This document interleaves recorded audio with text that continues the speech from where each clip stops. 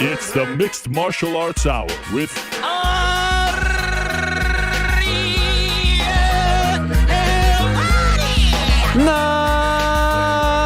Mixed Martial Arts Hour is back in your life on this Monday, January 22nd, 2024. Hello again, everyone. I sure hope you're doing well. It is so great to be here on another frigid Monday afternoon in New York City. It is now late January, so hopefully warmer weather to come. I had a lovely, lovely last few days since we last spoke. It has been a whirlwind of a, 5-day or so stretch. Left the studio on Wednesday, went straight to the airport, went to Puerto Rico for about 30 or so hours. That was tremendous. I mean, what a place, Puerto Rico. San Juan, to be exact. Had not been there since I think like 95, 96. If I'm being honest, always had a bit of a love-hate relationship with Puerto Rico because, as so many of you know, in the early aughts, they being Major League Baseball, forced my Montreal Expos to play 22 games in Puerto Rico, and I always thought that that was BS. So I kind of resented them for that, even though it wasn't their fault. In any event, the hatchet has been buried. It was great to be there. It was beautiful weather, and it was fun to host the press conference for the upcoming March 2nd mega event at the El Coliseo, or as I learned, Choliseo, some call it, de San Juan. And they are going to be there for the Amanda Serrano fight, Jake Paul, etc. Did that, walked around, beautiful, got on a flight early Friday, went to GC's hometown of Atlanta for 5 hours, hung out in the airport, flew to Montreal, friend's son's bar mitzvah on Saturday, locked in Saturday night for UFC 297, drove back home yesterday, about 7 or so hours, got home in time for the second half of Bills Chiefs, listened to the first half on the radio. Still feeling pain, still feeling sadness. We don't have to talk about it all.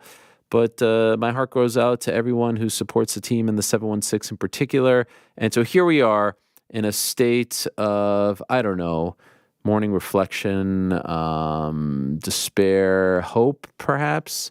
We're in all those kinds of states, but it's good to be here because we have a lot to discuss on this post-pay-per-view Monday. So like I said, a lot has happened since we last spoke in the world of MMA, in the world of combat sports, and we love the Mondays after a pay-per-view because there's a lot to sink our teeth into. No different on this Monday, January 22nd. So let us get into things. As always, we are presented by our good friends over at DraftKings Fantasy Sports. Check out what DraftKings has to offer this season with code DMMA Hour, because life's more fun when you're in on the action. DraftKings, the crown is yours. Gambling problem, call 1-800-GAMBLER. Age and eligibility restrictions apply. Void where prohibited. See DraftKings.com for details. I must say, you know, we talk a lot about social media and how negative it could be. And there was a part of me that didn't want to acknowledge the Bills' loss because I saw a bunch of tweets my way, and I was like, am I just going to let people dunk on me? And it was actually quite positive. There was some kind of like compassion and empathy, which was a little bit or a lot of it surprising. So thank you to all those people out there.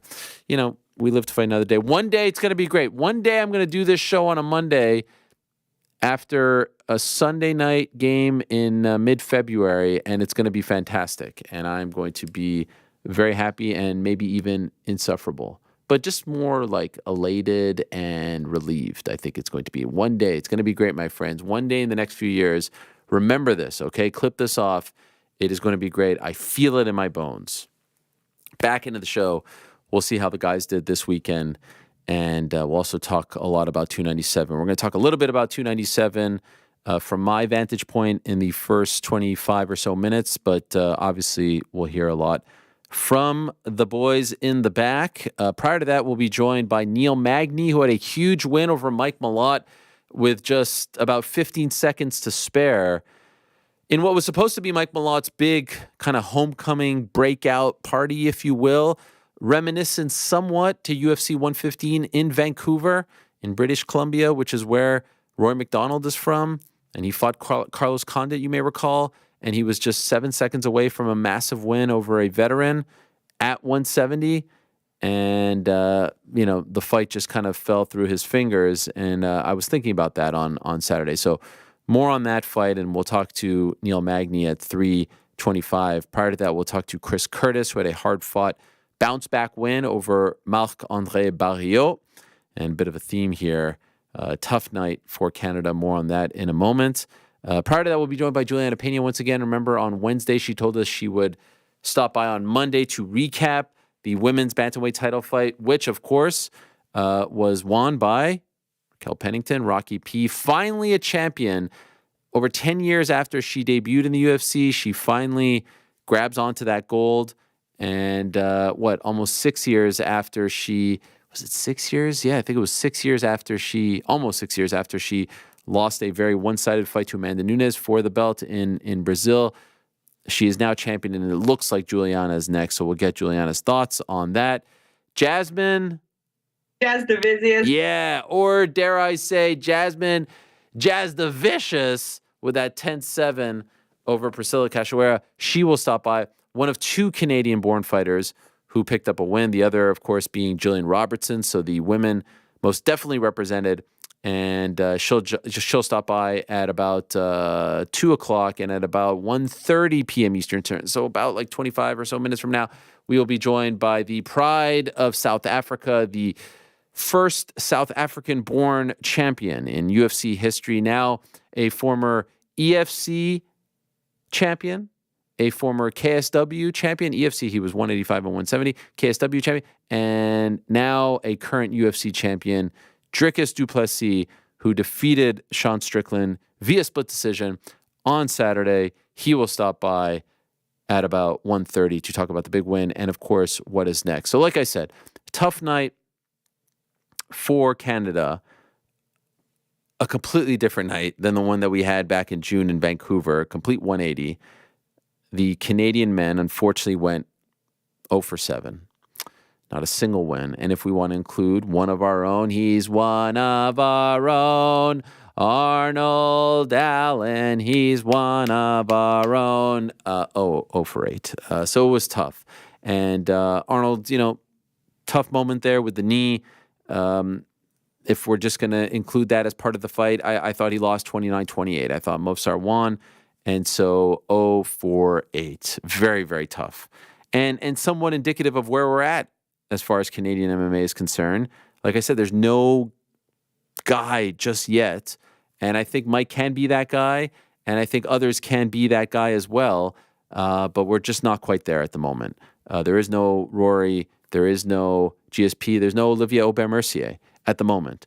But the women did great. Jillian Robertson, like I said, with a very dominant win, and Jasmine with a very dominant win as well. So, it wasn't all doom and gloom, but that's a tough stretch. And again, after Canada went undefeated back in June in Vancouver, hoping to build off of that, the crowd was great, but they just kind of fizzled out towards the end of the night. And it was a long night. By the time the main event was over, it was about like 1:40 Eastern time. That is just a very, very long night. So overall, a fun undercard, a so-so main card. Everything seemed to kind of die midway through the card. I think the Malott loss took the wind out of the crowd sales. I think they really started to suffer a little bit during the co-main, which wasn't the most entertaining battle of all time. The main event was fine. I thought the main event was very, very interesting. It just was happening so late, and after like 8 hours of action, I just think the crowd got tired. And so let us talk about the main event. The main event was ultimately won by Dricus du Plessis, and it was a hard-fought battle. And I know there are some people out there who believe that Sean Strickland won the fight, and that's fine. I don't think it was supremely hard to score. I scored it 3-2 for DDP. I saw some people crying conspiracy and all this nonsense. It's exhausting at times, but no, I don't think there was a conspiracy. I just think it was a very close fight, and it really probably came down to, I don't know, one round. The third round, if you look at the judges' scorecards, it was supremely close. I had Sean winning the first and the fifth. I had DDP winning the second, third, and fourth. I believe one judge, Sal Diamato, had the third going the other way, and he was the dissenter. And that was it. So a very, very close fight and a hard-fought fight. I thought Sean looked great early on. I thought, as Dana White said in the post-fight press conference, his jab was on point. He was busting up DDP, and DDP made the necessary adjustments, won the next 3 rounds. And the fifth round was a bit of a firefight. And ultimately for DDP, he proves to the world that A, he is a UFC championship fighter, fair and square. He should have fought for the belt next after the win over Robert Whittaker. The timing didn't work out. I'm happy he finally got that opportunity. I'm happy he wasn't punished for saying thanks but no thanks, I just can't do it. And he showed up, and not only did he show up, he once and for all, I would think, quieted all the critics who say he doesn't have the gas tank, he doesn't have the cardio. Remember, this is a guy who has won belts in other organizations. KSW is no, comme ci, comme ça organization. And EFC, based in Africa, is also a very solid regional promotion. But for one reason or another, there was this knock on him that he couldn't go into those championship rounds and to those deep waters. And he has told us that he has corrected the issue. It was a breathing issue, a nose issue. And look, it didn't seem like he was tired or gassed or anything like that. I know he lost the 5th round, but he was right there and won the 4th. So a hard-fought victory, a close fight. They may meet again. I don't think Sean has a ton to hang his head down about.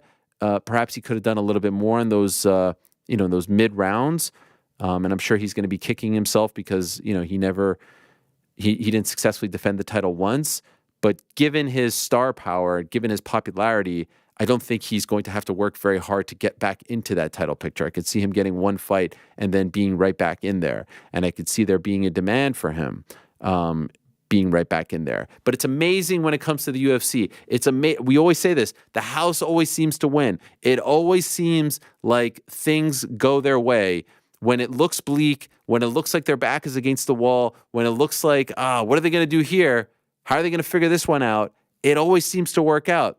And the big question over the last couple of months has been, what are they going to do with UFC 300? Who are they going to put in the main event? If it's not going to be Conor McGregor, who is worthy of this opportunity? And if it's not Islam Makhachev, who is big enough? And if it's not John Jones, who can be in that spot? And wouldn't you know it, DDP wins, and now all of a sudden you have one of the most fierce and bitter rivalries in the sport. Two guys who haven't fought each other, but there's a ton of footage of them talking about each other. And of course, the moment in the cage in July, which was supremely heated, and then the aftermath stuff. Now you've got Dricus du Plessis and waiting in the wings, Israel Adesanya, giving us the thumbs up on Instagram.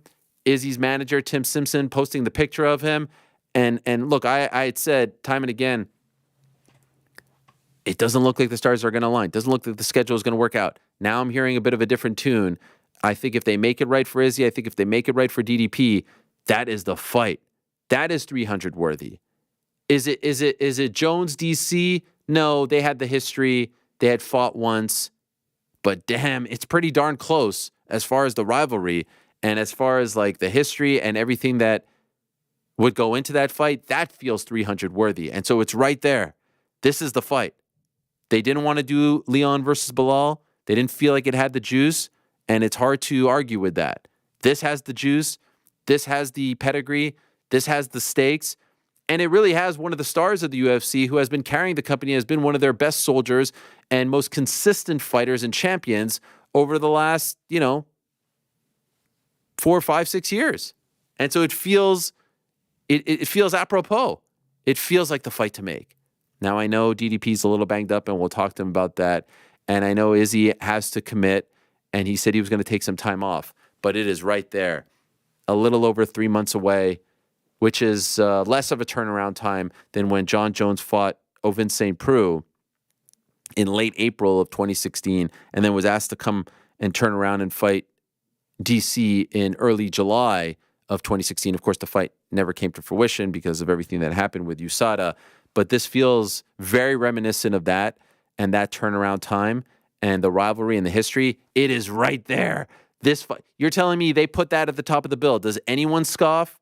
Does anyone say this isn't worthy? Does anyone say no thank you? Does anyone say this hasn't lived up to the hype? It's right freaking there. If Sean would have won, I think it would have been there. But then you could have made the case like, do they go back to Izzy after Sean beat him so convincingly? Do you keep Sean for Khamzat? It didn't feel as clean. DDP wins the belt. It feels like there's only one answer. There's only one answer. There's only one guy. They've not fought each other. It was supposed to be Izzy defending against him. Now there's the role reversal, and it's Izzy chasing him. It is right freaking there for UFC 300, and it's amazing how that works.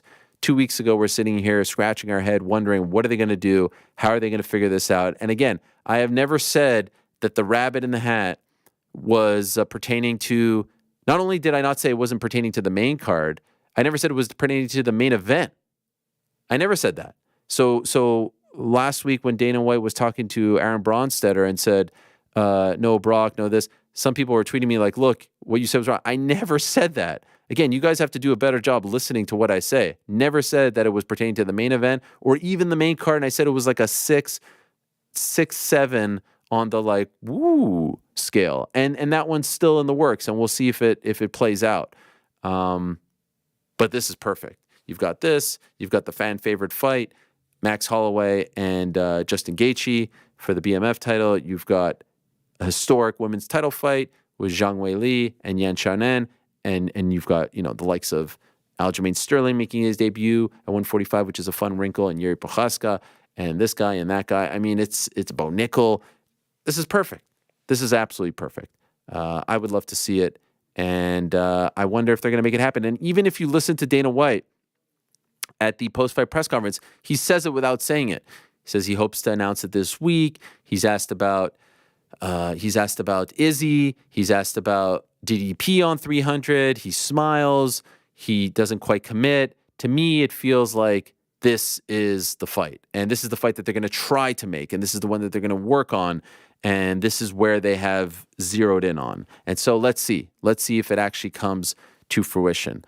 The rest of the results as far as 297 are concerned, like I said, Raquel Pennington is the new UFC women's bantamweight champion. She will most likely fight Julianna Peña next, and that will be a lot of fun. Mayra Bueno Silva, the gas tank stuff that people were talking about with DDP really came into play here. She had nothing left towards the end and finished the fight on her back and seemed completely spent and exhausted. So a tough look for her in her first main event and, co-main event as far as fighting for the belt. And, one could say maybe it was a little bit too soon for her, and maybe she was a byproduct of just not a lot of players at 135 right now, especially with the departure of Amanda Nunes. But credit to Raquel Pennington for figuring it out and getting it done. Neil Magny, like I said, defeating Mike Malott. Chris Curtis beat Marc-Andre Barriault. Movsar Evloev beat Arnold Allen in a hard-fought battle. I scored a 29-28 for Movsar. Dana White said afterwards that it was not a very entertaining fight. I didn't agree with that. I was kind of surprised when I heard that. Movsar is tough. He's 18-0. He usually wins via decision, and Arnold had him on the ropes there at the at the midway point of the third round and just couldn't quite get it done. Garrett Armfield beat Brad Katona. Sean Woodson beat Charles Jourdain in a bit of a weird one via split decision where it seemed like Charles thought Bruce Buffer had said he won, but it was in fact Sean Woodson that won. Roman Tavares won a split decision, which a lot of people thought he maybe shouldn't have won. Jillian Robertson beat Polyana Viana via stoppage in the second round. Sam Patterson beat Johan Lainez. Jasmine Jasudavicius beat Priscila Cachoeira, and Jimmy Flick started off the night in tough fashion for the Canucks when he beat one of our own, Malcolm Gordon. Wanted to get the guys' thoughts on what I said about 300. Agree or disagree, Near Crick? Is that the fight? This has to be the fight, right? That's the fight. Yeah. That's the fight to make. Although I will say, considering the sentiment that has come out around Gaethje Holloway, I don't think you absolutely need to, right? I don't think it's a situation like they were in before where it felt like if you don't do something, the fans are going to have a conniption. Now I think they're in a much better spot, but this would put it over the top for sure. You think Gaethje Holloway is main event worthy? Yeah. Oh, really? For 300, a BMF title fight? Oh, now you're doing the 4-300 stuff? No. No, I'm with Ariel. I don't think that can be the main event. It's not. Wow. I think they would have said it was the main How event. spoiled are we? No, come on. No, man. What are we I talking? mean, again, honestly, they're advertising for it on the broadcast, and they're like one of the greatest cards ever. Yes, a legendary night, one of the greatest cards in UFC history. UFC. I'm just saying, it's right there. It's right. Like, Izzy DDP is a better fight. Oh yeah. I don't know about better. Is not main eventing. It No could. way. Right? I don't even. It could. No problem. Am I wrong for saying I don't even think Gaethje Holloway is 301 main event worthy or 302? Wow. It's not a real title fight. So what? It was the original BMF title fight. Yeah, I don't. I think you could do it at 301. Neither was the It original. actually makes sense. I'm still wondering what they're going to do for 301. Someone said maybe the flyweight title. No, but to the point. 301 is maybe Brazil, so like you could have Alex Pantoja and who am I missing as far as Pereira? That's right. Yeah. That'd be a banger. That'd be a great card. No, yes, this would be massive for 300, and it makes all the sense in the world, right? Like Izzy's been out for a bit. Now he comes back to headline one of the biggest cards of the year. The rivalry with DDP, it makes all the sense in the world. I was just saying I don't think it absolutely needs it, but it seems like I'm in the minority there. So okay, I will relent. But yes, why not? What would be the other direction to go? Like this feels like the best step. No, there isn't. The only issue is is DDP too banged up? Is Izzy ready to go? Those are the stumbling blocks. But it did seem in the post fight press conference like Dana was saying like without saying this is what we want, right? Didn't you get that impression? Well, didn't he say we'll find out this week whether Izzy wants to come back or not? I feel like that's kind of a... We're also starting to see them lay the seeds for it, right? Israel's talking about DDP. DDP is talking about Izzy. Now we have something here. So yeah, it would make all the sense in the world. I thought it was a great week for DDP. Yes. It didn't get in like even the presser. I was worried about the presser. The presser was fine. The crowd was great. We didn't go into ugly territory, anything like that. Sold the fight. Felt big. He didn't he didn't roll around. Not only did it not just get into bad territory, it went opposite. He went babyface. He's doing the media day saying, me and Sean Strickland are DMing, and I'm telling him I'm never going to bring up that again. And everybody's kind of like now DDP. Like he turned it on a dime. Like everybody became DDP fans. He was babyface all week. Even the Toronto crowd, who at the beginning seemed very pro Strickland, by the end they were showing him love. And even his post-fight comments and just how he handled everything. And now here he is as champion. And nailed the call out too. Remember I said yes. I thought the call out was great. Though. Perfect, right? It was lost your shine. Now I've got it. He said it much better than I'm saying it. But yeah, I thought the call was great. It was reminiscent of DC when he won at 187. John Jones, get your shit together. Yep. I'm waiting for you. Like Izzy, like whenever you're ready, I'm here. It was perfect. Get your ass back in the octagon. Everything about it was perfect. It couldn't have worked out better. And you remember when we ranked what are the top 4 biggest fights at 185? And I initially said, and I think UGC said DDP Izzy was number 1. Yeah. And I initially said Strickland Izzy because of how popular Strickland is, which there's no denying he's like a superstar now. Superstar. But I think it would have hurt Izzy's chances of getting the immediate shot because the first fight was so one-sided. Because this is fresh, because of the history, this is cleaner, right? This is almost... Let's say it was Strickland, then who else is it other than Izzy? Isn't it Izzy? Anyway? Like I feel like it was Izzy matter what. But there's something fresh about this. Oh, I'm with you. Honestly, I would put Strickland on this card too. Strickland is such a big deal. I can't even believe I'm saying this. Strickland is so popular, I don't even know if he needs the belt at this point. He's talking on the microphone. He's taking the microphone from DC and walking around there and like he becomes the baby face about like he's being screwed by the man. You know what I mean? That's how he's playing technique by DC. Horrible. I mean, I feel like that was one of the first times I've seen that. He's like, let me see this for a second. He just starts trotting around. Oh, it was brilliant. It was brilliant. I love that. One sportsbook had an over-under set on how many F-bombs he dropped, and we counted 6, and the number was set at, I believe, 6.5. So F-bombs in the post-fight interview? Yeah, in the post-fight interview. So wow. Yeah, I think the under hit there. But he started firing them off quick. So if you were on the under, I bet you got nervous. Other than the weird back and forth with one of our own, AK Lee at Media Day, which I'm going to weigh in on at the end of the interviews today on the back end of the show. I have some thoughts on all of this, and they may not be what everyone thinks they are. But other than that, like it wasn't 296 fight week. There was a part of me after that thinking like, oh, is this going to go into some weird place? And it really was like the presser was fine. The weigh-in was fine. Even when he took the microphone, I thought he was going to go into some weird territory, and he didn't. Like he was like, "I love you, Canada." Like everything was fine. Everything was good. Everything was in a nice sort of Sean Strickland My package. my only counter to that is the exchange with AK Lee, the guy rushing the stage. Are we just becoming desensitized? No, I said everything after that. I said everything after that. But even like, I just feel like, are we starting to just become so desensitized that like that feels normal? Because it's not. It's Well, I still mean, not. The guy rushing the stage, It's not his there's fault. really nothing he can do Yeah. about that. That's just a fan. It's just not- running up the yeah, stage, but and he- it got dealt with properly. He got. Oh, taken I'm off the I'm not trying to pin blame on Sean Strickland for that. But what I'm saying is this environment has been created on the back of what Sean Strickland has cultivated. You got people rushing football fields and soccer pitches. I didn't mind that. I didn't even know. didn't Maybe mind you it guys at know all. better than me. Like, was that think that it's fan weird. there who wanted? Like, did he want to shake his hand or did he want? Supposedly, he literally just wanted to shake his hand. Yeah, I mean that's no different than some fan running. Still the can't pitch. do it. Yeah, he still, hug he still Messi, can't do it. right? Yeah, that's how I feel. Yeah, John Strickland's our Lionel Messi.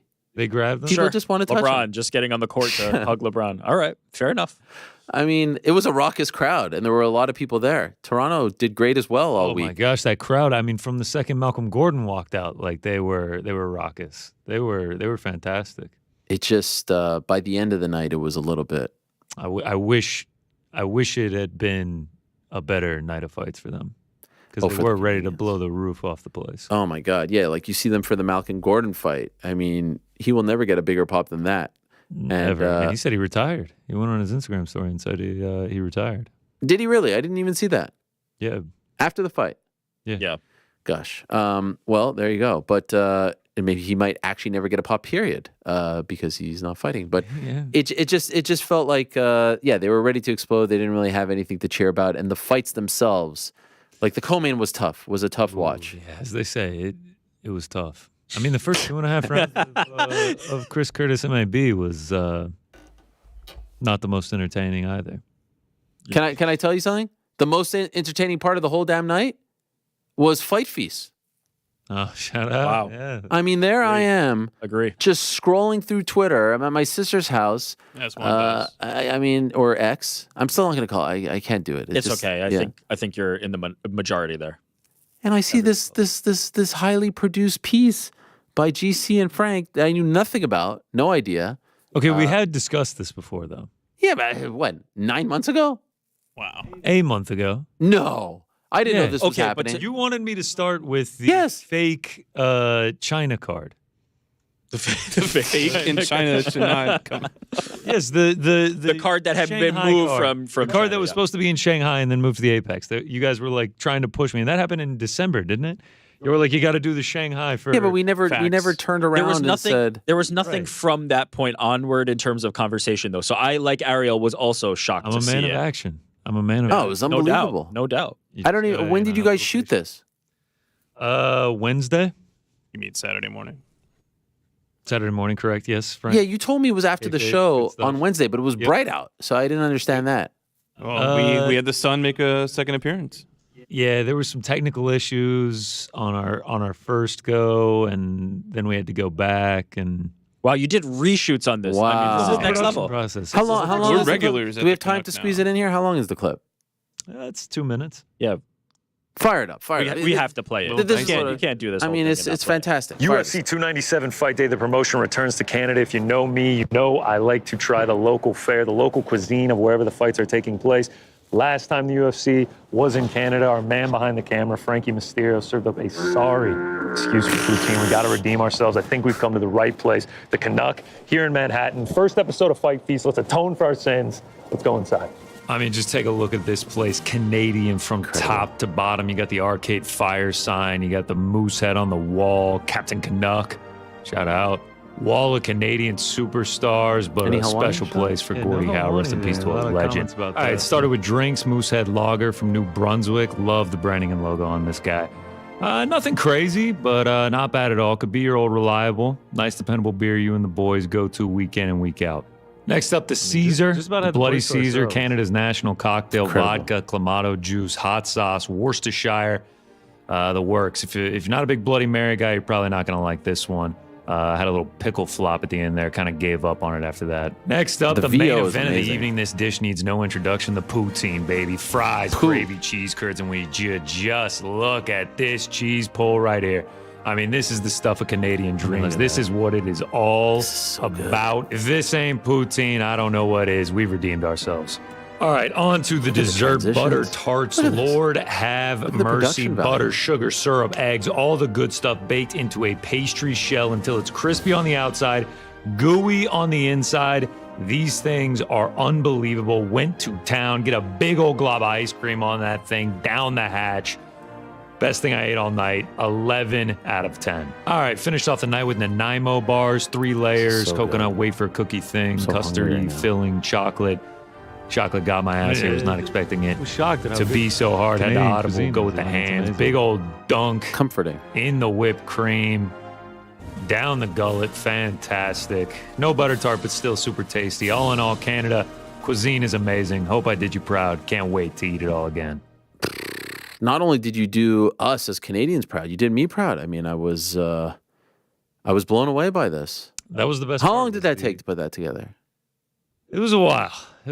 Definitely took a few hours of editing. Obviously, we got to go to the restaurant, eat the meal itself, go through all the footage. Yeah, we had reshoots and everything. It was a production, man. It was a production. But me and Frank, when we were done with it, we were like, all right, I think we're happy with this. We're proud of it. Let's put it out. And I mean, the response was fantastic. I was actually blown away with how positive people were about it. So looking forward to continue doing them. So what is the plan? Are we getting this for every paper? Because the next one is Anaheim.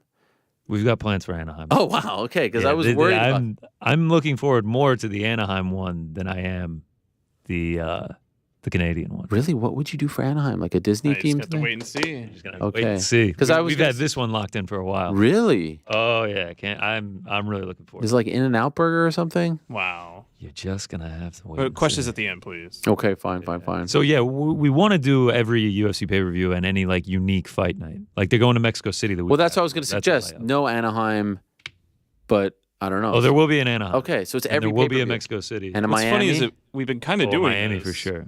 but we weren't ever recording it like exactly. This. Yeah, that is the funniest part. Yes, thing. We have always done this. We just haven't recorded it. And honestly, it was enough people being like when I would post pictures of food, they'd be like, "Oh, you make it a vlog or something." Yeah. And that's kind of where it started. Yeah. Anything? Any chance you do an Anaheim, Saudi Arabia sort of double? For February 17th, is there a Saudi restaurant? We're not taking applications for directors right now. I didn't think. Yeah. We could save the Saudi for the Anthony Joshua or the UFC Saudi card. We could do that. Oh, right. That's the best part about New York. I mean, they got every type of restaurant. Ariel pulls up the calendar. How about? When is that Saudi card again? Wow. It was actually around this time last week that I broke the news that the planned March 2nd Saudi card is actually going to be taking place later on this year. I said June was the plan, and what I said was that there was a little bit of, there was a bit of pushback because the card wasn't quite up to the standard of what they in Saudi Arabia want these days as far as their combat sports events are concerned. And, of course, Dana White was asked about this on multiple occasions throughout the week in Toronto. Here is what he had to say about my report on the state of the UFC debut card in Saudi Arabia. And what about the reports where it was because of a disagreement over the card? Total bullshit. That's a straight out fucking lie.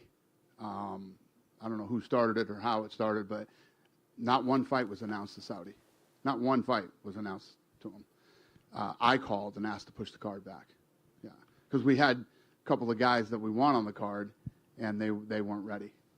So, listen, you know how we are. We want to deliver. And if we're going to Saudi Arabia at the level that these guys do things, and it's a fight night, but we want to make it the best fight night we've ever done. So, anybody who came out and said it was because the card wasn't good is a fucking liar. Okay, so that was me. It was just one report, not reports. Number one.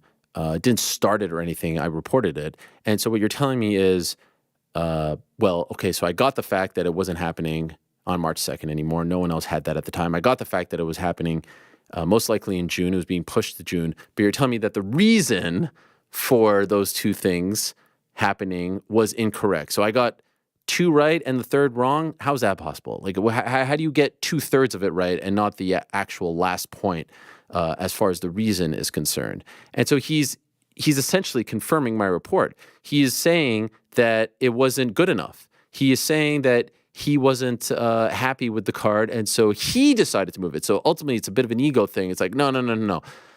I decided to move this. No one told me, because no one tells, no one puts baby in a corner. No one tells me what to do. I decided to move it. Now, I just want to ask you guys, over the last 5 or so years, has the UFC done anything like this? Have they said, oh, this card isn't good enough, we're moving it? No. They make, lemonade out of lemons. They make chicken salad out of chicken shit. They make it happen. Fights were announced. Fights were signed. People had reported them. They hadn't officially announced any. So that is actually how it went down. Like, even Jairzinho Rosenstrike was saying, like, hey, no one told me about this. I signed to fight in Saudi Arabia. I know multiple people. Mohammed Mokayev tweeted the same thing. His manager tweeted the same thing. So things were happening. Fights were signed. But ultimately, the powers that be in Saudi Arabia said, this card isn't good enough. Let us live to fight another day and push this to June when we're doing other big events. They're now doing events outside of Riyadh season. They've talked about Artur Beterbiev, Dimitri Bivol happening in June. And so they want to beef that up outside. Initially, we thought it was just going to be October to March. No more. And so this is all just spin. He's essentially saying what I told you all. The card wasn't good enough. He's just saying it was my call as opposed to their call because he doesn't want it to seem like anyone is telling them what to do.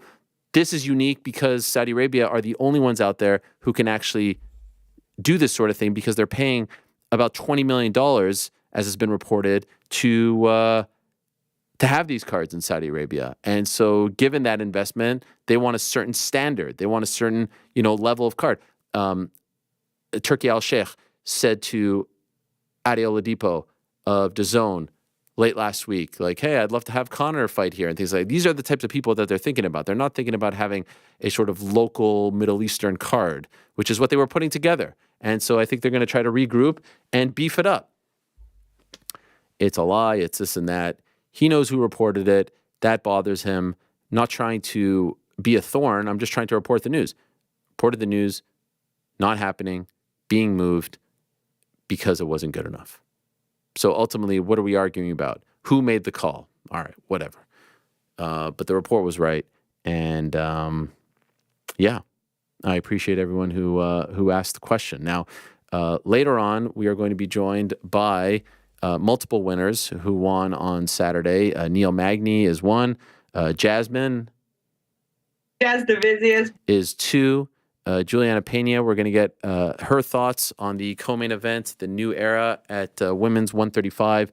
And Neil Magny, who had the... wait, did I say Neil Magny? No, Chris Curtis, who had the big win over Marc-Andre Barriault.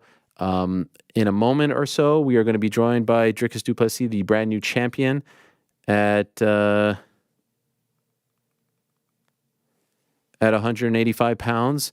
And what a run for Dricus in the UFC so far. A very worthy champion, considering who he has defeated. Marcus Perez in his debut. Trevin Giles, Brad Tavares. That was a hard-fought victory. Darren Till beat him by submission in December of 2022, so a little over a year ago.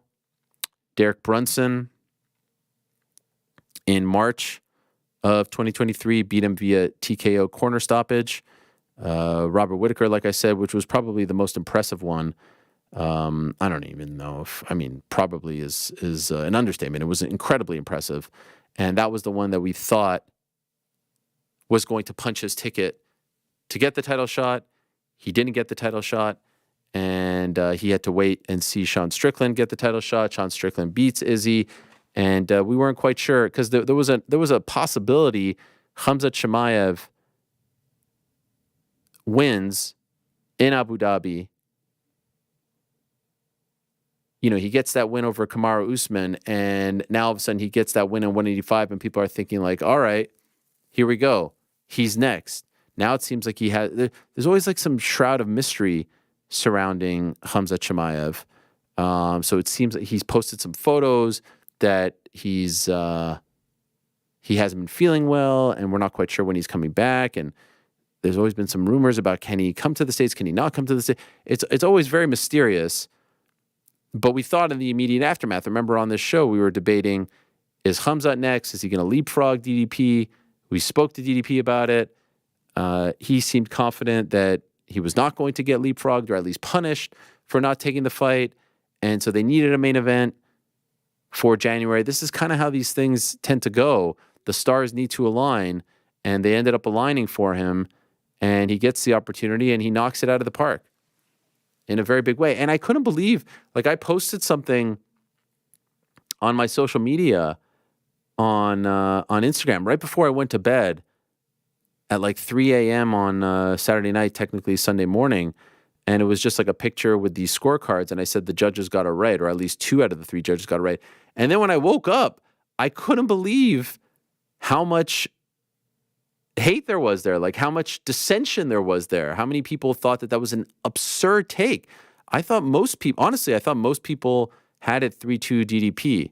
Or, I mean, if you had it for, like, it's impossible that 100% of the audience agrees, but I couldn't believe how many people, and I wasn't sure how many of that was due to his popularity, Sean's popularity, or betting or whatnot. Like I said, 1 and 5 Sean, 2, 3, and 4 DDP.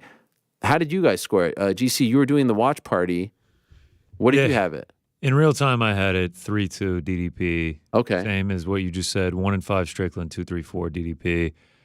But man, some of those, especially 2 and 3, I felt like 1, 5, and 4, 1 and 5 Strickland, 4 DDP were like the 3 clear rounds that, like, I don't think anyone would disagree there. 2 and 3 were quite close, especially in real time. I remember 2 being incredibly close as well as 3. So if you had 48-47 Strickland, I'm not going to sit here and argue with you.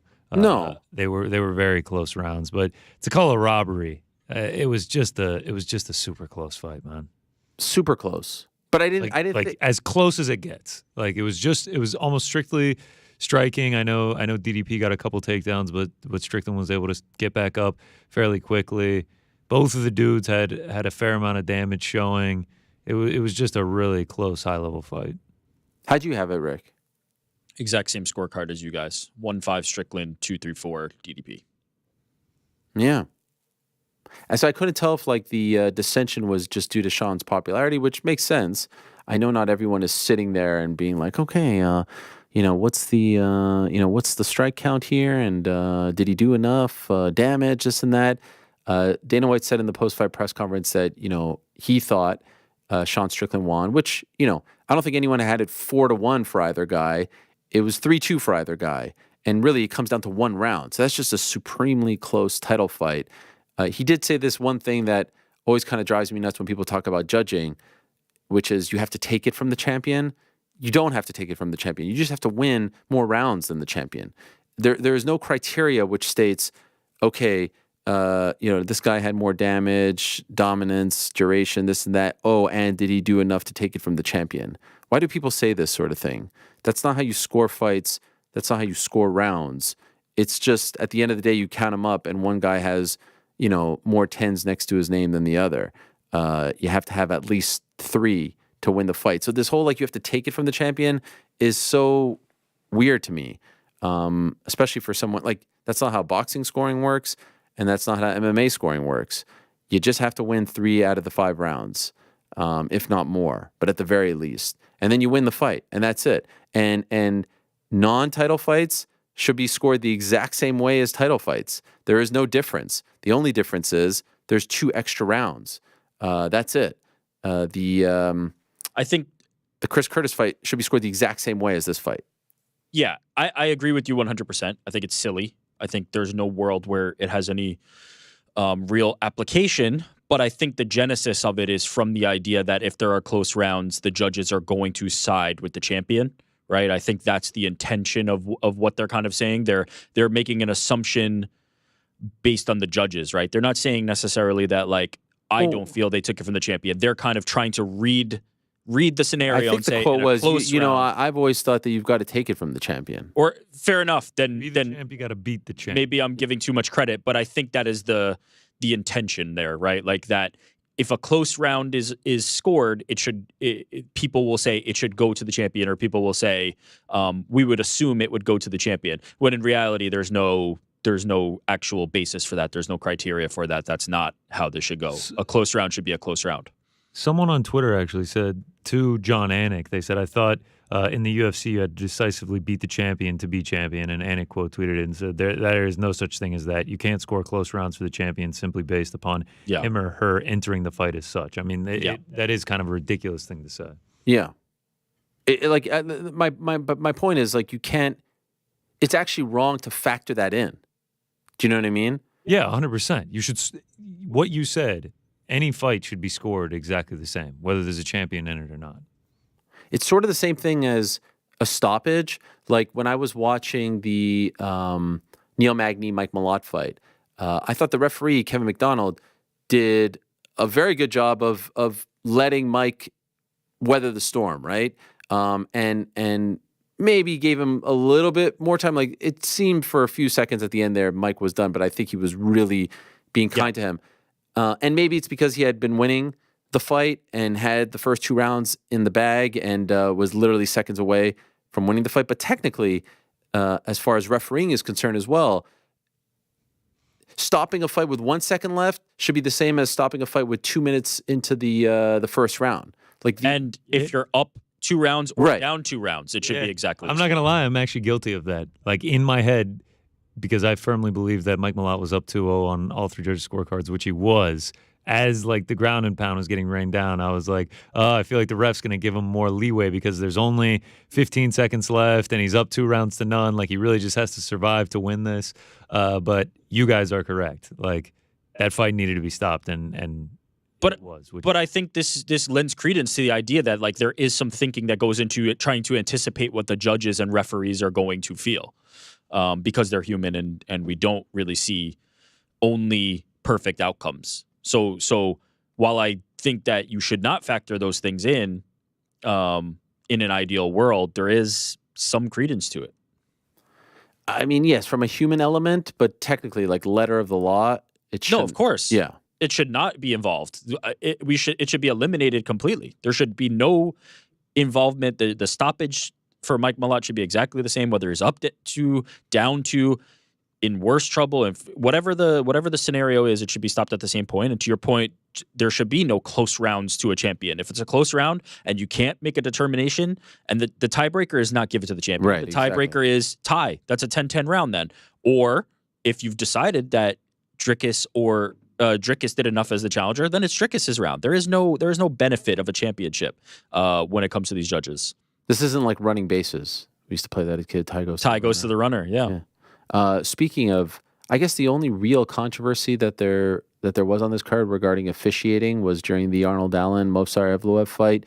In the 3rd round, Arnold Allen hits Movsar with a series of knees, and then the fight is temporarily stopped because there was some question as to whether or not those knees were legal. Now, if this fight was happening in Nevada or California, none of those, I believe, were illegal. It looked like Movsar, with his hand on the mat, nothing was weight bearing, and it never actually looked like Arnold had done a good enough job of timing everything to where he was never hitting him when his hands were on the mat, weight bearing or not. But the fight was stopped temporarily by Marc Goddard, who's one of, if not the best referees in the game. A point wasn't taken away, but even maybe worse than all of that was the fact that Arnold's momentum had been halted and Movsar was cut up pretty bad. We had never really seen him inherit that kind of damage before. And so that seemed quite controversial. In typical Arnold Allen fashion, he kind of just lets it roll off his back. He's just like, yeah, kind of bummed about that. But he moves on.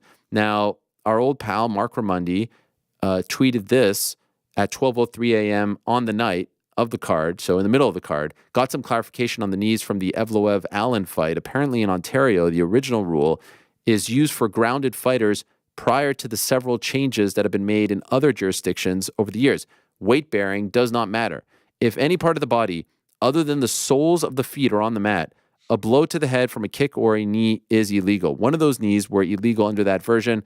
Referee Marc Goddard halted the action but didn't take a point, did the best job that he could considering. And then Marc Goddard quote tweeted that and said, correct, in Ontario, the ruling is deemed as fingers down constitutes grounded, which is the old rule. I let first replay out, and fourth is where I call for a neutral separation and not an unfair deduction. We also did not have any time replay. I respectfully work with what I have and apply common sense. Thank you. And so my big issue with this is like, this is crazy. It's crazy that Ontario has different rules than the rest of the states. And I would love to know if Arnold knew that. I would love to know if that is being told beforehand. And it's crazy to ask this of MMA fighters. Oh, I'm in Ontario, so this is good. This is not. When it comes to that kind of nuance, that's absurd. And also, I would say, in addition to that, not having replay is absurd in 2024. That's insane. But just the fact that the rules are different, the actual rules are different, the technology being different is one thing. The actual rules being different is a completely different thing. And I think it is so unfair to the fighters. And I would argue that if the big leagues are coming to town, if the UFC is coming to town, if you're not going to adopt the rules that they have in Nevada and California, then you can't host a UFC event. It's just not right. This is crazy. The fact that Ontario, who has always been behind, right? They've always been late to the party. It took them till like 2010 to even legalize MMA. The fact that Ontario is this late to this particular rule when the rest of the world, or at least America, North America, has evolved is insane to me. None of those were illegal, in my opinion. Well said. I got nothing to add. Yeah, 100%. I mean, I believe you can hear Arnold Allen's coaches right as the knees are about to take place. They're yelling knee, like they're calling for him to do it. And yeah, I mean, he was landing serious damage on Movsar. I mean, you saw the blood gushing from the side of his head after it happened. If he was able to continue, there's no telling what was going to happen in the fight. Yeah, I do have something to add to, which is to say, at the time that it happened, I thought, man, Arnold Allen got a real bad shake here. And in the light of day, hearing this information that's reported by Marc Raimondi and then Goddard's additional context on top of that, it sounds like it was perfectly done. Sounds like exactly what needed to be done in that cage was done in that cage. But to your point, there's a larger issue, which is you cannot have Arnold Allen having to make that kind of question in the cage and think, oh, where am I again? It's nonsense. It's nonsense. There needs to be I know there's the unified MMA rules, and they say otherwise. They say that those knees were actually legal. There needs to just be an across the board. If you're fighting in the UFC, here are the rules. It doesn't matter if you're in Toronto, Nevada, Singapore, anywhere in between. They all need to be the same, because there really is no telling what would have happened if that fight had been able to continue. I mean, he had Movsar in a really bad spot. I spoke to Arnold very briefly, just, asked him how he was doing. I didn't ask him if he had been told this before. Do we think that they're being told this before? I don't know. But to be asked, I wonder. I mean, and to even think about it in the moment. Yeah. Oh wait, and like where am I? Movsar's putting the hand down, like to become a grounded opponent. At least it seemed like that. Let's say giving the most leniency, right? That Marc Goddard is in the back saying before the fight, Arnold Allen, you're in Toronto, you're in Ontario, and this is what's legal here. This is what's not. I still hate it. I still hate it. You hate it. That what do you should hate? not have you hate the fact that it's different in different states, right? Yes. Yeah. It does not matter. You should not need that explanation.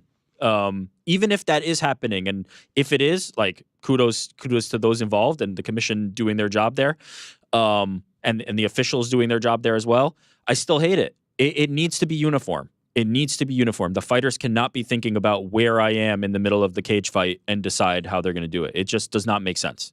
It does not make sense. It's also an old and antiquated rule. Like the new that's version, even a separate question, right? Like, do we want all knees to be legal? That's even... Oh, I was just talking about the fact that the game that you could play where you're like putting your fingernail... The non-weight bearing. Non-weight bearing, is total bullshit. Bearing. The fact that they've evolved the rule and modified the rule is good. The fact that there's a the most important province as far as sports and entertainment is concerned in Canada, and one of the biggest markets in North America, doesn't evolve like the others. This is why I've always said there should be a national commission. There should be a commission that oversees everything in North America. One commission with one commissioner and none of this other bullshit. And let's not even talk about boxing and all the politics there. But it's crazy. And we will never know. We'll never know. Arnold Allen will have to deal with this forever. He could have had him on the ropes. A gigantic win, which leads to a title fight. Who knows? But just to be clear, based on these rules, we're understanding that Arnold Allen made an error here, right? Like, based on the rules that were in place on that night, it's not, we can say if he was able to continue, he might have had him on the ropes, which that was my initial feeling, right? I feel like Arnold Allen got a raw deal. Based on what information I'm hearing now, this was handled properly, and Arnold Allen had the right thing occur to him. But the larger question is this the right thing overall? And the answer is no. And did Arnold Allen know? And, well, again, if you knew or didn't know, it was still an illegal maneuver based on what Marc-Andre is saying. On the last shot, he thought that it was, under the old rules, an improper blow. And so he stopped it and gave him the warning. And to be honest, that's the best you can hope for. And I think that that's great on his part. I mean, I've been reluctant. I've kind of been trepidatious, hesitant. It's time to just do all knees and all kicks are legal. Okay, so you just said that. All knees and all kicks. It's meaning time. Soccer kicks and all that? Yep. Just, it's time. Soccer kicks are so brutal. I don't want to keep seeing the scenario in where we have these discussions about, well, was it the old rules or the new rules? Well, did they hold up? Was that weight bearing or not weight bearing? It's time. Well, that's a legal knee. Wait, we're in Toronto. Never Yeah, mind. it's time. illegal. It's No, time. I know. I've not been here to this previously. The Saturday was the night where I decided I'm moving into that camp. I was not in that camp previously, but now I'm in the camp. I'm down with the knees. I could be convinced. The soccer kicks are just. I mean, I feel like I've said this on this show before many a times. The fact that the maneuver is called soccer kick makes me think that it's like this is not an actual real technique. You know what I mean? It's called a soccer kick. It's called soccer kick. It's not. You know what I mean? If we're gonna let people get kicked in the head standing up, let them get kicked in the head standing. Like, golly, someone's down, you stomp them right on the head. I know that they do this overseas. I know. It's just. The visual is not great. It's I'm not with great. you. The It's visual not is not great. punted in the head. The less decisions I want a fighter to have to consider in terms of that, right? The less opportunity for there to be a foul, I'm in favor of it, and I've finally come around. Let them all free. Let's see it. You agree with this, GC? You want this? Yeah, I'll say yeah. Oh wow. Yeah, so we can avoid this moving forward. Well, we're gonna see it, right? When one comes to the U.S., these rules are in play. There are commissions that are allowing them to do that. So Depending on where they are, if they're in Colorado, yeah, exactly. So why not? Let's do it. Can call this the Arnold Allen rule. Now, there were some people who actually said, despite all of this, Arnold won 29-28, won rounds 1 and 3. Do you agree with this? He clearly lost 2. Round 1 was close. Same thing as GC just said. I had it for Mavsar, but if you told me that Arnold Allen won round 1, I could go with that. But I did not have it that way. Takedown defense is great, man. Yeah. Mosar's submission defense is crazy. Yeah. Were you surprised that Dana said that it was an awful fight? Yes. I feel like he was talking about something else. Not just awful fight. I think he said put on the most boring fight of all time. What? On the same night? There were more boring fights on this very card. At Arnold Allen, Mosar. But by the way, Evloev's had some boring fights. This wasn't one of them, in my opinion. I thought the fight was great. And it had a little bit of drama there towards the end, and all of a sudden he's on the ropes, and he's... I mean, the scrambles were crazy. They're rolling around. It looked like Arnold Allen had something locked up for about 1 second, and Mosar did like a full 180 to get out of it. Yeah, he had the knees. I mean, Arnold Allen got wobbled pretty bad at one point. It was, It wasn't, I'm not going to have it as fight of the year, but like most boring fight of all time is...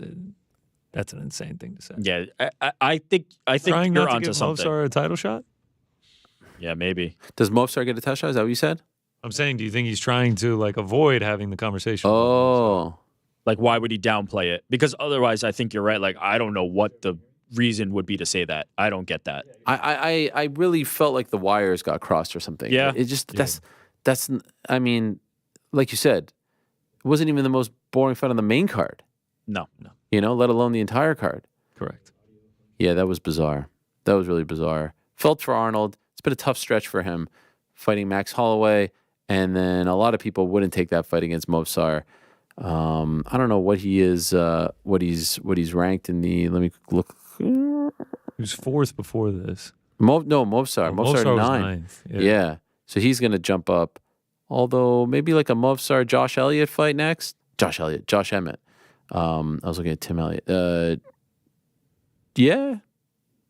Josh is 6. That might make sense. Ilya's 5. We're getting Yair and Ortega in late February 24th in Mexico. Arnold 4th will probably go down, but man, you lose to Max Holloway, you lose to Movsar. That's tough sledding. He'll be back. The pride of Ipswich Town. We love Arnold around these parts. We also love our next guest. We are going to be joined hopefully later in the program by DDP, but up next is just one of 2 Canadians who won on the card. Jillian Robertson picked up a big win. And what about our old friend, Jasmine, with the big win? Yes, there she is, with the big win on the card. Let's not waste any time and let us say hello to our old pal, Jasmine. Jasudavicius. That's what, you know, we do that every time I say, just not mess it up. I'm so afraid of messing it up. Every time I say Jasmine, Frank says Jasudavicius. So now I nail it every time. Isn't that perfect? That's perfect. Actually, I would like to petition Jasmine that you change your name to Jasudavicius for what we saw. The viciousness of what, I mean, that was incredible stuff. Well done and congratulations. Thank you very much. Is this like a dream scenario for you to do that, to have that kind of performance in Toronto? Yeah, like it really was the perfect storm of everything for it to be in Toronto, and like the whole thing with the weight and, you know, coming off of that loss that I was still sour from already. So, you know what I mean? It was just like the perfect storm in order to create what happened on Saturday night. So could I ask, let's go back to September if we can. You have the hard-fought battle against Tracy Cortez, and you were on a bit of a roll, had won 2 in a row in the UFC. In the aftermath, we didn't have a chance to speak. What were you feeling? How tough was it to take that one in? Yeah, that loss obviously pissed me off. I broke my orbital in that fight, and so I couldn't see in that fight. And so it's like, I still feel like for not being able to see, I still showed very well. So like going into the next fight, I was like pissed off. I was like sour about it. And so like I was, when I was in the room, it was always, I had this like, you know, what honestly showed on Saturday night, like that, all that emotion and everything that I kind of like kept over, and I used that as fuel to kind of do what I did on Saturday. And so it was like kind of like that, and then with the weight thing on top, and yeah. And so it seemed like you kind of got on this card at the buzzer. I think you were one of the last people added to it. Why did it take so long to put you on this card? I think they were trying to get me on the card. I don't know. I was the last one that got put on. Like, I know that they were trying. I was messaging Mick every week and saying, please put me on this card. And yeah, I think it was just girls were either already had fights, they were injured, or they were booked up. Like, I think it was just, you know, took a while. Would you have been devastated if you didn't get on this one? That, you know, to fight at home, it's unbelievable. It's like an hour's drive. I was doing everything I possibly could to get on the card. Okay, so you got on, and you got Priscila Cachoeira, and you were a big favorite. I think actually the biggest favorite on the card as far as the odds makers were concerned. You get the call, I think it was on Thursday, from Mick Maynard, and you just see his name on your phone as you are really starting to get into like the nitty gritty of the weight cut. What goes on in your mind? Right away, just my stomach sank, and I was like, oh, the fight's off. The first thing I thought it was, the fight's off. And then so I answer the phone, like, hello, like he could hear it in my voice. And he's like, he even said, I can hear it in the voice. Yeah, you know, there's a problem with her weight. And then he kind of just started talking, and like, I don't know. I was listening, but I kind of wasn't listening because it was all kind of all coming down to at like one point. And so I just like put it on speaker, and my coaches are in the room, and I just like let them listen to what he was saying. And then he finished talking. I'm just like, okay, I'm going to let my coaches know, and they're going to contact you, and we'll figure this out. And then so I hung up, and like Jelly was like teasing me because there was like one tear that came down my face. And so then I just said, okay, guys, go to lunch, because they were already planning to go to lunch. So I'm like, go to lunch. I'm just going to lay down and like, tell me, once you talk to Mick, like, tell me what's up. I'm not going to get my mind spinning on all these possibilities. Like, go get the information. I'm going to pretend this isn't going on right now. So then they went to lunch. Like maybe half an hour later, they call me and they're like, okay, we're going to do a catch weight at 130. So then I'm just like, okay, awesome. Like, you know, I go and check my weight. I'm 130. I'm like, I'll go talk to Charles, the nutritionist, and let's do 130 now. And then it was like half an hour later, Charles messaged me, and the coaches were calling me, and like, I knew something else was going on. And they're like, okay, we're going to do 132 now. And then, so I'm just like, okay, sounds good, whatever, 132.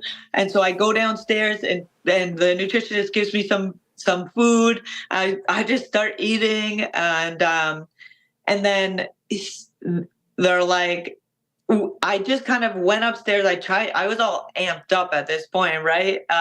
So I just, go for a walk to kind of calm myself in the hotel a little bit. And then I go back up, and I'm just like, well, whatever. I guess it's 132. I'll just eat, and I'll just whatever. No big deal. And then I'm, I don't know, laying in bed or making dinner. I don't know what I was doing, whatever. Then they're like, okay, Chris comes up and tells me, we're going to do the fight at 135 because we're worried if we make the fight 132 and she still misses the weight, then the commission's going to call it off completely. Like Ontario Commission, they don't mess around with anything. So they're like, let's just make the weight class 135. And I'm just like, okay, whatever, sure. Like, I knew I was fighting regardless of whatever weight it was. It got to the point where I was just like, let's go up to her room, put her on the scale, whatever weight she's at, let's just fight at that weight. Like, let's just end this. So we finalized it at 135 to make the fight happen. And I was even on the scale getting ready to go out for the weigh-ins, like drinking to get up to 135. I still only weighed 133 or whatever. Was there any part of you that even after the the morning weigh-ins, that you thought something was going to happen? Like, did you only feel confident that this was actually going to happen maybe when you got to the arena on Saturday? Were you worried about this? It wasn't until I was in the octagon with her that I'm like, okay, this fight's going to happen. Like, there was no point. And like leading up, I kind of expected adversity. I was prepared for it. I kind of didn't know it would be like a whole weight class up. Yeah. And it seemed even in the post-fight press conference, you were very fired up about this. You were very upset about it. Why? Okay. So it's like this camp was over Christmas and it was over the holidays. And I like enjoying Christmas with my family. Like, they make really delicious food and to celebrate, and New Year's, and like spending time with my friends and family. It's a big thing. So having a camp already over Christmas, and every time I have to sacrifice, there's like a little piece of me that like goes into this fire. It's a little bit of fuel. Every time I don't get to have that treat when I would have liked to, a little bit of fuel. If I can't put as much butter on my potato as I like to, a little bit of fuel. And so it was like, by the time I get to fight week, that cup was really full, So then the weight miss on top of it, it was just like, here's some gasoline on top of this. Like, let's just go berserk. So it was like, I just felt like my whole body had just like poison inside. I was just like wanting to get it out. And my coaches know, like, we have to harness this poison that she has inside of me. So they like didn't let me have as hard of a workout in the morning, and like just they know how to control this beast. And so I just listened to them, even though I'm the one inside. So like I said, you were vicious out there. I mean, it was incredible just how dominant you were. Do you think you were that vicious and dominant because you were so mad at her? Obviously, I think you win this fight regardless, but do you think it was like a little bit more because you were that pissed off? 100% it was. Like, I in the first round, when I had her there, like, I was kind of going for the finish, but I was like, no. I had to suffer all through camp. I had to suffer so much. I'm like, this is unfair. You're not taking this from me. And so, you know, I gave a little bit extra, but I did try to finish her. Like, it did get to a point where I was just like, enough is enough. Like, turn your back, give me your neck. But I have to do the job in there. And it's like, I don't see her as like a person. It's like, this is my enemy, and I just have to keep going through this process until it's finalized. There's one photo, I think we just showed it, where you're kind of like just about to stand up after the fight is called off. And if you didn't know any better, this is it right here. We're showing you, like, she actually looks dead. She looks like her face is completely bloody. Her top is pink at this point. Is there any part of you that is like, I don't really want to continue to do this? Like, it's like you're beating a lifeless body. Yeah, that's what I'm saying. It's very challenging on fight week to like turn off emotion and not see her as like a person anymore. Like, you know, seeing blood come out of her when I punch her, like, I'm like, this is not an enjoyable thing. Like, I understand it, and I hate that martial arts, there's like a winner and a loser, and I hate that she has to feel the pain of loss and the physical pain. Like, that sucks. But I understand that's like the byproduct of being in this sport. And, you know, going into fight week, I have to, like, you know, turn that emotion off, because like I could be that person on the bottom taking that, like, and you have to like turn that part of your brain off to be able to get in there and do it. Like, even now I'm like exhausted, like almost like emotionally, physically, mentally, all that. I'm still exhausted from it. Wow. By the way, would you have accepted this fight if it was just in like a random city under these circumstances, or were you willing to fight her at 135 because it was Toronto?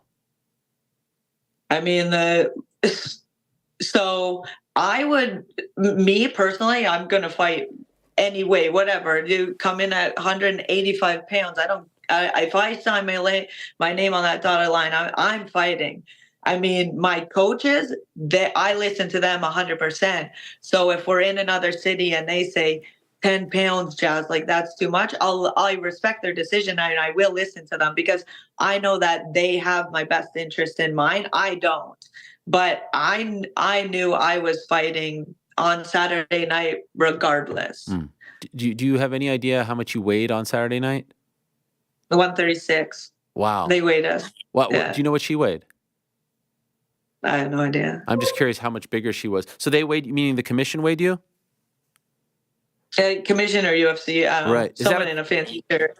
Do they do that all the time? Like the other times you fought in the UFC? Because this is something I would love to. I love in boxing. They often do this. Like, oh, this person weighed in at 175, but they are walking in at 195. I love those kind of factoids. They don't like to highlight them, and so I was just wondering if this was a common thing backstage. There's been a couple fights that have been weighed, but not all of them. I think it might be like commission by commission. Okay. By the way, congratulations, 10-7 round. You know, we love 10-7 rounds around these parts. That's yeah, I didn't know it was a thing. I didn't know it existed. I didn't know it was like a thing. It wasn't until after the fight they're like, yeah, you got a 10-7. I'm like, wow. Yeah, pretty big. In fact, I would say that I was a little surprised that not every judge scored it 10-7 that second round. Who knows with judges? I never make any, like, you never know with judges. At any point, did you think? I know you were asked this question in the post-fight press conference, and your answer was very like stone cold like, where someone asked you, should the corner have stopped it going into the third? And you're like, I'm thinking about my own things. I'm not thinking about them. But have you watched the fight now on replay on TV or whatever? And as you're watching that, maybe removing yourself from the just as a spectator, like I thought, enough already. What are we doing here? Did you think that was a little bit of recklessness on their part to let her go out there in the third? She kept moving. Like, yeah. I think I don't think really anyone, like, yeah, maybe there are some points, but she did truly keep moving. She did keep fighting. Yeah, she wasn't fighting intelligently, like, how she should be scrimping and stuff like that, but she did keep moving. She was still fighting. Like, so I don't know. I hate to put myself into other people's shoes. Like, who knows? She say anything to you before or after the fight about the miss? She doesn't really speak English. So what happened was I saw her the one day when I was like kind of like storming around the hotel, taking that walk to release some of that. I ended up seeing her and one of her coaches. And then I said, hey, 130, come on, please. Like, and then her coach kind of like translated, and she was saying something. She was like rubbing her stomach and speaking, but I couldn't understand her. And her coach was saying like she's having a tough weight cut, and then I just said, I'm like, please, like I'll pray for your health. Like, let's do 130. And then there was like a lot of just like back and forth of us talking with our hands. And then I'm just like, whatever, like I'm going to go do my thing. So I went back and she went back. And after we didn't speak, like I don't think she knows like almost any English. Okay. I thought maybe with someone by her side, she would express some sort of sorrow or apology for putting you through this. But apparently not. And then certainly not in the cage afterwards. I don't think she was in that space to do that. In the end, you got 30% of her purse, right?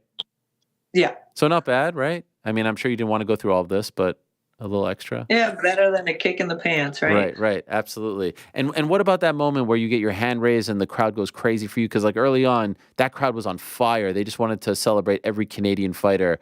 Can you describe what that felt like as someone who is from that part of the country to get that kind of ovation at Scotiabank? That was unbelievable. Like I can't even describe the moment. It's so nuts. Like as soon as you walk out and it's like the crowd just goes crazy. It like, oh dude, it like charges me up so much. And so like at the end when everyone was cheering, like I felt like I like represented our country, and I was like, she's coming into our turf and I had to like show her what's up. And so I just like felt so like honored and proud to kind of like have Canada on my back with me cheering. Favorite moment, best moment of your career so far? 100%. Best moment of my life. Oh, wow. That is amazing. Yeah. And I apologize if I've asked you this before, but did you ever go to any of the other Toronto UFC cards? Yeah, I have actually. The first, like, I went to the Ottawa card, and then I went to that Toronto card as well. So which one was that? It. Who was in the? It was the Ortega main event, I think. Oh, okay, so the last one, the one in 2019. Yeah. Man, and so here you are 5 years later. Would that woman have believed that it would turn out like this? Not a chance. Like I hardly knew about martial arts at this point, and like I don't know. It's the journey has been crazy. It's been so quick, but like so slow at the same time. Like I feel like I'm a rookie and a vet all at the same time. It's so weird. What do you mean by that? So quick but slow. How could it be both? I think because I like just started it feels like I just started martial arts. Like I only started when I was 26. I'm 34 now. So it's like I've been in the game less than 10 years. And so I don't know anything really. Like under 10 years, you don't know that much, but at the same time, I've had so much experience and I've traveled the world with it, and I've done so much within the sport that I feel like I've kind of made up for that lost time somehow with all of that, cramming it all in. Were there extra nerves because you were at home and because it meant so much to you? Yeah, of course there are, but those nerves are what motivates me in camp, like, in those hard rounds. And then I think, oh, I'm going to be at home. Like, I don't want my mom to see me getting my face smashed in on the ground. Like, I don't want that. And I know my mom's going to be at the fight. Was your dad there too? No, my dad, he says that it makes him sick to his stomach because he doesn't come to any fights. But the next day, I went over and I watched it with him. He's very, very happy. Wow. So your dad, a former firefighter, right?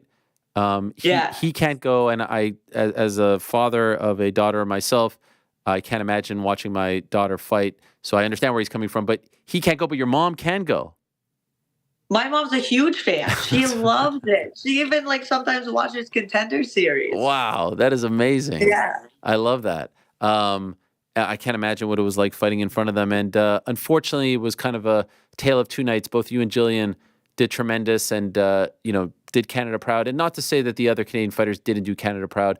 And certainly you had two teammates on the card who fought valiantly and were so close to getting wins as well. But what was that like for you? Because I saw in the scrum, you were like, hopefully Mike gets the win. And, but in the end, it didn't work out that way. So you're happy for yourself, but I'm sure probably sad for your teammates. Your coaches are happy and your teammates are happy. But so how do you deal with that emotion of being happy for yourself? You just accomplished something great, but obviously, you're hurting for your friends too. That's part of it. That's all part of it. We're in the gym literally Monday morning.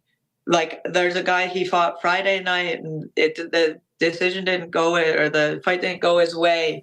And he's in the gym Monday morning. I'm there this morning, helping out the girls. So it's like, you don't get too high on the highs, you don't get too low on the lows. It's like, keep trucking, we're on to the next. Could you tell us how Mike is doing? That was hard to watch because he was so darn close to getting the win.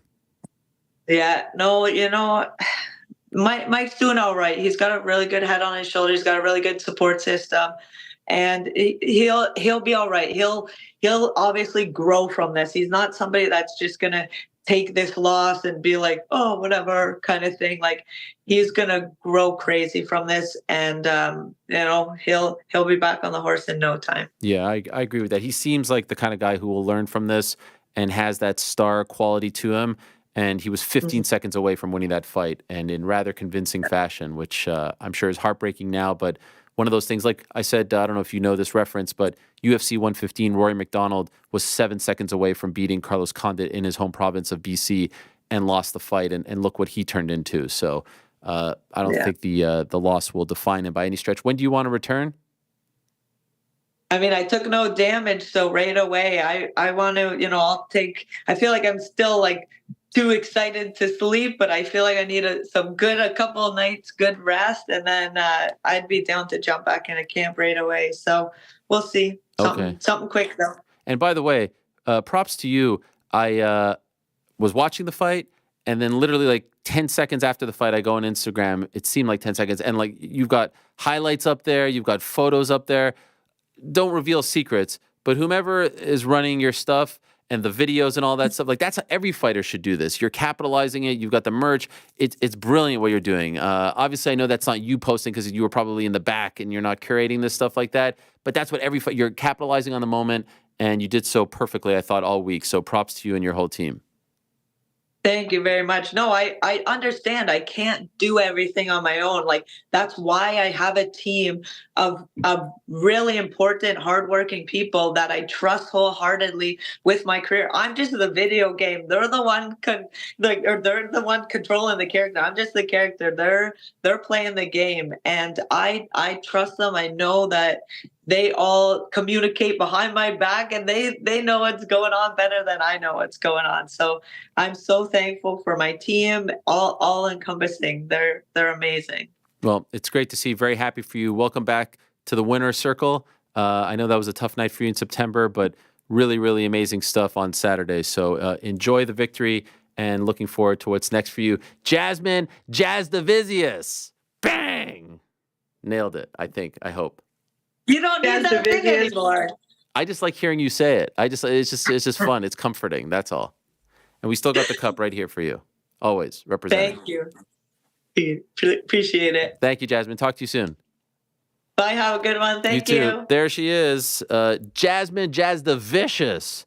I think it's a pretty good nickname. I don't know if she loved it, but that was vicious stuff. And yes, the 10-7 round, I mean, that probably gets you immortalized around these parts. So great stuff from her. All right. We were talking to Julianna Peña on Wednesday. We talked about the co-main event, and we said, you gotta come stop by on Monday to discuss what will have happened. We now know it's Raquel Pennington, the new UFC women's bantamweight champion. We know there's history between the two of them, and I got to be honest, throughout that fight, I just kept thinking to myself, I wonder what Julianna thinks about all of this. We don't have to wonder any longer. Here she is. The Venezuelan Vixen is back. Hello, Julianna. How are you? Hey, what's going on? How are you? I'm doing great. Great to talk to you again. Great sweatshirt. Familiar setting. Thank you. Appreciate Thank it. You. Thank you for having me. Did you watch the fights on Saturday, and in particular the co-main event? Yeah, and I just have to correct you one time. That was for the interim title, not the real champion. Sorry. Yes. I think officially they're referring to it as the band, but fair enough. You did tell us that on Wednesday. What did you think about it all? I can't wait to hear your thoughts. I mean, literally, I think I saw a photo of Chitara, and she's literally like laying on her back with like both her hands up like this. Are you tanning or are you fighting? Like, this isn't Miami. What are you doing? Like, it was a snooze fest. I was not impressed. Not impressed with their performance, as my friend George St. Pierre likes to say. I like that reference. I thought you were going to go there. Did you think it would be more exciting than that going in? Like, truthfully, I know you have your issues with both of them, but is that how you thought the fight would play out, or did you think it would be a little bit better? I mean, I definitely thought that it was going to be a little bit better. I think that it was unfortunate that both girls had each other dead to rights and they still couldn't finish one another. You know what I mean? So that was pretty annoying. But otherwise, I would say that no, I warned you guys. I had Frank play the breaking news that it was going to be a complete snooze fest with one cheater and a block of wood. And, you know, that's what everybody got. So I like Mystic Peña strikes again. In the end, I think for the Parlay Boys, you had it over 3.5 rounds. That's what you went with, right? I think it was 1.5. But my whole thing was that it was going to a decision no matter what. Right, but you didn't actually officially pick a winner? No, I just said nobody won. The fans lost. I mean, literally, there was no winner. Were you impressed? I mean, it was a hard-fought battle. You know, it was nice to see Raquel get the win after all these years, get the belt after all these years. I think I was more disappointed in Mayra because she's the younger, fresher fighter. This is her big opportunity. And I thought that she would have a little bit more to get. It just felt like she completely gassed out. Yeah, I mean, she's like a little puppy dog. You know what I mean? Like she's just a puppy. She'll be back. She's got definitely some room to grow. I think she called me a noise chicken or something like that, and I just wanted to say, what was that? What was that? I can't hear you over here. Anyway, so it was all around just a complete disappointment. But it doesn't matter because the breaking news is that we will be fighting for the real belt this summer, coming at you to a theater near you. Okay, did you wish you were there? Because I feel like you would have never gotten a bigger pop than if you would have come into the cage after that, because people were so... Are you kidding me? You think I was going to waste my time going over there for that? No, I got bigger fish to fry. I got my kid's birthday. Like, there's things that I'm doing. I'm living my life. I am not going to waste one. They're not going to get my click. And that's exactly right. I didn't pay for the pay-per-view, and I wouldn't be caught dead paying for that type of work. So did you not watch the fight? I mean, my stream was cutting in and out. Yeah, I mean. Okay, all right, fair enough. Were you surprised Amanda was there? No, I wasn't surprised Amanda was there. I know that she is going to come out of retirement. And here's the thing that really chaps my ass. Okay. When I was there at her last fight, I was booing because she was going into retirement. And I was like, don't go into retirement. We have literally the biggest fight in women's history, trilogy, never been done before. What are you doing saying that you're going to retire? What a joke. And so I was booing her for that. And it warrants a boo because she's over there telling Megan O'Leary that she's coming back out of retirement. So I was right. And it's just a Mystic Peña once again. Like, they were going to get mad at me and all her fans are upset at me. Why would you boo her? How dare you? But it's like, how dare she? How dare she say that she's retiring? And then one women's fight later, now she's saying she's coming back. Get out of here. Like, look, great for business. I've been trying to coax her into coming back this entire time. So it's absolutely beautiful for everyone. And I knew that she wasn't going to be able to stay away. So I was like, she's just doing that retirement for attention. You know, it's just ridiculous. Okay, so I think the actual quote was, she's like, we'll see, and I'm, get lazy, at home on the couch. I don't think she actually officially announced that she's coming back, unless you interpreted it a little bit different than me. But okay, so you think that I give it 3 days time. I give it 3 days time. You wait 3 days. I guarantee you this girl's going to say, Frank, play the breaking news. I'm coming back out of retirement. I'm a real fighter and this is my job. Obviously, it's not your job. Obviously, you're not a fighter. Otherwise, you wouldn't have retired. She didn't want to retire because she didn't want the Peña Power smoke, period. Do you think she's trying to, I hate to say cut the line because she had the belts, but do you think she's trying to usurp you right now and get that fight before you? She ain't cutting no line. Mark my word, she ain't cutting no line. She's got to get in line. But guarantee you, after she saw that, her eyes and like Donald, or what is it, the Donald Duck or Scrooge McDuck, when his eyes have the money signs on them, you know what I mean? Like, she watched that and said, cha-ching, cha-ching, cha-ching. She was like, yeah, I'm coming back. Were you at all impressed with Were you at all impressed with anything Raquel did out there? In knowing her like you know her, you've been watching her for a long time, you know her quite well, lived in the house with her. I got to tell you, okay, this is hilarious. I hate to live in the past, all right? Okay, sir. But listen, so we're on the Ultimate Fighter house. Yeah. She has to fight the semifinal fight against Jessica Rakoczy, a very decorated 8-time world champion boxer. She can't get past Jessica Rakoczy, and Dana White tells her, throw your hands. And she's like, nah, I'm not going to throw my hands. And then when she loses the fight to Rakoczy, she says, well, Dana was trying to tell me to throw my hands and I didn't listen to him. And then what did you hear? 10, 13 years later, I don't know if it's 10 or 13, but from 2013 to now, 10 years later, she's saying, well, Dana wanted me to throw my hands more and he wanted me to press off and throw my hands. Some things never change, Ariel. Some things never change. I mean, golly, think you get a clue. Yeah, she did have one nice Superman punch there that connected. Did you see that?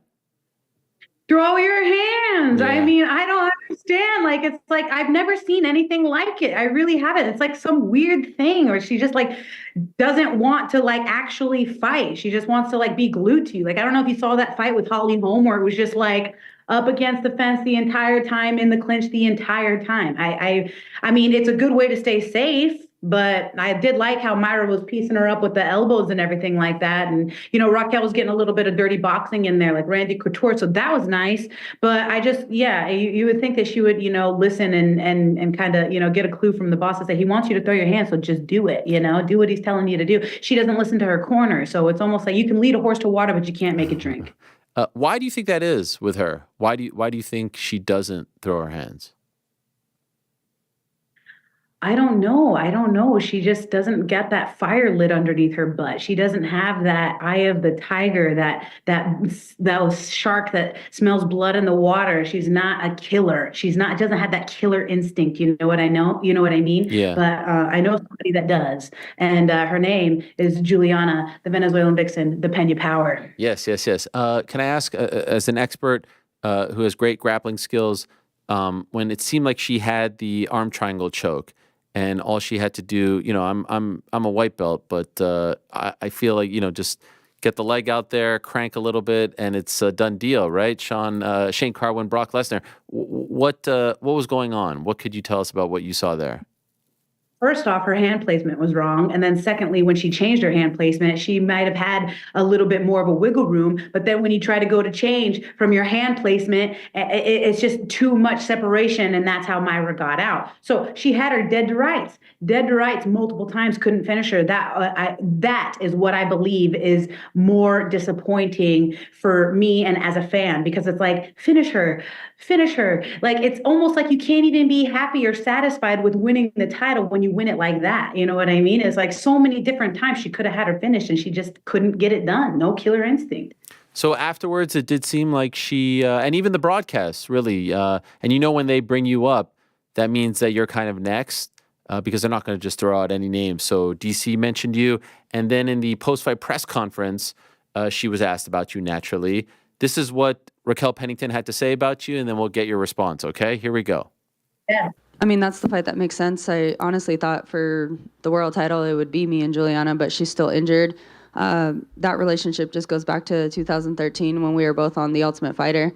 Let's just say I learned Julianna's personality then, and it's kind of one of those ones that you're your own person. You stay your way and I'll stay mine, but you get under my damn skin. And I've been waiting for that fight for 13 years, whether the title's on the line or not. Let's go. I'm fired up.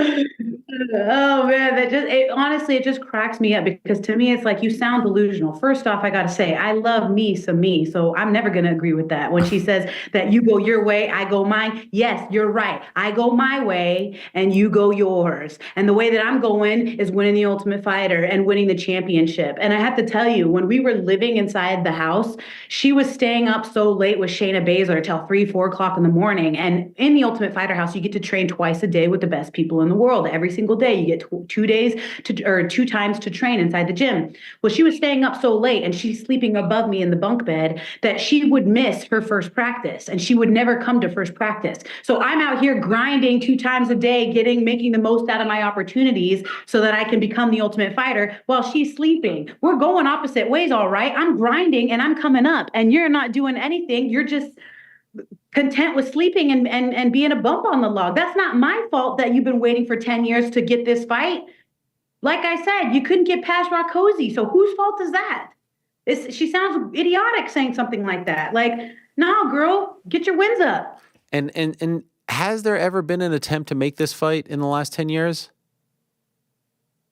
I don't know, Ariel. Like I said, my trajectory has always been going up and wanting to fight up. So for me, my focus has always been on the belt. It's just taken her 13 years to get to where I was already at. So she's just now playing catch up. And look, you're not going to find anybody that's more happier for winning the title than me. I'm happy for her as a woman and as a fighter, because she finally got to, get that little glimmer of hope of being the champion. And that's great. I really am happy for her career and everything like that. But it's going to be short lived. It's not going to be, this, being this champion for 7 years.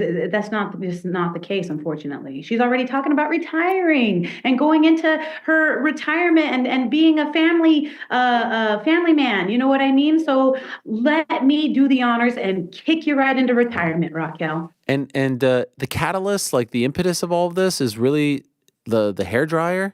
Is that the true issue here?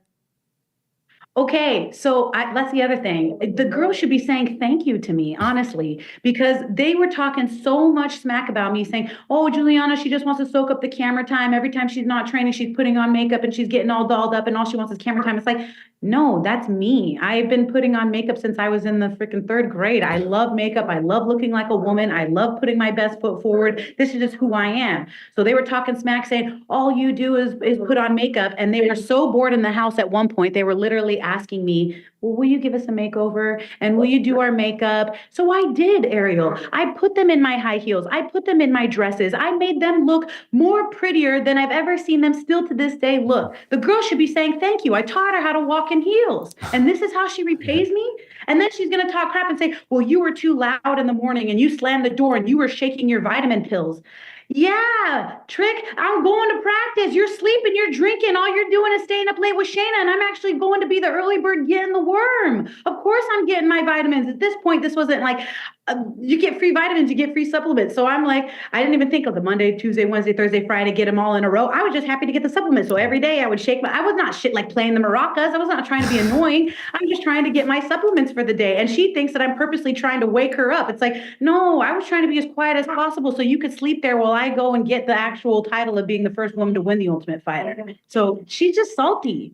By the way, what was she and Shayna Baszler doing? Like, were they They were drinking. Oh. They were drinking and talking shit. Sorry, my dog's is being so annoying. Okay. They were drinking and like I would make dinner, I would make food, and they would sit there and talk about me. I'd walk into the room and they'd be like, shh, here she is, here she is. And I'd be like, all right, I'm not gonna stay in here anymore. So I would walk away. I would make dinner. And they would talk so much crap about me. And then I would go to the refrigerator to get my leftovers and all my food would be gone. Oh, no. Like it would all be, they would all eat my food. So they're staying up late, eating my food and drinking all night. I mean, first off, I would never eat something from somebody that I didn't like. Give me a break.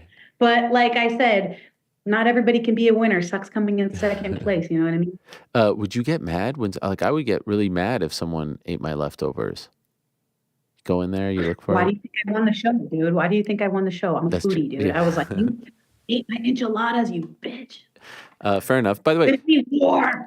you said that you're happy for her and all the guy, and like I believe you, but is there a part of you that's upset maybe because you told me on Wednesday that, you know, if Myra wins, there's a little more heat there and she's selling the fight. Like ultimately, like for you and your bank account and your career, do you think that the Myra fight is the bigger fight, or now that Raquel is champion and you're thinking about it because of the 10 years of history between you two, do you feel like that's the bigger fight? Look, I told you from the beginning, either way, it doesn't matter. Anybody can come and line up and they can all come get the smoke. So whether it was Myra, whether it was Raquel, it don't matter. The only one that makes me bleed my own blood is me, okay? So it doesn't matter who I fight. However, I know as a businesswoman that Myra would have been the bigger fight because she likes to, you know, verbally spar back and she's more interesting in that sense. And Raquel doesn't say anything. And that's why I referred to her as just a boring block of wood because it's just there. You know what I mean? It's like the turtle on top of the pole. It's like, how did the turtle climb the pole? Well, it just got there, but you don't know how it got there. Somebody put it there. It's not that it got there on its own. It's that like there was no one else. There was literally no one else. The turtle's on top of the pole because somebody placed you there. And that's kind of how it is with Raquel. It's just, you're just there because there was no one else, not because you're just this really exciting person that the fans are just dying to see you fight. That's not the case, you know? So it would have obviously been better with Myra, but just wait your turn in line. You'll get the opportunity. Just wait a little more. She's right now just a little puppy dog, but she'll get better. And when she does, I'll be ready for her. You think she gets better? You think she has it in her? Who, Myra? Yeah. I mean, I don't know. She's a cheater. She had to cheat to beat 241-year-olds. You know what I mean? And then she wants to like brag about that. Like, no, that's not the way that it works. But yeah, I definitely think that she's a good adversary. She definitely has what it takes, but not against a penny power. Right. No. By the way, I'm 41. And what was that an implication that like 41 you're over the hill? If you fought her, she would have to take, 3 Adderalls and, some freaking E-bombs or something. And then when she chokes you, she'd be like, I beat him. And it's like, no, you had to cheat. That sucks. It has nothing to do with your health. I do have to say, at the press conference on Thursday, I thought they both did a pretty good job of talking a little smack, building it up. Did you see that?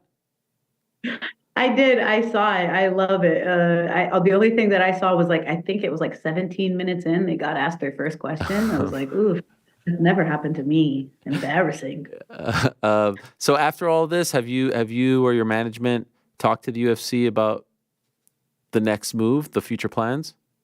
Are you kidding me? Of course. You know that I'm not gonna let sleeping dogs lie. Are you joking? Okay, so what'd you do? How fast did you text? I called him up right away. Okay. Right away. I called him up right away. I said, this is ridiculous. Are you kidding me? They said, hey, Toronto seems really quiet. I wonder why. And I'm like, I knew it. You guys did this on purpose. Wow. You didn't have me there on purpose. They didn't want me to cause a scene again. Like I said, my boos were warranted the last time, especially because this broad's probably coming back more than likely. But yes, I have. And so we're working on dates. And when the UFC brass rings my line and says, this is the date, I'm going to say fantastic. But let's be a little bit considerate. Enjoy that belt for the week. You know what I mean? Enjoy your family. enjoy it, and you have my blessing to spit shine it up and keep it warm for me for a little bit longer. And then when they call and they say we're going, then we're gonna go. By the way, what's the move? Do you call Dana, or do you call Hunter, or do you call both? What's the move? Yeah, no, I just get I blow up Dana so much that I just need to stop, because he always tells the press like she won't stop blowing me up. So now Hunter's the one that has to take all my crap. Okay. So what do you think? You think June, July? What are you expecting? Yeah, maybe the first week of June, maybe the third week of July. I'm not sure exactly. I would say one of those 2 dates, first week of June or third week in July. Is really, I asked for International Fight Week. They said no. They said that date wasn't available. They did say, however, if anything changes, that they would let me know about International Fight Week. And location, I think, would be a really big key factor for me. They won't give me the location of June 1st yet, and July 3rd, I'm not sure the location either, but I do know, lucky me, that both locations will be in the United States. Okay. And both of those are okay with you, right? Like, you think your body will be okay? You'll be healthy? Yeah, dude, I am training at 100. Like, let's go. It's go time. Yes. I'm back to black. And you think you win that fight and Amanda's afterwards? Like, is that the kind of... I think so. If she's smart, I mean, like I said, there was no way that this girl was going to stay away for that long. She can't help it, Like she said, she's a fighter. It's her job. How do you think when you retire? How do you think the fight against Raquel goes? It goes great. I have everything in my toolbox in order to beat her, and I'm really happy about that matchup. Extremely happy. Like she said, we've got a score to settle, and nobody's more excited about it than moi. Stoppage? You think you stop her? Yes. Okay. I'm always looking for the finish. Obviously, I'm going to take it either way. If I knock you out with the pinky finger, you're going to tell me it's wrong? Yeah, no. Yeah. So either way, any way that I get it, I'm gonna go for it. I'm gonna be gunning for it the entire time, and I think that that's kind of what separates me from all the rest of these girls. They are okay to pitter patter and run around the ring and be on their bicycles all night long. No, I'm coming in there to kill. Well, I'm happy you're getting it. I'm happy you're healthy. I kind of like that it's you versus Raquel because of the history there. For the OG fans, if at any reason you think like games are being played or it's slipping through the cracks and you need me to put in a call, I'm happy to put in the call. Don't think that that's me overstepping. I'm happy to kind of push this through with the powers that be if you need me to. No, Dana's watching. I told you Yes. He's your biggest fan watching right now. So you can just shout him out, give him the message right now, and you tell him it better be Raquel and Julianna and no one else. I don't think they do me dirty like that, personally. No. The fact that DC said on the broadcast, I don't think was a coincidence. Raquel wants it. And quite frankly, there's no one else out there. Like there's, I told you. The only star here is me. Right. The only most interesting thing about that fight is me. All right. I can't wait. I agree. Well done, Julianna. Good luck securing the fight in training. Well done, and thank you once again for coming on. And once again, hope the festivities with your daughter were fun and worthwhile. Yes, actually, I was planning her party this weekend. Her party is actually this Saturday. Okay, sorry. Okay. No, that was my bad. I made it seem like that. But her birthday party is going to be this Saturday, so we will have an amazing time. All right, enjoy. Thank you, Julianna. Thank you, and I will be sending GC my pick here shortly for when. By the way, how did the Parlay Boys do? They oh my gosh, they were horrible. You guys screwed it up. What happened? You and I did our part. Yeah, you and Frank. Yeah, I think well, we want to play blame game. I'm just saying. Last week, me and Rick did our parts, and you guys lost it for us. Yeah. Okay, you guys, we got to get this next one on Wednesday. Come on. Who did you pick, Frank? Who did you pick? Jasudavicius. Oh, that's right, Jasmine. And that was smart. Yeah, and Connor, who'd you pick? Main event doesn't go the distance. I was wrong. Yeah. Rick had Mike Malott. He was also wrong. Oh, Mike Malott. Yeah, that was a tough one. All right. Yeah. Well, there you go. That was crazy. Congratulations. That was crazy. You read about it because you didn't watch it. That's right, because my stream was cutting it out. That's right. I was like, quit calling me, everyone. I can't stream and watch fights at the same time. You're screwing up my freaking cast. By the way, one last thing, the picture that you posted in the tweet, where was that picture? The one with me in the fedora and yes. That was in New York. Oh, okay, that was in New York. You look great. It's very stylish. But can I offer one critique? Yes, please. Well, as someone who wants your stuff to go like as far and viral as possible, when you just start the tweet with @RockyPMMA, it only is seen by the people that follow both of you. You can't start the tweet with the @ You understand? So that's why some people will do period @ so that it gets exposed to the world and not just people that follow the two of you. So I didn't even see the tweet. I think you have to like really go into the into the archives there. So you can't, you know what I mean? Because then it just looks like you're replying to her. Do you understand? So we have a bit of work to do. Yeah. That really irritates me. I got to fire someone on my team for this. Someone did that? Yeah. If you know bad. somebody that like wants to help me out with social media, this is the God honest truth. I need somebody to help me out with social media. Please send them my way. I have a few people in mind. What do you want? Like videos, graphics, things like that? Yes, I need that. I need that so bad. I could be so much better with that, with the social media being the whole new age thing. Yeah. Problem is that I want to focus more on training. Yeah. So then when the team comes out and says, you got to post something controversial, I'm like, oh, but like it's just really difficult for me. So the whole social media thing is like, I can't stand it, but I know I have to do it because it's part of the job. But it's one of those things that, like you said, I had no idea. I screwed it up and I didn't even know. Thank you. If you're a social media person told you to, then I hate to say it, but might be a fireable offense. I don't want to be that guy, but that's bad. Hey, this is the business. I completely agree with you. All right. You're fine. Thank you, Julianna. Great stuff. Have a good day, you guys. I'll talk to you later. Bye-bye. Bye-bye. I mean, what a gem. What a gem. What a peach, that Julianna Peña. And it looks like it's going to happen. This is good. How many fights in 2024 can you actually trace back to 2013? 2013, these two were on The Ultimate Fighter. I mean, I'm sure they never thought they'd be able to use that footage again. Even watching the footage, did they show it? I don't know where I was watching some of that old footage of the controversy with the hairdryer and whatnot. It was like, wow, they look so young. 11 years ago. This is crazy. So I'm happy for Raquel Pennington because as they mentioned on the broadcast, she has been through a lot, had a very serious snowboarding accident, has been through a lot just to get to the UFC. And then, of course, the title fight. I remember that title fight because it was in May of 2018, and I was just about to go to ESPN.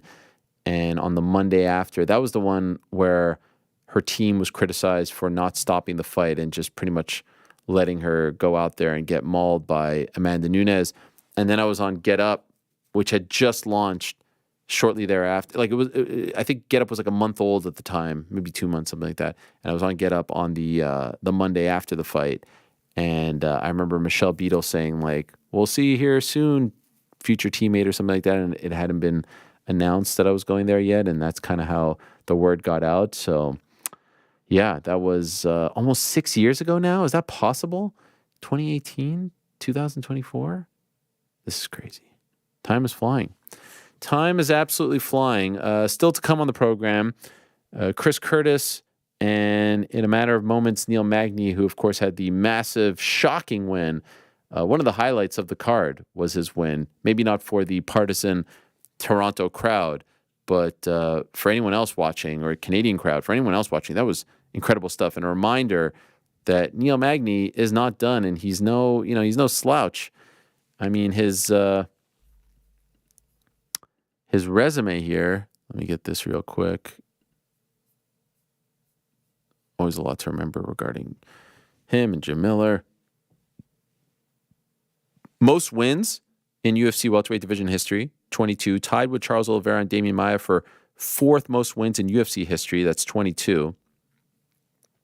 Most fight time in UFC welterweight division history, that's 6 hours, 47 minutes, 19 seconds. Seventh most total fight time in UFC history. Same time, of course. Most bouts in UFC welterweight history.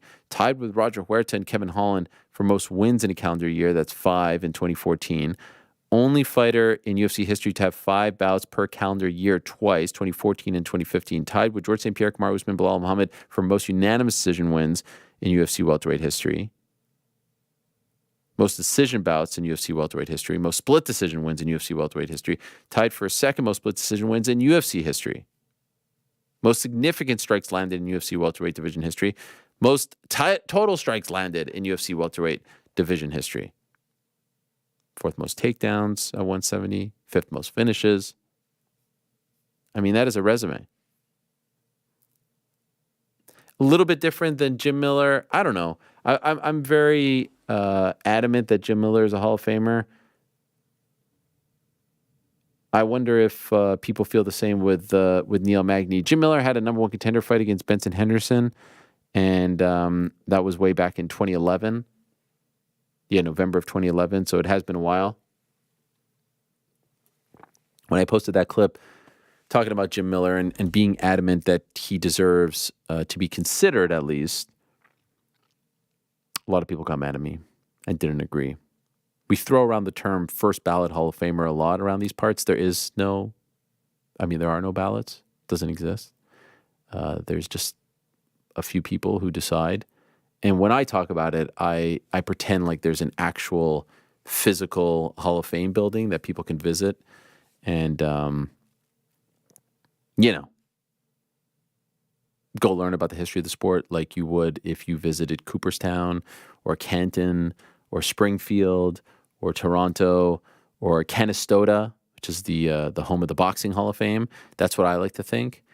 But for now, pretty much as far as MMA is concerned, all we have is the UFC Hall of Fame, which is fine. I have no issues with the UFC Hall of Fame. I would just love to have an independent MMA Hall of Fame, which celebrates the entire sport as opposed to just one promotion. We did find out on Saturday night that the first inductee into the UFC Hall of Fame in 2024, the 2024 class, which of course that induction ceremony will happen International Fight Week, whenever that may be, is the answer. Frankie Edgar. Great moment there. Frankie Edgar, never known to be the most emotional fighter, but it was pretty cool to see how much it meant to him. He was there as a guest fighter, and they dropped the promo there, and then they had him on camera in the front row, and he was emotional. I thought maybe that they should have saved it for Atlantic City, but maybe there's a reason for that. Atlantic City being New Jersey, he was the pride of New Jersey. Toms River, not that far from Atlantic City, but what's the difference? Great to see him get inducted. Very well deserved. And again, another indication that there's just a lot of new fans, and there's nothing wrong with that. The sport has grown up and has gotten bigger and more popular. But I just, I couldn't help but laugh at some of the comments saying that, this guy's a journeyman, this guy doesn't deserve it. You know who Frankie Edgar is?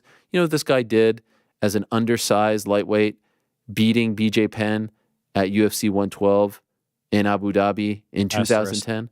I mean, till this day, I was just about to say, till this day, New York Rick has nightmares about that fight. And then the rematch, UFC 118 in Boston later on that year in August of 2010, put an exclamation point. No asterisk there.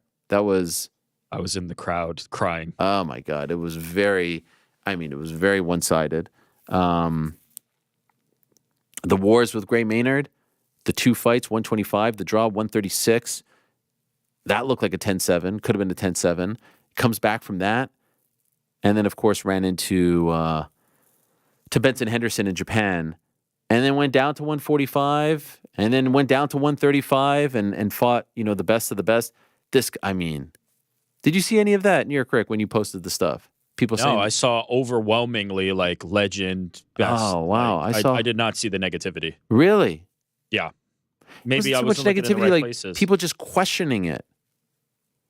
What would the question be? He doesn't deserve it because the last few fights. First of all, deserve when it comes to the UFC Hall of Fame is what? What are we even talking about? But Frankie Edgar is yeah, he's a no-brainer for any Hall of Fame that's ever existed, of course. Yes, UFC Hall of Fame, independent MMA Hall of Fame. There's no debate here. Yeah, what would the conversation around Frankie not getting in look like? You look at the record, and 5 out of his last 6 were losses. And 4 out of those 5 were pretty Jordan's bad. Wizards years were pretty shit too. We're going to keep him out? No. Man, he had a good stretch there. Where's this stretch here? This stretch from he loses to Gray Maynard in April of 2008. There was an MTV special. What was it called? True Life. Do you remember True Life back in the day? Of course. You remember they did one on him? I don't remember that. That's crazy. They did a True Life surrounding that Gray Maynard fight in Colorado, in Broomfield, Colorado. No recollection of this. Yeah. Obviously, remember Jenks and Pettis. Yes, that was a great one. No recollection of this. He was 9-0, and he had a couple fights in the UFC. The Tyson Griffin fight at UFC 67 was the coming out party. The fight that got him into the UFC was a win over no Jim idea. Miller. Oh, wow. Yeah. That's pretty cool. Yeah. And then meets Gray Maynard, loses Gray Maynard, and it was the whole thing about True Life. It was like, True Life, I'm an MMA fighter. Yeah. And he was getting married around the same time, and I think he was getting married after the fight, and he might have had a black eye. I mean, this is a long time ago now, but there was something about, balancing the wedding and his fiance and losing the fight and the heartbreak there, but the excitement over getting married. But then he goes on a run, beats Hermes Franca, beats Sean Shirk, and then gets the short notice fight against Matt freaking Veach. Remember that? That was the fight, Ultimate Fighter 10 finale, which focused on the heavyweights, Kimbo Slice, Matt Mitrione, etc.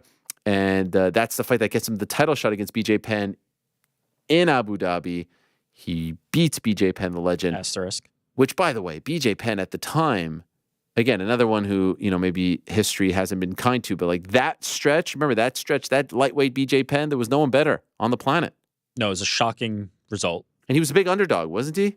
Huge. Yeah. Massive underdog. Don't think he won the fight, but extremely, whatever it was, that performance was magical. And then the ones subsequent established him as the guy. He was the guy. And I absolutely despised him after the first BJ fight, and then came to love him unequivocally. Like, he is just one of my guys in MMA. Yeah, salt of the earth. Would you say BJ was him at the time? Yes, BJ was him at the time. Is that done? Are we done with him, or is that still? Thank God, it seems like we're done with that. Yeah, because I saw some people petitioning for standing on business.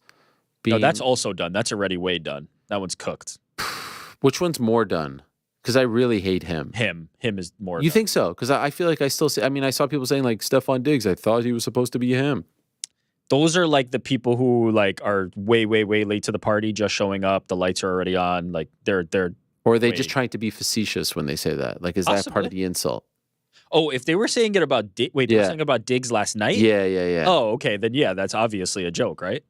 Yeah, well, he was not him last night. Sure, but they're kind of still using it. Like, I would never say that in an argument. Like, man, I thought Mike Malott was him. I guess not. And we thank you for that. Brutal.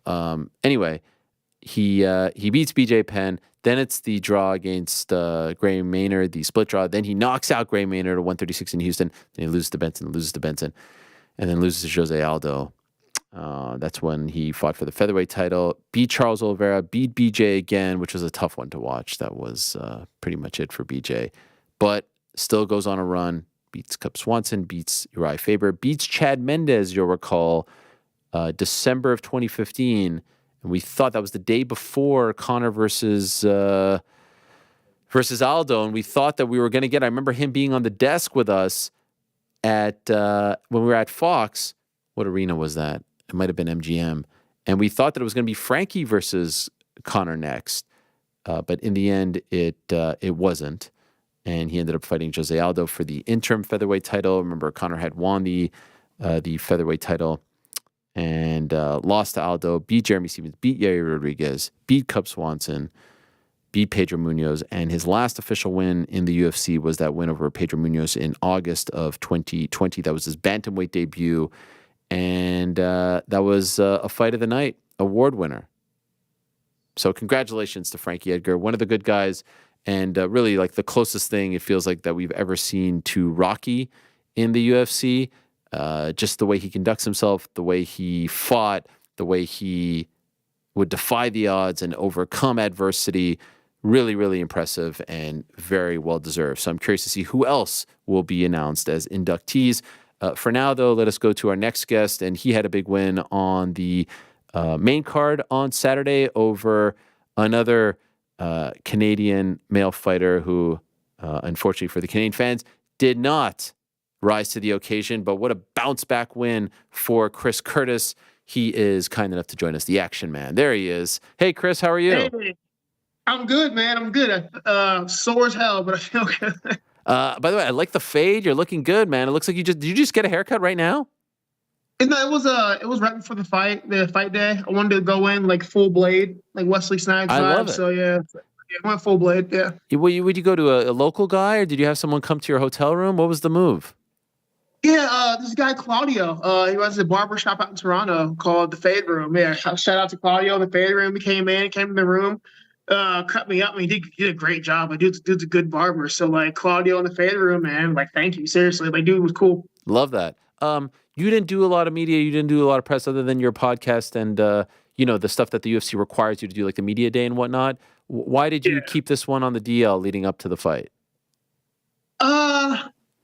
I just want to disconnect, man. I really want to disconnect. I feel like a lot of the media and the social media stuff started becoming a distraction on multiple fronts. Like A, you invest too much time into it.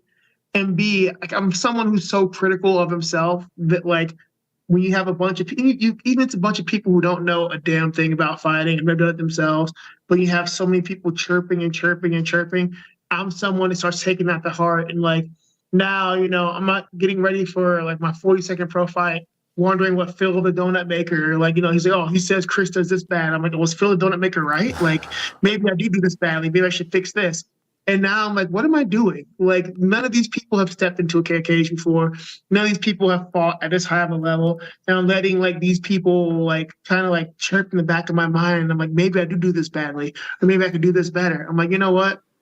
I don't want to be a part of it, man. I just don't want to be a part of it. I just want to sit back and focus like on the fight, focus on the training in my camp. So I thought was like, you know what? I'll just disconnect, man. Saying I did. I stepped back from all the media. I didn't want to talk about it. I just wanted to fight. Like, I just wanted to get back to just going out there and fighting. I remember for so long, like, no one gave a damn about what I wanted to say, like, what I had to say, man. Like, I wasn't doing interviews. I wasn't doing media. And I just showed up and fought. And that was when I was happiest. It's like, you know what? Let me go back to things that make me happy. Like, just training, doing my things. I go out there, beat people up, and then I ride off and go do my thing. No one cares. That's fine by me, man. Like, I was at my happiest then. So we're just kind of getting back to the way things were. I love that, and kudos to you for doing that. I know somewhat famously you got off Twitter, but I didn't realize Instagram as well because I was looking to tag you in the post today, and I couldn't find you. And then I was like, did he block me? But then I looked on. No. So you got rid of Instagram too? All my socials are gone, yeah. Wow.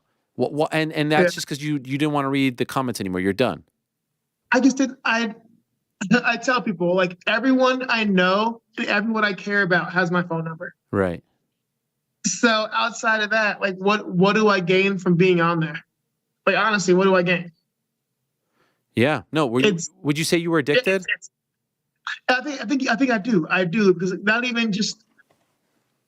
I'm addicted to the negativity. It's who I am, and I have to accept that, to where I'm someone I can read, and like I've got so many good fans, man, so many hardcore fans who will ride with me, and like I have to realize, like, those guys would tell me I did a good job. You're doing a good job. You're doing this, and I'll scroll through 100 messages. If 99 of them say, Chris, you did a good job, I'm proud of you, I'm gonna find the one that says, Chris, you did bad, you suck, blah blah blah, you're mid.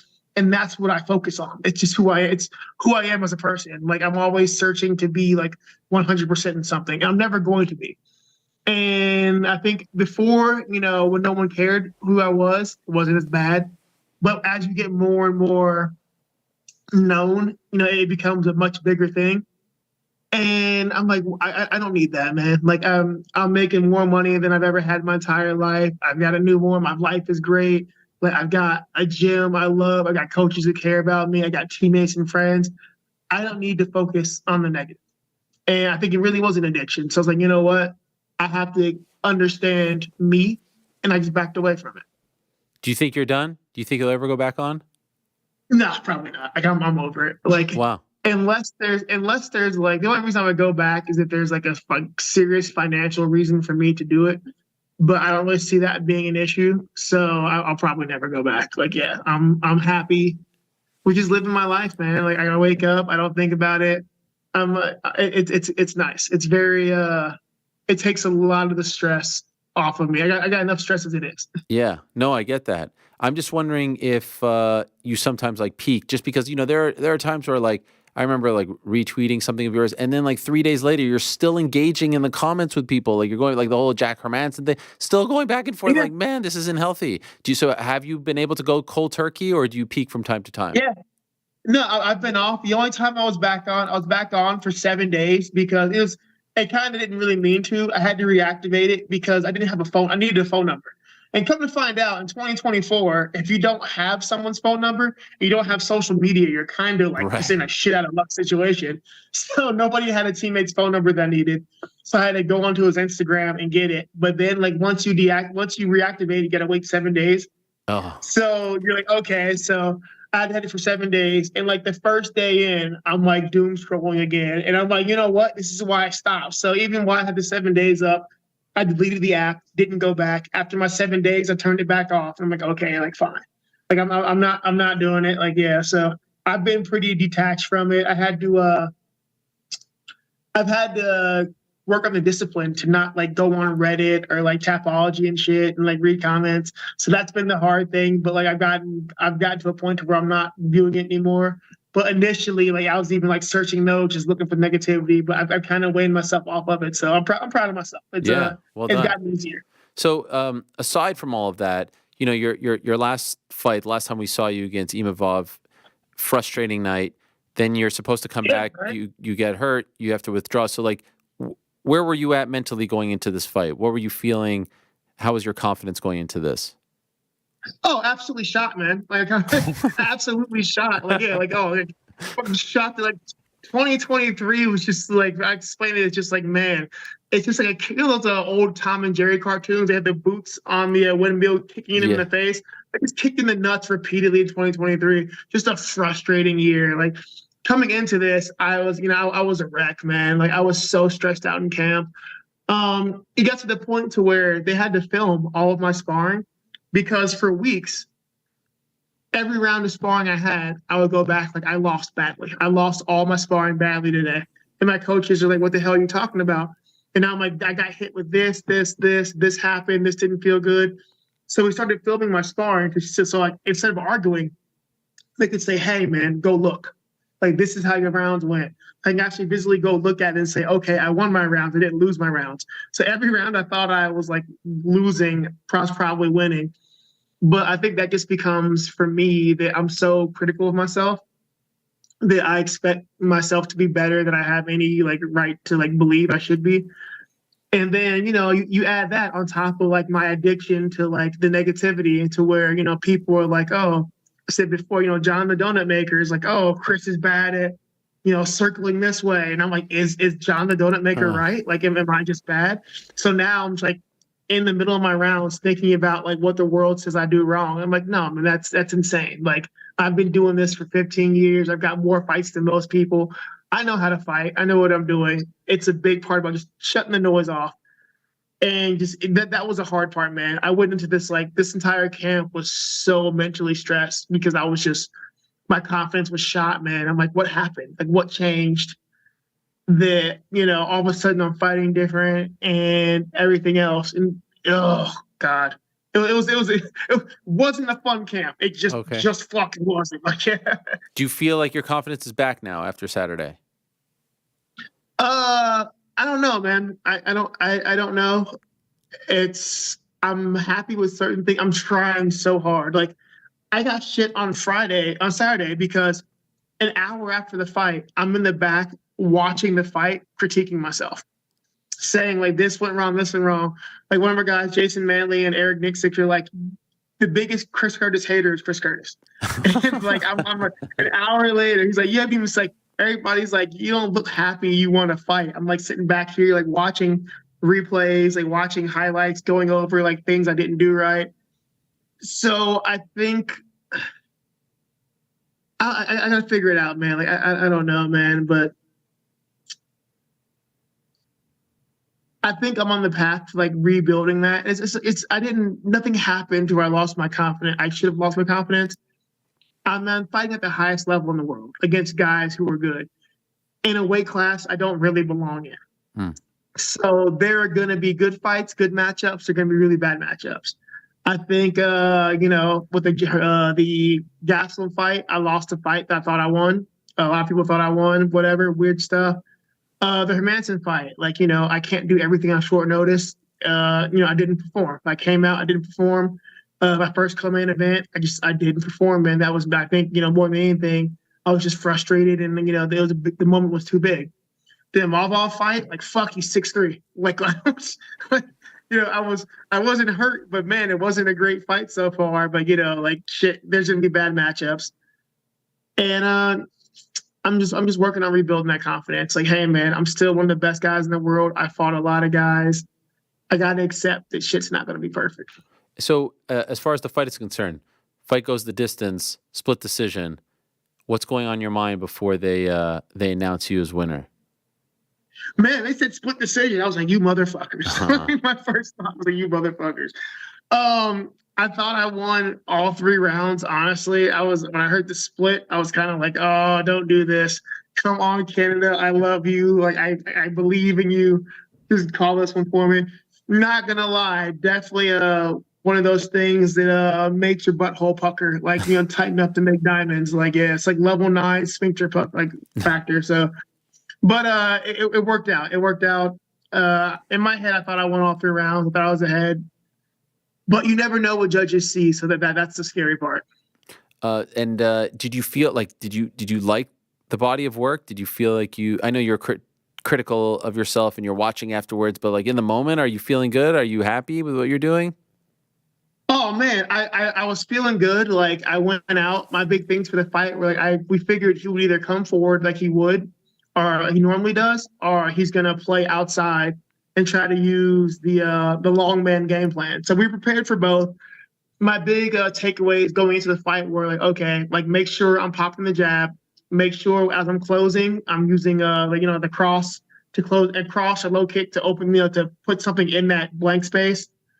And don't chase him. Like, whatever I do, the thing was, don't chase him. But I got in trouble with Jack with that. Jack and Hermanson, Jack and Gesslem, actually. My propensity for wanting to push the action and like go forward can be used against me if a guy wants to play outside too much. That's gotten me in trouble to where, like, I'm trying to force things that aren't there, and now I'm just getting hit.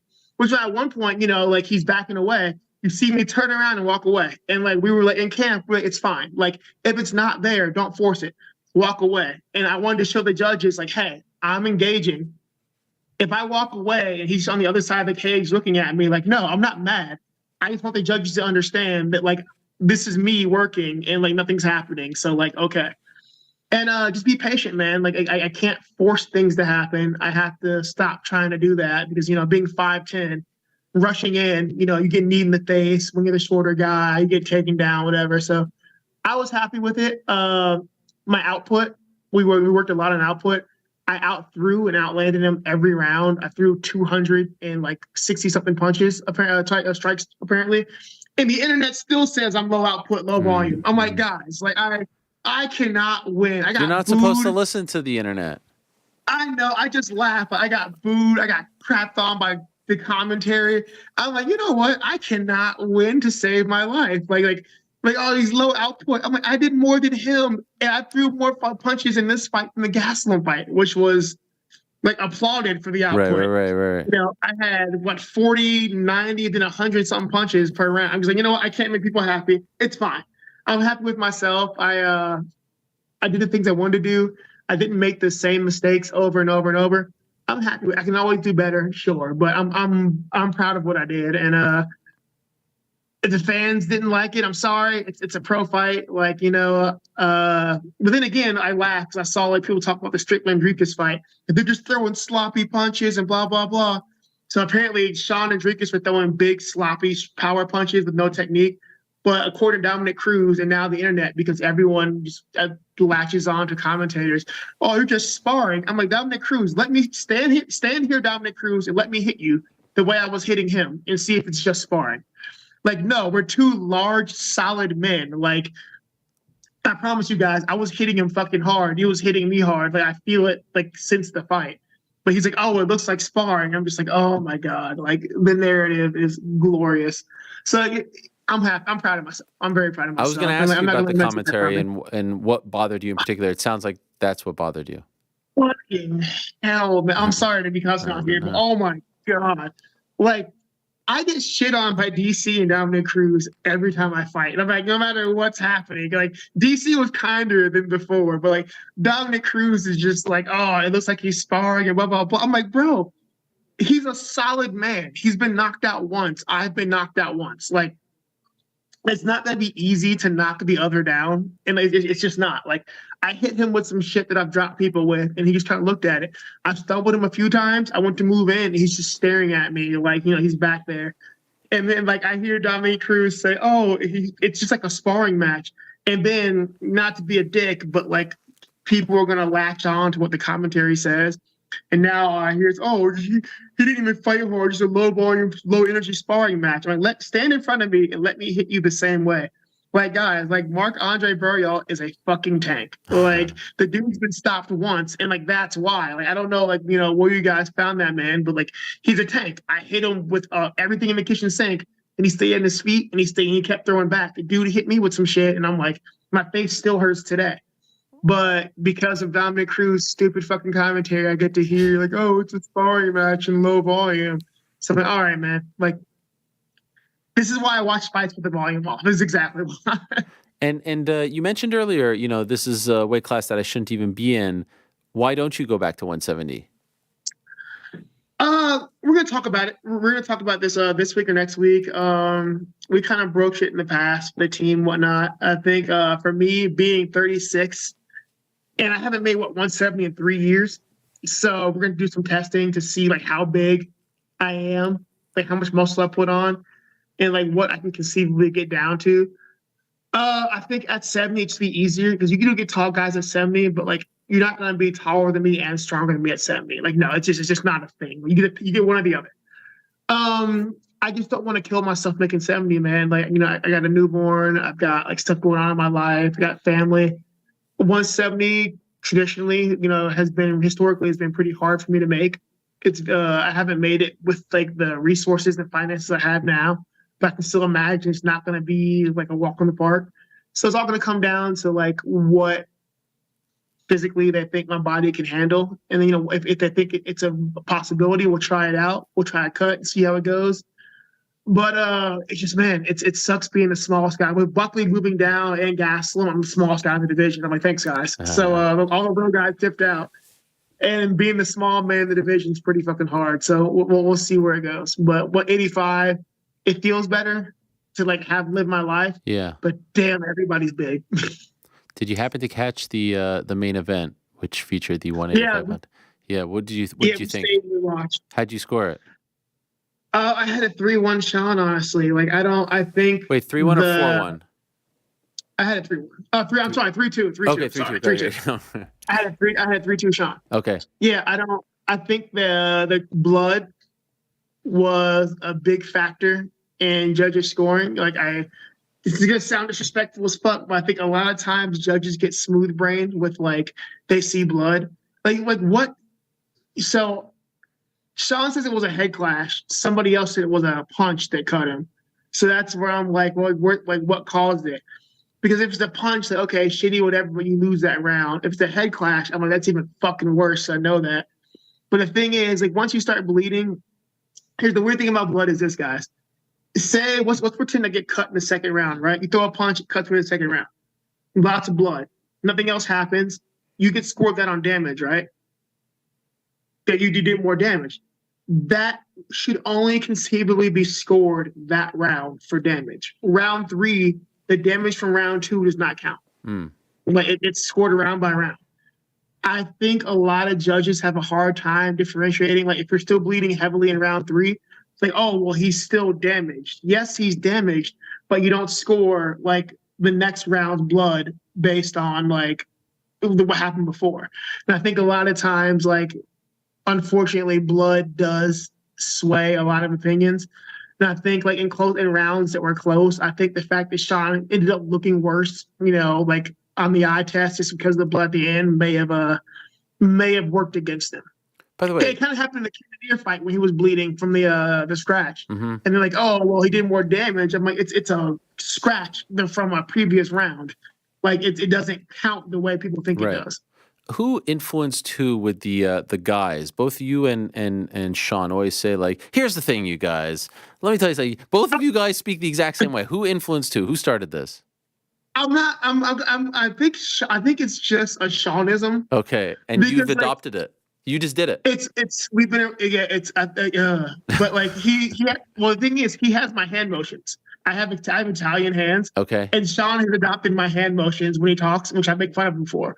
But I think here's the thing is, I'm pretty sure it's just like, I think it actually came from his brother, from Lawrence. Wow. And then Sean adopted it. And then I've been around it for so long. And like, we lived together and I would hear this shit all the time, like all the time. And then like he moved away and I heard it, and then we lived next door to each other and I heard it all the time. It's just become part of my lexicon and I can't get rid of it and I hate myself. Okay, fair. I was just curious where it came from.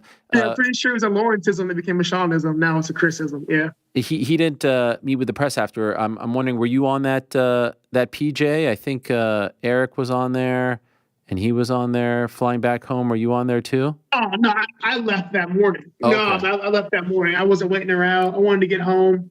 Canada was cold. I'm getting sick. I'm just like, man, I had like bronchitis like a few weeks for the fight. I just wanted to get home and like just see my family and just rest. Nah. Did you talk to him after the fight? Was he handling it okay? He was fine. Like he handled it well. So something I'll say about Sean that I wish I could adopt. There's not. I always say there's not much I want to take from Sean because they're very different people. But something I wish I could adopt is his view on fighting. Like I am very much so Chris the fighter. It's who I am. It's how I see myself. And I think that's kind of an issue of mine to where it's hard to differentiate myself from what I do. It's just what I am. Sean loves fighting, but Sean Strickland is not Sean the fighter. Fighting is something he loves, but this isn't who he is. It doesn't define him as a person. And he's like, he's disappointed. He's like, yeah, it sucks, whatever. But he's not going to go beat himself up on it. Like he's like hitting me up since yesterday about snowboarding tomorrow. So let's go snowboard, let's go do this, blah, blah, blah. If the roles were reversed, I'd be like in a dark hole somewhere, like contemplating everything's gone wrong. And he's like, all right, it sucks, whatever. We'll figure it out later. Let's go do stuff. Wow. So he's feeling it well, man. Like he's at this point in his life, man, he's achieved more than anyone ever thought he would. He's got a boatload of money and he's got people that care about him. Like he's doing well. I love that. I mean, there's a lot to learn there from any walk of life, really, with the highs and lows of life. Important not to take yourself too seriously. By the way, as his friend, did he change at all as champion? He bought a Tesla. Like, yeah, don't let him talk his BS about never changing. My man bought a Tesla, and I've shamed him every day for it. But he's besides the Tesla thing, which I find absolutely hilarious. He's the same Sean he's always been. He's just as cheap as he's always been. He's just as he is, for better or worse, he's always going to be Sean Strickland. Like he's exactly the same guy.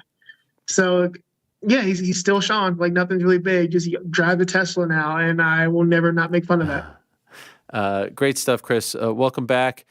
Great performance. Well done on the victory. Hopefully, despite the cold, Canada treated you well. The Canadians were nice. They were friendly enough, right? I mean, the haircut guy seemed like a nice guy.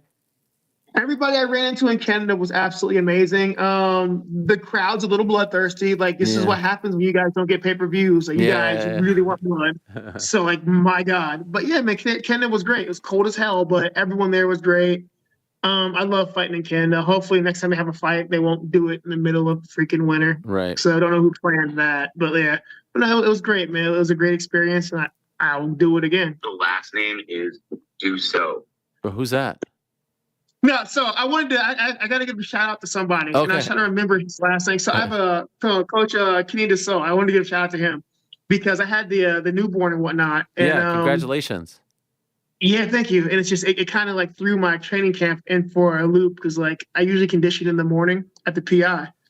And when this kid's sleeping 3 hours a night, waking up, whatever, I'm not getting up at 7 a.m. to like go condition. It's not a thing. So Coach Kenny Deso actually reached out to me, and he kind of put together a S&C program for me. They really helped. So I had to make sure I get his name out there just because he was a godsend for this one. And he really helped me out when I couldn't do my regular thing. So Coach Kenny Deso guy, look him up.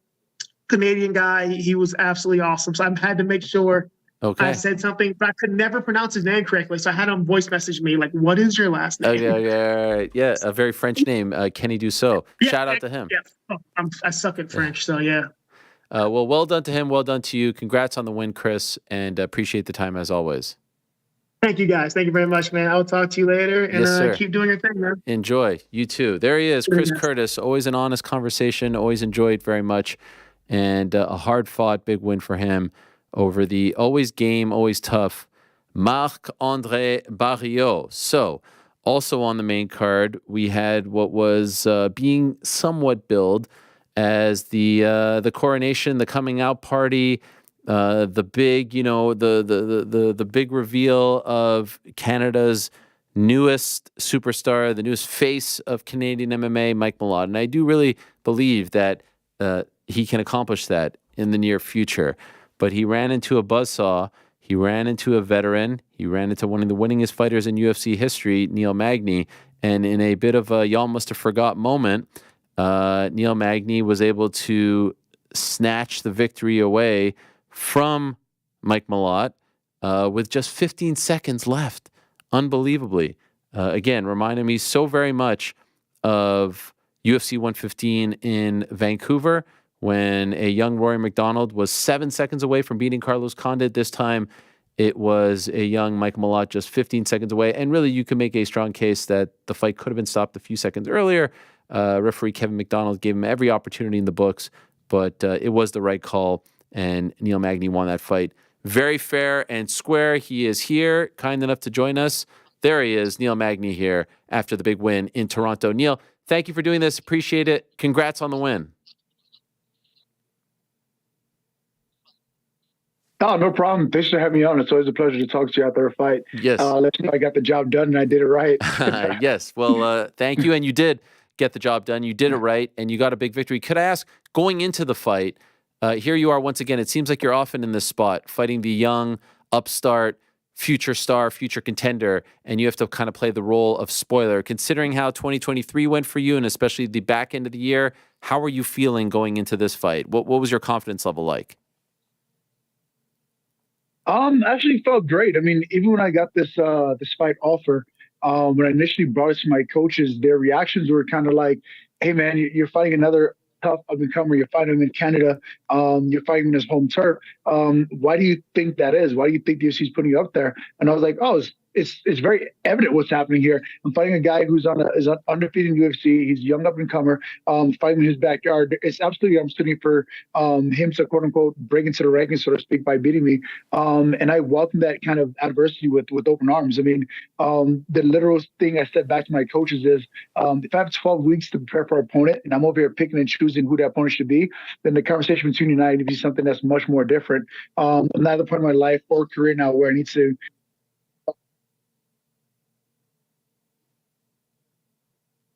We lost him there. First, we lost. Sorry about that, guys. The connection seems to be pretty rough today. No. Yeah, it was fine there at the beginning, and then your video froze, but your audio was there. There am I. Yeah, but you still hear me? Oh, you're back. Yes, I hear you clearly. Okay. Okay, now you're back. Your video's back. It's just if you don't mind turning your camera the other way because we have the black bars there.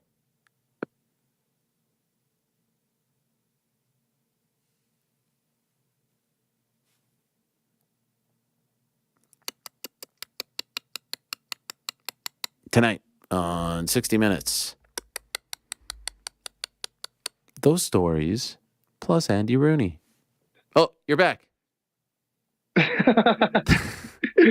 Gotta love technical difficulties. Yes. Okay. I think we're good. Hopefully, they say we're efforting, but I think we're good. So it felt. I'm happy that you say that because it was clear that they were trying to build him off of you, right? And you recognize that. Does that annoy you when you come to terms with that?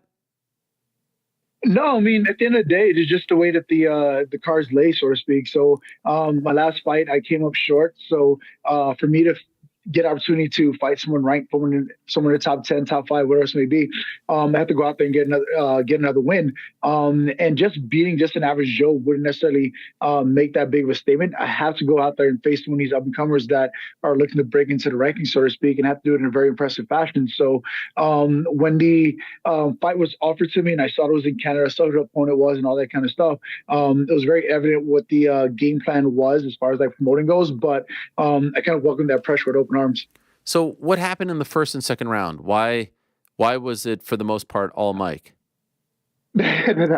Yeah, so looking at film and going into this fight, one of the things that we noticed is Mike is very talented and he has a lot of first round, second round victories with either TKOs or submission sort of thing. So we knew that he was the kind of guy that kind of likes to start the fight off quickly, and we're kind of anticipating that. So early in the round, I was kind of like trying to draw him out, so to speak, to kind of make him be super aggressive and look for that kind of bait him into like trying to chase a finish early on kind of thing where I can really kind of rope him into kind of grappling and making a long, grueling fight for him. But he kind of flipped the script a little bit. He was very calm. He was very composed. He kind of stayed back and was very patient. And it was honestly kind of frustrating at times. I was like, wait, you're supposed to blitz forward. Where's the blitz? You're supposed to high up and go crazy. Why is it not happening yet? So he did a very good job on his end as far as like preparation goes as to the kind of fighter he needed to beat me. And for a majority of that fight, he was doing just that. He was staying patient. He was staying composed. He was trying to staying just out of my reach where I couldn't really inflict much of my game plan on him, so to speak. And he made it close. He made a very close fight for me. Do you recall what your corner told you going into the third round? What was the game plan? After it was very clear that the first 2 rounds went to him, what were they telling you to do? What were you thinking about going into the third? By the third round, they're just very evident that like, hey man, you're probably down 2-0 at this point. You're definitely down 2-0. We need you out there and make it a fight. We need you to make it a dogfight at this point. I know you can push for 5 minutes. We need 5 minutes to work out of you. And literally, I just jumped off the stool and said, yes, sir, I'll get it done. And just went out there and was willing to do whatever it took to kind of see an opportunity to get the fight done. I mean, I was jumping on submissions. I was looking for ground and pound TKO. Whatever he presented, I was going to go out there and try to get done, so to speak. And I was very fortunate to get the fight to the ground and find an opportunity to finish it. So he goes for that submission, and then the tide turns with about a minute left. What is the opening that you see there? What happened as far as you are concerned? So at one point I started going for a choke. I knew a guy like mine is super tough, and I knew that we had short time in a round. And like, had I tried squeezing a choke or whatever, he probably wouldn't have tapped due to pain. He probably wouldn't have tapped due to discomfort. The only way he was going to tap is if the ref pulled me off, if he actually went to stick with a submission. So at one point I tried locking up a head and arm choke, and I just didn't feel that like it was in deep enough where I can actually like cut off circulation to cause him lose consciousness and that kind of thing. So I knew the next best option I had was to look for a TKO finish, whether it was either punching to lost consciousness or punching to so the ref pulled me off. And I just went, screw it, we're going to punch to the ref pulls me off, so to speak. So you kept going, and honestly, I felt like, I didn't think it was like a late stoppage, but I think the referee, Kevin McDonald, gave him every opportunity to survive, perhaps because there were just seconds remaining. Did you think that it went on too long? I mean, at the end of the day, with the sport being the way that it is, I feel he gave him every opportunity to stay in the fight. I mean, it's one of those opportunities. Had he called the fight too early, many would have argued that, like, oh no, he called the fight too early. He was up 2 rounds. You should let the fight play out. But I feel like it was a good call on the rest part to kind of give Mike Malott every opportunity to get himself back into the fight. He gave him ample verbal warnings, say, get back in the fight back, and reposition, to give him every opportunity possible to make it clear that he wanted to stay in the fight and he still had fight in him. But eventually it just ended up being too much, where it was just like overwhelming. Shots were landing pretty flush, and it was enough to get the victory. When you're raining those blows, are you at all thinking about the clock? Because, I mean, there's seconds left. Are you wondering if he's going to get saved by the bell? Are you thinking about this at all? Yeah, 100%. I mean, a lot of times you get in positions like whether it's taking someone's back and flattening them out, you kind of punch to the point of like, all right, well, the guy's not improving his position. The ref's probably going to swoop in and save him. There's no need for me to inflict so much damage on this individual. I can't pull back the punches, so to speak. But knowing I had a short window of opportunity, knowing that the time was probably very close, I knew I had to punch with the intent to either cause him to lose consciousness or cause it to be the point where like the ref just saw enough where he's like, nope, I can't wait another 10 seconds. I got to call this now. So I definitely had to like strike with just with the intent of either causing him to lose consciousness or causing the ref to see enough damage where he felt the need to jump in and call the fight. Such a huge win for you, not only because of like how the last fight went, but also considering he was, of all the Canadians on the card, right? I mean, there were 7 males, 8 if you include Arnold Allen, 2 females. Of all the Canadians on the card, he was the one kind of being pushed. He was highest on the card as maybe the next guy. And you come back and you do that to him in Toronto, in his home province, all very huge. And I know we talked about like how the fight was being positioned, but even all week in terms of the media stuff and what he was posting, like it just seemed like he recognized it, and nothing wrong with that. But I'm wondering if you took any of that in and used that as fuel all week to be the spoiler and to ruin all of this.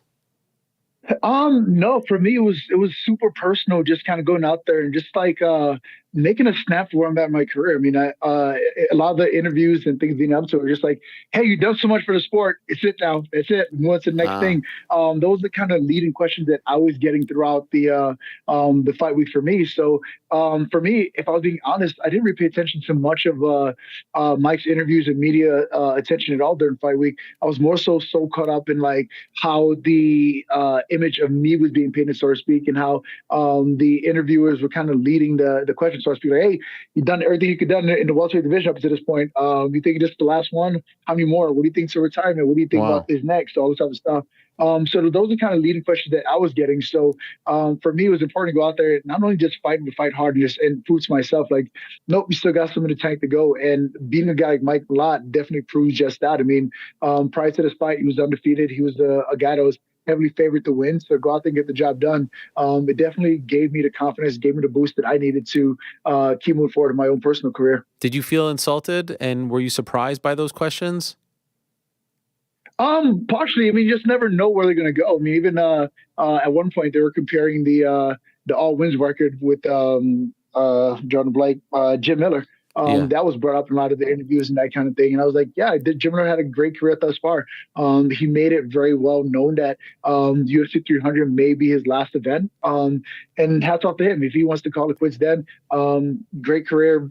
Right after sunset, enjoy your time off, so to speak. But when I think of Jim Miller and what he's done and where he's at in his life personally, he and I are just not in the same place. So to have that be the comparison going into fight week, for me, I knew I had to do something different going into that fight to kind of like change the tide, so to speak. I don't want to have conversations about what's next after fighting. I want to have conversations about how many more fights I have left in me. To me, I feel like I still haven't met my ultimate goal yet, which is UFC title contention. And if 5 years from now I look back and it's not accomplished, great. But for right now, I still have my heart and eyes set on doing just that. It's a tricky thing, I think. You tell me if I'm wrong, because it's not like you beat him in 10 seconds or even like, beat him in the first 4 minutes. You can't, while you're probably very happy that you got the win and it was well-deserved and earned and the way you turned it around was remarkable, you can't necessarily ignore the first 2 rounds, right? So are you overall happy with the body of work, or are you just happy with the finish and hate the body of work? What are your feelings towards the fight? No, I mean, at this point, it's all gathering data for what's next for me. That's literally what these fights are at this point. So before I even got on the flight home, I was discussing with my coaches like, hey, there were certain things that happened in that fight that I didn't feel comfortable with and I didn't like. And we were already addressing how we would face that when it came to the training room. And I was fortunate to get that kind of feedback from him. I mean, at the end of the day, when I'm preparing to fight some of these young up-and-coming guys, I have to study almost like a guy like Mike Malott, for example. His fights don't tend to go on very long. So when it comes to film study and preparation, I'm anticipating what he may or may not do off of like 25 minutes of film study. That's not very much to get a good feel of what your opponent may do. And you kind of like create this narrative of who that person may be in your mind before you actually get out there and feel the guy out. Where a guy like Mike Malott, for example, he's getting ready to fight me. He has over 9 hours of UFC footage alone to kind of break down what I may do, what I may not do, what my tendencies are. It's a lot easier for my opponents to game plan for me than just me to game plan for them, kind of thing. So going into that fight with Mike Malott, like, yeah, those first 2 rounds, I'm not okay with it. I'm not comfortable with it. I very much dislike those 2 rounds. There were some things I did well in those first 2 rounds, but I can definitely say there were some things that I took away that I could do a lot better moving forward. And those are the opportunities that I'm grateful and appreciative for, because those experiences won't go to waste, so to speak. Like before I even got on the flight, I already had it written out in a notebook of what to address in training on Tuesday. Today, I'm already in preparation for what do I need to do physically today to prepare me to go back to the gym tomorrow. I had a nice, easy workout this morning to kind of give my body a little bit of active recovery before going back to the gym and start drilling tomorrow right away. So the first 2 rounds can't be ignored, but I feel like it can't be ignored more so for the data it's given me more than anything. Did you share any words of wisdom with him afterwards? Did you say anything to him at all? No, it was very unfortunate.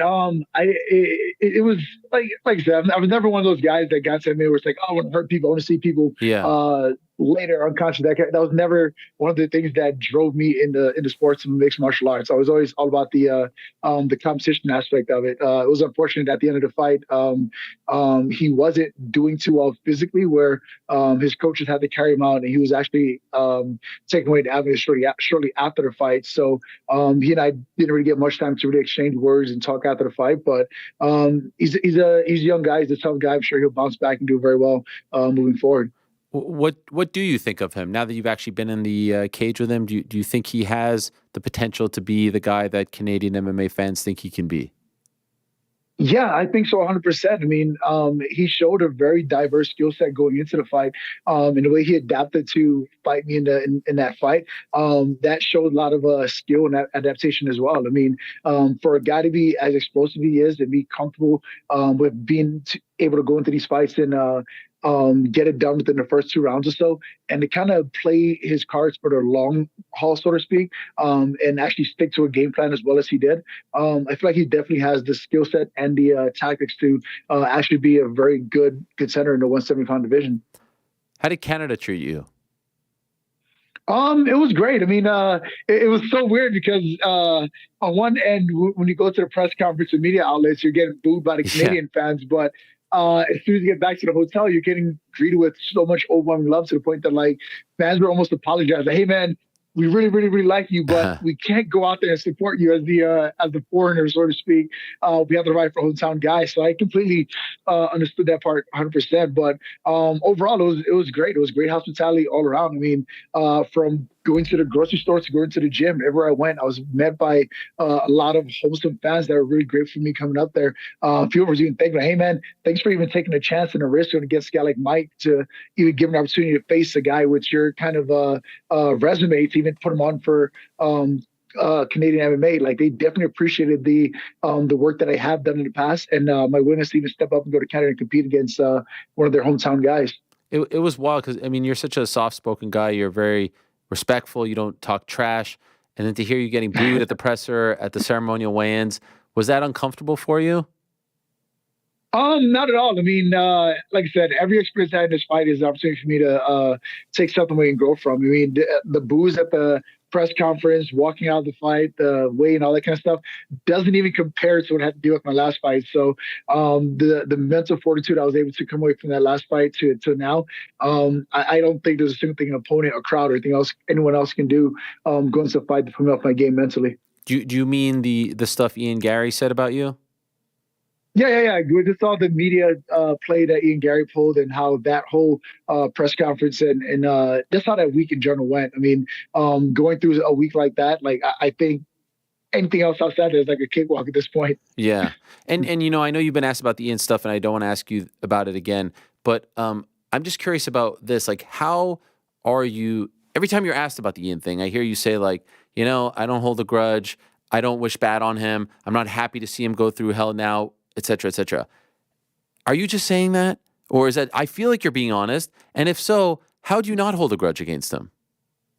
No, I mean, at the end of the day, like, I'm not sure if I hope you never had to go through it, never have been through it, but going through a separation when you have children involved is one of the most difficult things I've ever had to face throughout my life. I mean, every type of experience I have thus far. I mean, whether it's grief or military things or whatever else may be, that kind of experience is something that, like, I wouldn't wish my worst enemy. I mean, it's truly a difficult situation where the the level of intent or ability you have to actually be a parent to your child is at stake or whatever, and someone else gets to decide on like how long you can see your children, when you can see your children, all that kind of stuff. It's a very uneasy feeling. So going through all that stuff last year and wondering whether or not I'll be able to have custody of my children and when I'll be able to see them, how long I'll be able to spend time with them, whether or not my visits will be supervised, all this other stuff. It was a very uneasy feeling. So to have an opponent kind of take that lightly and kind of make it a gimmick where some of the things he was saying in press conferences were being quoted in emails for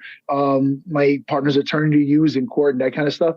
It just was a very uneasy feeling for me where it's like, man, this is beyond fighting. This is like my actual like life here. Like forget legacy, forget wins, forget records, forget all that stuff. It's like my sole purpose on earth at this point, be the best father possible to my kids. And the things being said in that press conference actually being quoted and being put in position to use against me in court kind of thing. And I that was just an uneasy feeling. I just didn't like it at all or whatever. And mentally, it took a huge toll on me. So to go through that experience and see what that had the potential of doing, there's no way I can turn around and say, oh, I wish this person goes through it now. That was just not anything that I would want to go through ever again, nor would I want to see someone else go through that, especially when you have an innocent child that's in the middle of it that doesn't deserve one parent or another being taken away for unjust cause.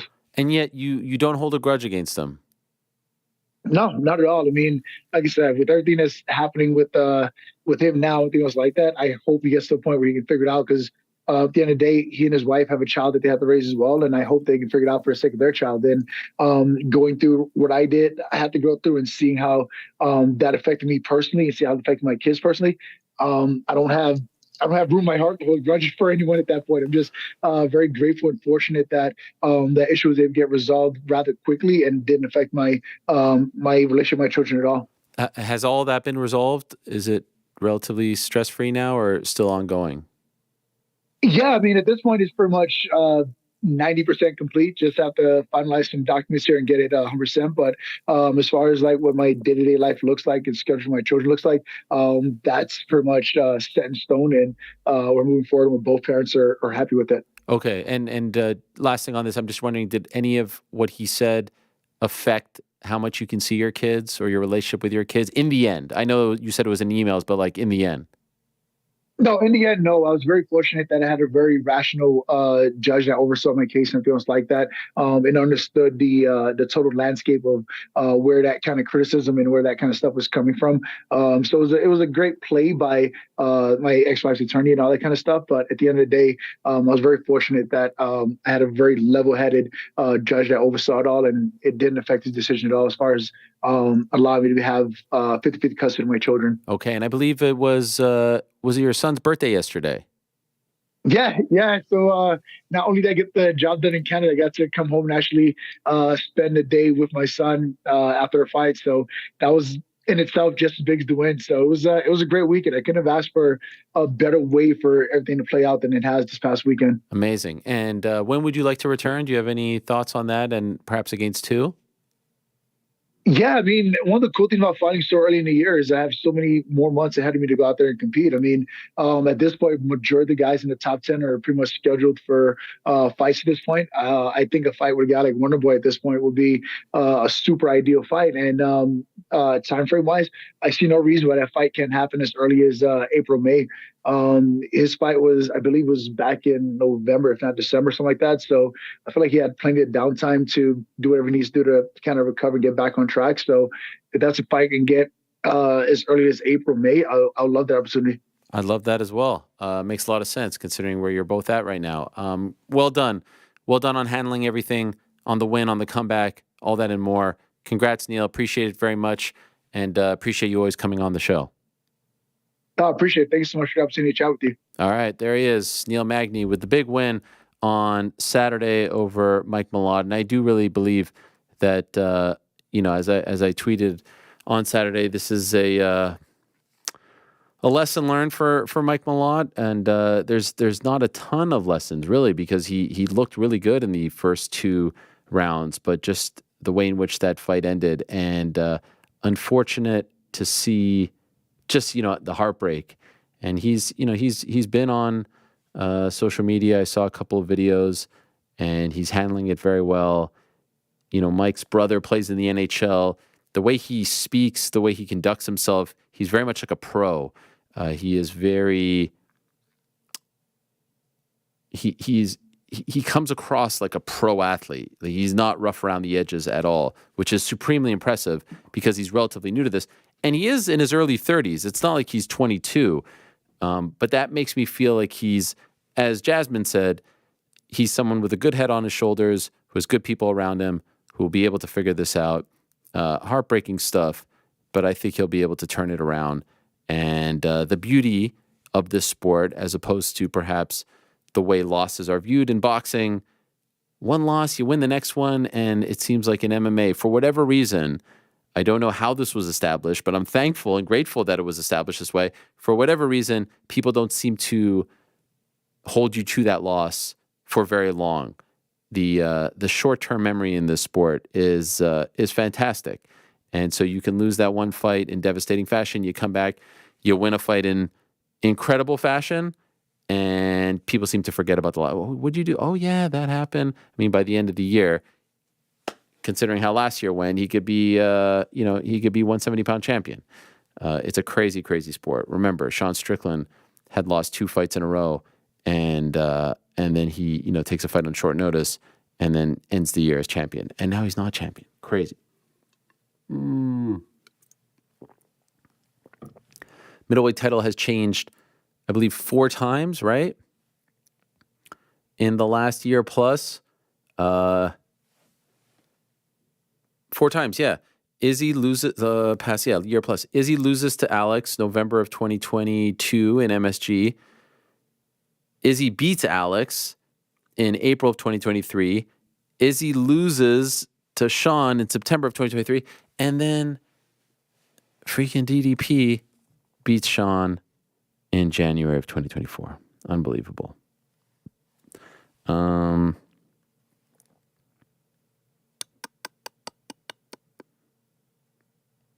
weird thing happening with my phone here. Oh, yeah? What's that? First, I got this new, I have to say, are you an iPhone guy, Frank? Yes, I am. Which one do you have? 15 Pro. Oh, you got the 15 Pro, huh? Yeah. Love the USB-C cable. Why? Why do you love it? The uniformity with the other stuff I have. I have the 15. No, wait, you have the 15 Pro. So like me, you don't have the Max, right? Correct. My wife has the Max. And first of all, like, look at that case. That's sick. Do you like this case? Yeah. There he is, Mysterious Frank. The Max is better because it's a little bit bigger. I was afraid it was too big. I didn't want to have an iPad in my pocket, so I didn't get the Max. And I find this to be very clunky. Like, it's not smooth. You open the app, you write. It's, I don't know. It's not smooth. You find it to be smooth? I find it very... super smooth. Really? Yeah. Does yours heat up too much, or is that just me? No. That was a thing. What do you mean? When they first came out, there was a lot of talking about them heating up. Yeah, and? But mine didn't do that. Oh. Do you think I have a defective one? It's quite possible. Okay. Don't get like a 3rd-degree burn. All right. Well, we got about an hour left in the show. It seems like DDP's team is having a hard time reaching DDP for whatever reason, but we are going to do our best and pray to the Almighty One above that he shows up. And if he doesn't, no harm, no foul. We'll make it happen. Let me just do this one quick thing right here. Chung, chung, chung. Wait. Oh, that's weird.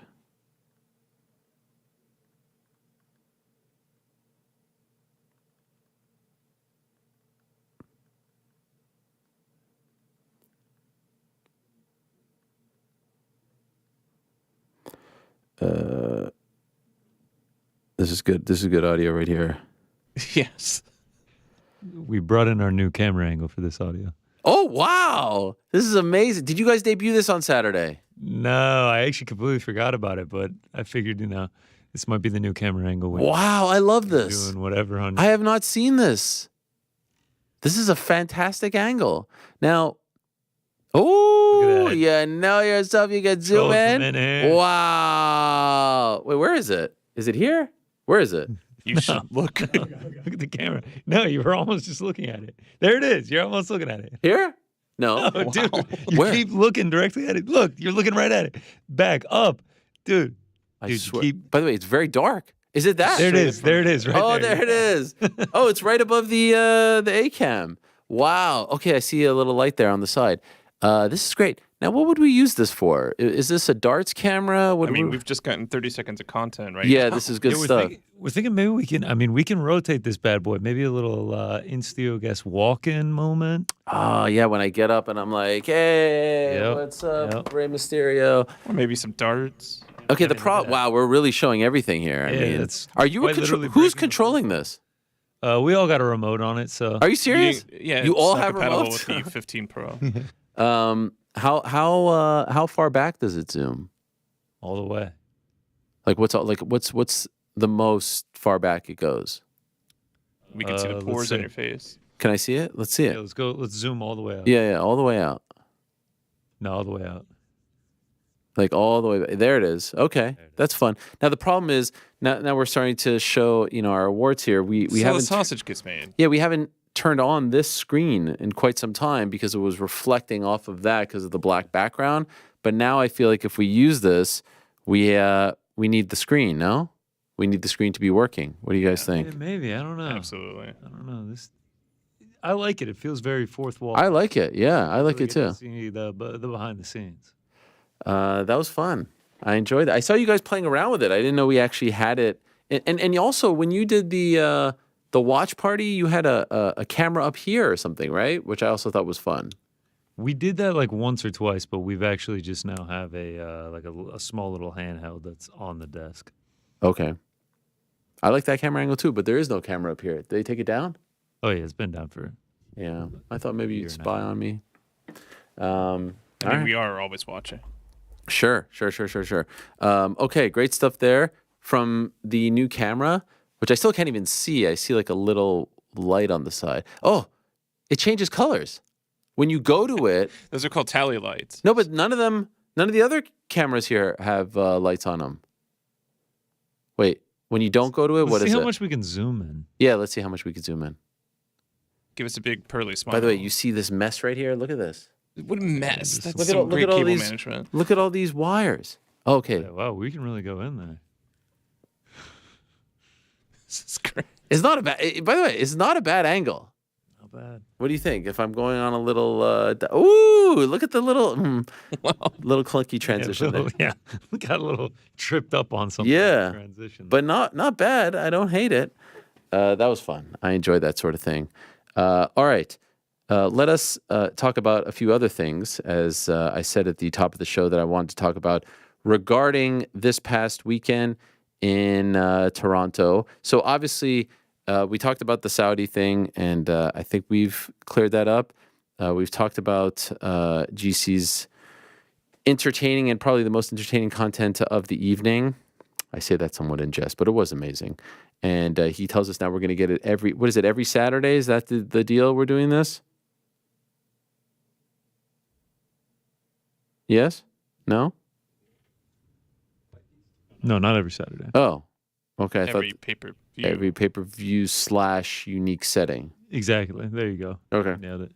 Like, yeah. So the next one we could expect on February 17th, yes? Because a lot of people are asking me about that. Bingo. Yep. I thought maybe you would do something for Tampa this weekend for Royal Rumble. What am I going to do? Tropicana Field? Yeah. Go try out some citrus fruit stands? Anaheim. What are you going to do for Anaheim? Look, we got leave plans that one for to Anaheim. us. We got restaurants picked out. I already know what I'm getting. I made reservations. Amazing. I am excited about this. Where are you going? We haven't really talked about this, by the way. We have to do our Royal Rumble draw on Wednesday, right? Yeah, I can't wait. Do we have a plan for this? What do you mean? We're going to do the draw just like we do every year.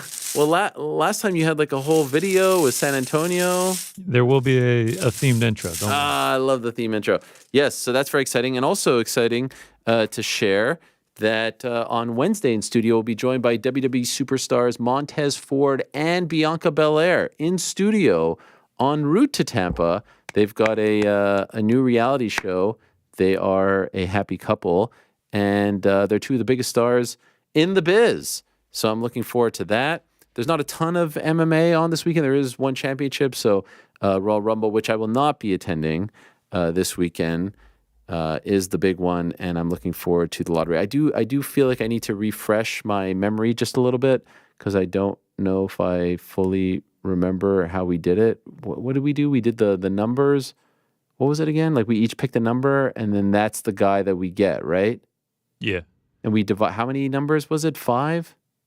Yeah, because I think there's 30 entrants, and I think we each got 6 numbers because Joe was in it last year. So it was That's right. Me, you, Frank, Rick, Joe. There was 5 of us. We each got 6 numbers, yeah. And it was just luck of the draw, right? So like if I get one. Yep. And who won? Frank won. Frank won, that's right. I don't believe he ever got paid out. No, I didn't. I think there was Wow. Is that true? Actually, absolutely true. Didn't Frank win the men's and you won the women's? Oh, so then I said they canceled each other out. Yeah, there was a lot of drama going on. we didn't pay beforehand. You gotta have the trustee, the Ernst and Young type. Right. Put it in the what is that called? It's called what is that called? They do this in fighting. They put it in an account. A pension. Not a pension. Escrow. Amazing. We can Venmo corporate Alex, and he can be the. He could be the escrow. He could be Ernst and Young. All right, fair enough. I think he was last year. $10 buy-in, $20 buy-in. What are we thinking? Wait, who took my $20? I don't know. Is it 20/20 or is it 10 and 10? I'm down for whatever. I like 10 and 10. All right. Is it winner take all? Do you get points for? Well, we need to figure out the. We need to figure it out how we're going to do this. All right. We'll talk offline. We'll circle back offline. Yeah, we'll talk offline, and then we'll have it for you on Wednesday's program. So stay tuned for all of that. Looking forward to all of that. Obviously, when we left on Wednesday, went straight to the airport, like I said, and all of a sudden I see this whole hullabaloo between Sean Strickland and our very own Alex K. Lee. Became a huge thing, and you've probably seen the clips online, and it was pretty intense. And I've been working with Alex for quite some time, prior to ESPN, of course, and then since coming back to MMA fighting, and would have to say that he is one of my favorite colleagues that I've ever had, no matter where I've ever worked.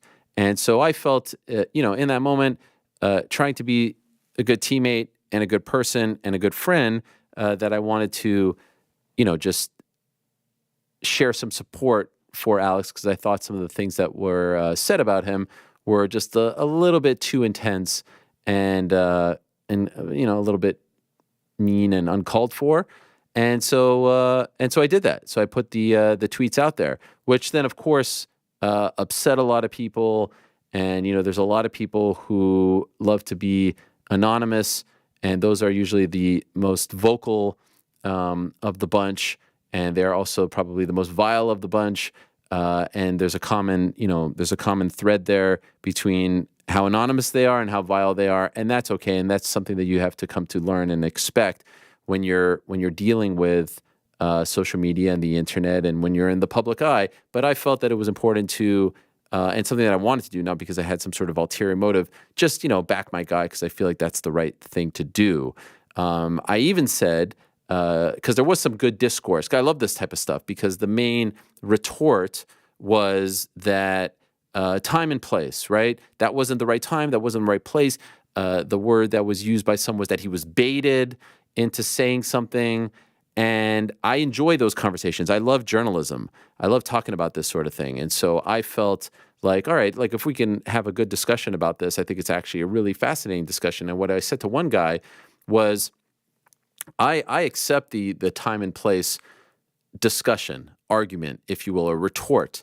And I said to him, in that moment, like at a UFC scrum with Sean Strickland up there, am I, Ariel Helwani, asking him that question? I don't think I'm asking him that question. That doesn't mean it was the wrong question to ask, because there's a bunch of stuff that people ask that I wouldn't ask.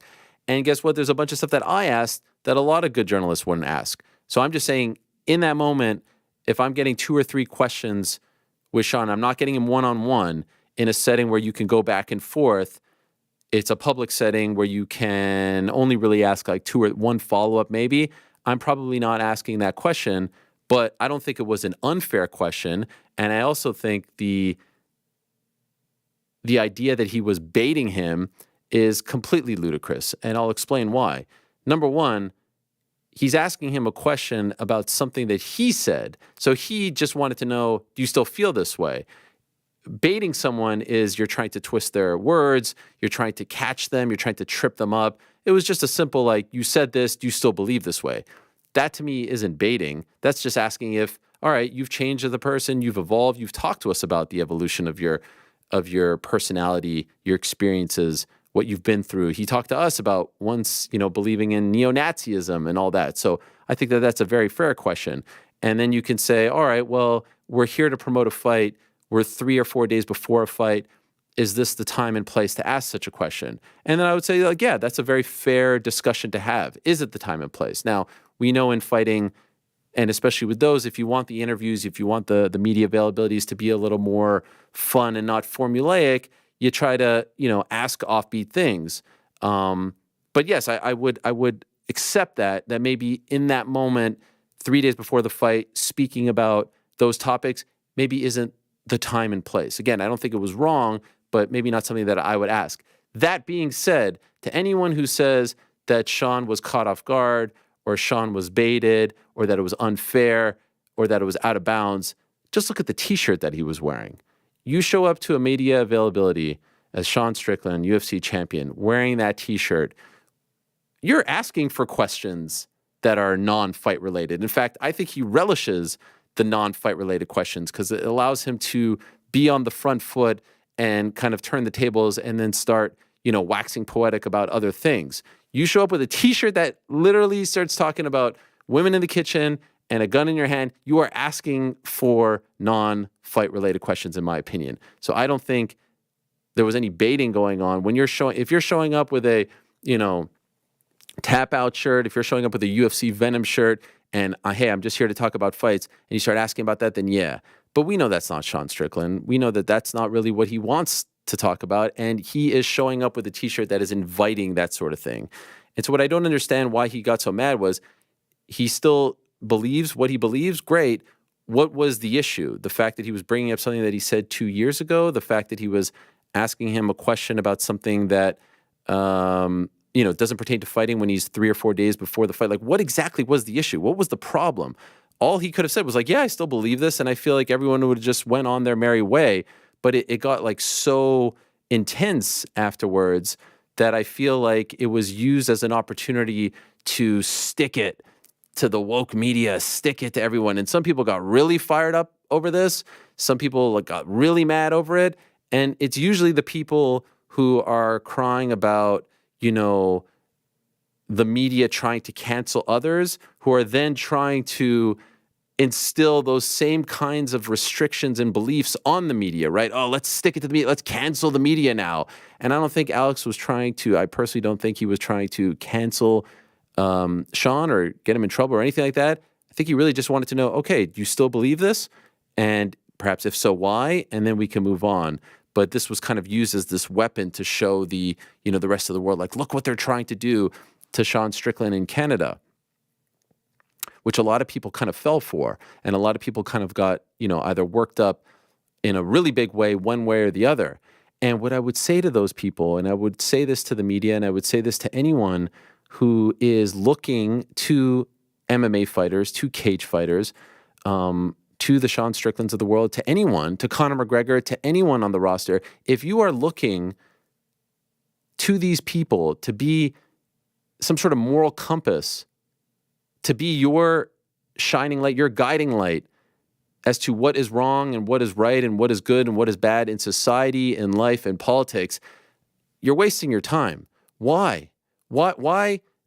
I would say this to my fellow media members. Why are you looking to Sean Strickland as some kind of moral compass? Why do you care what he thinks about any of this stuff when you could say you already know how he feels about this? He's made his feelings and beliefs quite clear. If you want to say, like, I want to know more, I want to dig more, Sure, but I would say myself, the reason why I don't want to talk to him about this, the reason why I don't want to have Bryce Mitchell on to talk about this, the reason why I don't want to have Sean Strickland to talk about this, or any of these people, why I try to stay away from all this stuff, why I wanted to have Colby Covington on the show back at ESPN when they would tell me not to have him on and not talk to him about politics, is because I don't care.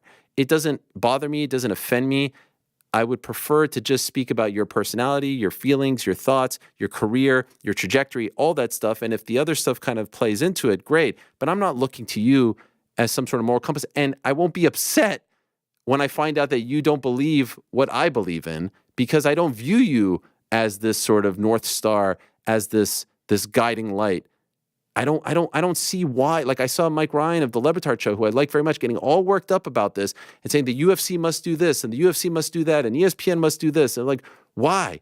They've already shown us who they are. They already shown us how they deal with these things. You think this is going to change? You think Sean Strickland's going to get removed from the fight? You think he's going to get canceled from the fight? You think ESPN is going to take the pay-per-view off air? You think the UFC is going to? No. What are you getting all worked up about this?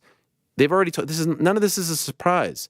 So you could either take it to heart, you could either let it bother you, you can let it affect you, you could let it poison your brain, poison your soul, or you could just look to these people as fighters, try your best to see the good in them, which was, for the most part, what I try to do, and not view any opportunity to speak to them, especially in a sort of public setting, and you're not one-on-one where you can really kind of go back and forth and dig deep, as any opportunity to get to the bottom of all of this. Where it gets really interesting one step further is, all right, Sean Strickland marches to the beat of his own drum, and clearly this has worked for him, this if you want to call it persona, or he's found something which has benefited him greatly, and there's a lot of people who, back him and love him and support him and all that stuff and more. Where it gets interesting is when Dana White starts talking about it, because Dana White has found this amazing, he's found this amazing sort of role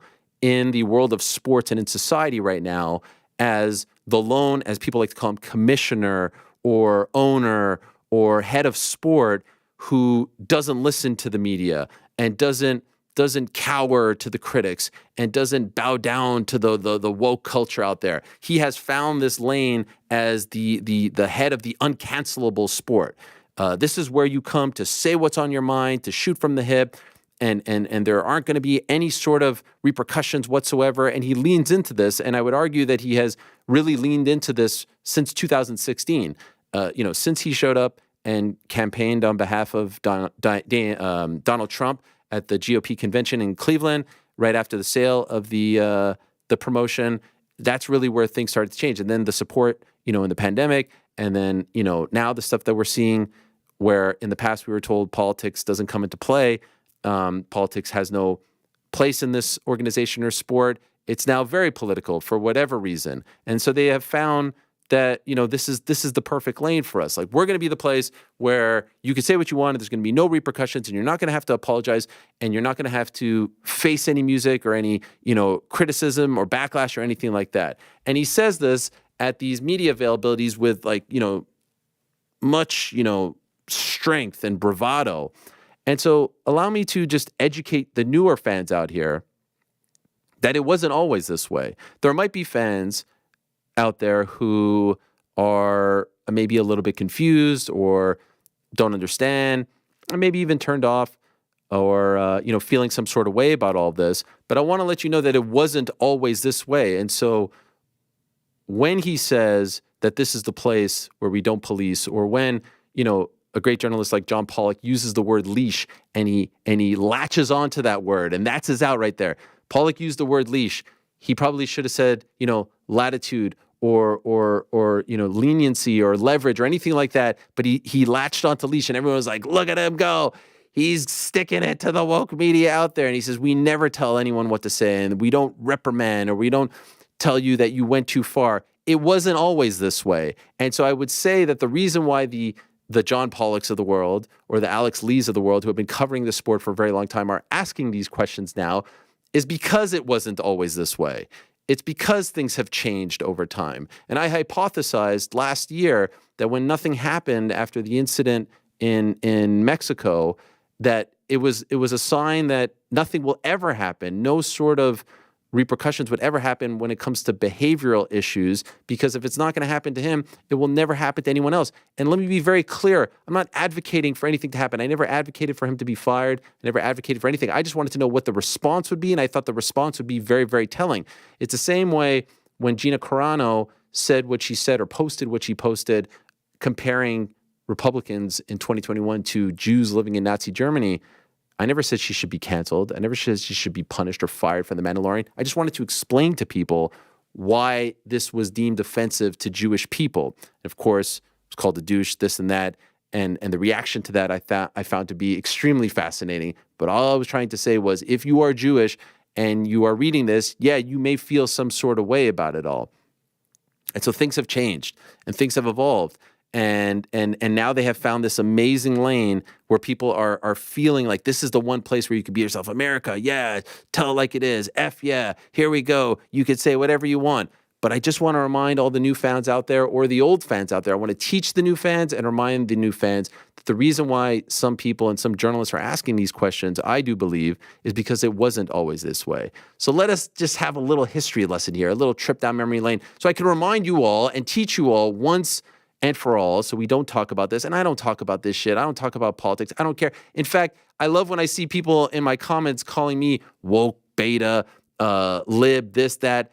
As I've said again and again, my whole family, they're conservative. They all vote Republican, whether it's in Canada or the US. I probably feel a lot more like a lot of you about quote unquote woke culture than you may think. I mean, you know what I support. You know that I back Israel. You know that I've seen heinous things being said about my people and country over the last 3 months.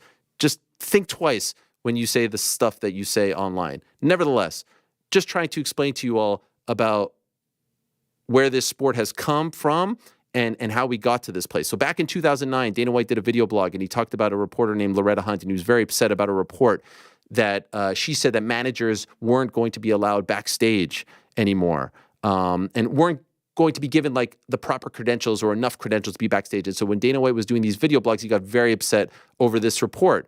No different than many reports over the years. And so he did this video blog, and he had some, pretty, offensive things to say about the people who spoke to Loretta Hunt. And he used a homophobic slur, and he got some backlash. And so what happened afterwards? He had to apologize. Here's an article in 2009 from ESPN where Dana White has to say sorry for the anti-gay slur. And so he says in the quote, "I hurt people that I didn't intend to hurt. When you do something like that, yes, I believe that you should say you're sorry. I never intended to hurt anyone in the gay community or be malicious or look like a hateful guy. I never meant to hurt anyone in the gay or lesbian community at all in any way, shape, or form." That was in April of 2009 when there was some backlash over things that he said. Now you could say, okay, like that's him policing himself. And that's very fair. He apologized for what happened last year in Mexico as well. Well, what about, things that fighters on the roster say? Because that's what he's being asked. Is there a line? What if they go too far? Are you going to say no mas? Are you going to say stop overstepping? Things of that nature. Well, what about back in 2010, Frank Mir is a top heavyweight contender, and he's working as a commentator for Versus, for WEC. And he said that he wanted Brock Lesnar to be, quote, the first person that dies due to octagon-related injuries, end quote. There it is. February of 2010, MMA Junkie. UFC.com releases a statement. Dana White, quote, disappointed by Mir's comments and that he won't be saying anything like that again. Afterwards, widely reported, Frank Mir lost his job commentating for WC, which was owned by Zuffa, because of that comment. And he had to further apologize. Quote, "I would like to apologize to Brock Lesnar, his family, the UFC, and UFC fans for the stupid remarks. I respect Brock and all the other fighters in the sport of mixed martial arts. I'm sorry that I stepped out of line." All he said was that he wanted to kill Brock Lesnar. I mean, you hear that almost every week now. No big deal. Dana White, quote, "He's been talked to. He regrets what he said. He won't be saying anything like that again." All right. So that was interesting. I remember hearing about that and being like, does the punishment fit the crime? Like, he's just building a fight. They have a history. They have beef. What's the big deal? Well, November of 2011, Forrest Griffin, who at the time is, a light heavyweight contender. He tweets something on his account, on his Twitter account. Here it is. The quote was, "Rape is the new missionary." UFC President Dana White was quick to defend Griffin, insisting that his comments were completely misunderstood and that his tweet wasn't a joke. Griffin went to the Rape Crisis Center to meet with Executive Director Hannah Brooke after touring the facilities and making a donation. The best-selling author formally apologized for his comment. And there's a quote from ABC News here, a statement from ABC News. This is November of 2011 for just a tweet, nothing else. Shortly thereafter, December of 2011, Miguel Torres, top contender in the bantamweight division, fired for a joke that he tweeted. At least he thought it was a joke. Apparently he was quoting the show It's Always Sunny in Philadelphia. And the quote was, "If a rape van was called a surprise van, more women wouldn't mind going for rides in them." He got fired. He got fired from the UFC for that tweet. I remember interviewing Dana White about it, and he explained why. And then he got his job back eventually. But the quote from Dana White at the time, "There's no explanation for that. There's absolutely nothing I could do to make any sense of that. And the fact that he even thinks that it's funny or it's a joke, it disturbs me and bothers me. Again, you're dealing with a guy who's a smart guy that owns his own business, that's been one of the top fighters in the world, and I cut him today. He's no longer with the UFC." Why am I trying to show this? All I'm trying to say was not good, bad, or indifferent, not right, wrong, or down the middle, that there was a time where there were repercussions, where the UFC wasn't the wild, wild west, where you couldn't just say anything, where there was a code of conduct policy. That's all I'm trying to explain here to you guys. You decide what you like better. You decide you like this. You decide you like that. This era, that era.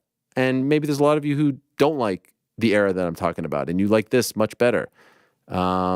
But it wasn't always this way, and that's the point that I'm trying to make. When he says it's always been like that here, it hasn't always been like that here. In fact, it once included our show. We were once caught in a bit of a firestorm when Matt Mitrione used to come on the show for his Mitrione Minute. And this is back in 2013. He said something about Fallon Fox. He called Fallon Fox a transgender fighter, quote, lying sick, sociopathic, disgusting freak. He said that on this show. Shortly thereafter, the UFC posted this statement. The UFC was appalled by the transphobic comments made by heavyweight Matt Mitrione. Today in an interview on the MMA Hour, the organization finds Mitrione's comments offensive and wholly unacceptable, and as a direct result of this significant breach of the UFC's code of conduct, Mr. Mitrione's UFC contract has been suspended, and the incident is being investigated. The UFC is a friend and ally of the LGBT community and expects and requires all 450 of its athletes to treat others with dignity and respect. 2013 continues. May of 2013, Nate Diaz tweets a homophobic slur about Brian Caraway. Dana White telling the media that Nate Diaz could be cut from the UFC for this tweet. Nate Diaz could be cut from the UFC. And later on, the UFC suspended Nate Diaz following the tweet. You see it right over there. May of 2013. Quote, "We are very disappointed by Nate Diaz's comments, which are in no way reflective of our organization. Nate is currently suspended pending internal investigation. We will provide further comment once the matter has been decided." Again, actions, repercussions. This hasn't always been the way it is. And finally, here's one more for you. July of 2015, Yoel Romero wins a big fight, and he gets on the microphone, and people still aren't sure what he said regarding Jesus. But what did Dana White say? Don't even go there. You just won the biggest fight of your career. He said it to me at the Reebok launch. America doesn't want to hear your thoughts on Jesus. Keep that stuff at home. Religion, politics, all that stuff. When you're out here fighting, you're being interviewed, they want to hear about the fight. It's awesome you love Jesus. Love Jesus all you want. You just don't have to do it publicly. So do you understand what I'm saying? And let this be known as well. Dana White is the CEO of the UFC, but not everyone in the UFC feels this way. And again, if you feel comfortable with this, God bless. It is America. I believe there is a difference between free speech and hate speech, and I believe that sometimes people mush those two together. But I do know for a fact that members of the UFC apologized for those comments on Wednesday to AK Lee. And I do know for a fact that members of the UFC went and spoke to Sean Strickland's team about this. Didn't reprimand him, didn't say you're going to be punished, didn't say, but they'll be like, yo. And look at the rest of the week. It didn't really go there, right? And I don't think that's a coincidence. So he can sit there so that, certain people retweet him and post a video and say, look what he's doing. Look who he's fighting for. Look what he believes in. Look what he's always believed in. But the truth is that always hasn't been the case. And the truth is that doesn't reflect the entire organization. It just doesn't. And so I hope people understand that. And I say this to the people who may feel a little bit deflated or feel like the sport is kind of moving on past them. Like, look, I heard people on Saturday, and again, I know this will confuse some people. People were saying F Justin Trudeau at the event. Oh my God, could you believe that? I hate Justin Trudeau. I think he's one of the worst prime ministers in the history of my country. He has not been a great prime minister. He hasn't been an ally for my people. I'm not a fan. I would never vote for him if I lived in Canada. And so I'm not sitting there. Do I think that type of stuff should be said at a UFC event? No, I think it's a little weird. I don't know how we got to this point, but it's not like I'm trying to defend or I'm upset or this or that. I'm just trying to explain to all of you, the sane-minded people out there, that it wasn't always this way. And yes, he is the face of the company, and part of this is like some sort of persona gimmick that has been developed over the last 5 or 6 years that has really worked, but it hasn't always been this way as it pertains to him, as it pertains to the company, as it pertains to the fighters and the potential repercussions. So is anything going to change? I don't know. Is anything going to evolve over time? Perhaps it has evolved from the point that I was just telling you about to now. I don't know what's going to happen in the next 10 years. And, it's going to be an interesting story to follow to see like how deep the sport wants to go here. But I do think that it's okay to tell your fighters like, hey, there is a line. What that line is, I don't know. But just the old like, hey, it's the fight game. I do think that there are certain things that don't need to be said in the public eye, whether it's towards a different fighter or whether it's, to fans, whether it's in public spaces, whether it's on a podcast, there could be. Does it have to be? Does the quote unquote leash have to be as tight as say the NBA or NFL? No, it is fighting. It is cage fighting. He's right. It should be a little bit wild and wacky and like the Wild West. That's what we love about the characters. They're different. They're not polished. They don't have PR people telling them what to say. They don't have, these canned answers just waiting to be spewed out. We like that. And so we could all just decide. I don't know why we have to be insulting and offensive about it all. I don't know why everything has to be some sort of grand commentary on, the state of the world and the state of America and the state of politics. Like, no, I think that you can say like, all right, what happened in this situation? And was it the right time? Was it the right answer? Was it the right words? Was it the right question? What happened with, Pollock and Dana on Saturday? Did he use the right word? Did he not? Like, I think all these things are very interesting conversations to have. And I enjoy having them because they're journalism conversations, ultimately. I know other people use them as other talking points or jumping off points. But I was just watching Mike on Thursday of the Le Batard show get all fired up. And I'm like, man, why are you getting all fired up about this? Why are you letting this bother you so much? Because one, nothing's going to change. And B, you're just bringing a whole heap of negativity your way and shit your way. So those are my 2 cents. A little bit of a trip down memory lane there, a little history lesson, if you will. And I might have forgotten a few over time, but I think it really all kind of ended as far as that stuff is concerned in 2016. That might be a coincidence. That might not be a coincidence. But interesting days. And, personally, I kind of wish that this wasn't a major talking point. And I don't think it will be a major talking point when Ilia Topuria fights Alex Volkanovski next week or next month in Anaheim. It just kind of comes and goes depending on the characters, and perhaps that's what people think makes the sport fun. There is an eclectic mix of characters who represent different things.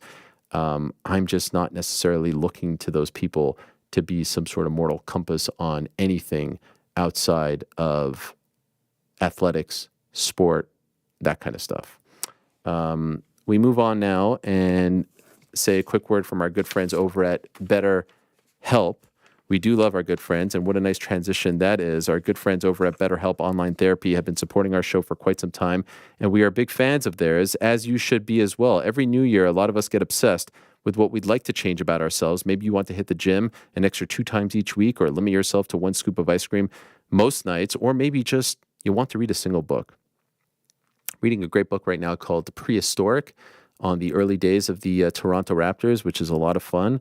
If you're a fan of that sort of thing, I highly recommend it. Whatever it is, your resolutions are probably trying to fix some kind of perceived flaw. This year, therapy can help you to focus on expanding those things that you're already doing right. I've talked about this before, massively helpful and beneficial, and there's many things that you could do, right? You can work out, you can exercise, you can go for a run, you could go for a walk, you could try to eat better, you could try to get better sleep. These are all very helpful, but speaking to a licensed therapist really goes a long way. BetterHelp offers affordable online therapy that is convenient and designed to fit into your busy schedule. If you're beginning the new year with an eye on self-improvement, therapy may offer more lasting benefits than that daunting checklist of resolutions. Therapy can help you identify and solidify your strengths, helping to improve your resiliency, mood, and relationships. Just fill out BetterHelp's painless questionnaire online, and they'll pair you with a licensed therapist ready to help you start the new year on the right foot. Celebrate the progress you've already made. You can visit BetterHelp.com/MMA Hour today to get 10% off your first month. That's BetterHelp, HELP.com/MMA Hour. Please support them because they support us. And also, do want to let you know that our good friends over at DraftKings Sportsbook, they are on board, as always. I need a little water here.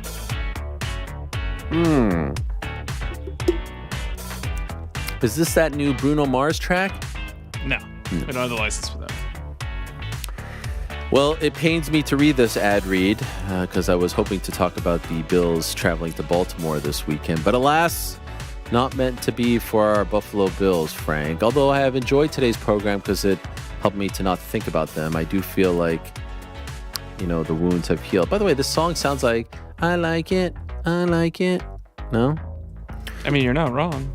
DraftKings Sportsbook, an official sports betting partner of the National Football League playoffs, is bringing you an offer that'll help make the playoffs electrifying. New customers can bet $5 on any game and get $200 instantly in bonus bets. Mention available. Should we re-rack? Yeah, let's re-rack it. Hey, Frank, did you know that the NFL playoffs are in full swing? Well, yes, I did. The place to go is DraftKings Sportsbook, an official sports betting partner of the National Football League playoffs. And they are bringing you an offer that'll help make the playoffs electrifying. New customers can bet $5 on any game, and get this, you get $200 instantly in bonus bets. Yes, download the DraftKings Sportsbook app now. Use code TheMMAR. New customers can bet just $5. This reminds me of that I Like It song.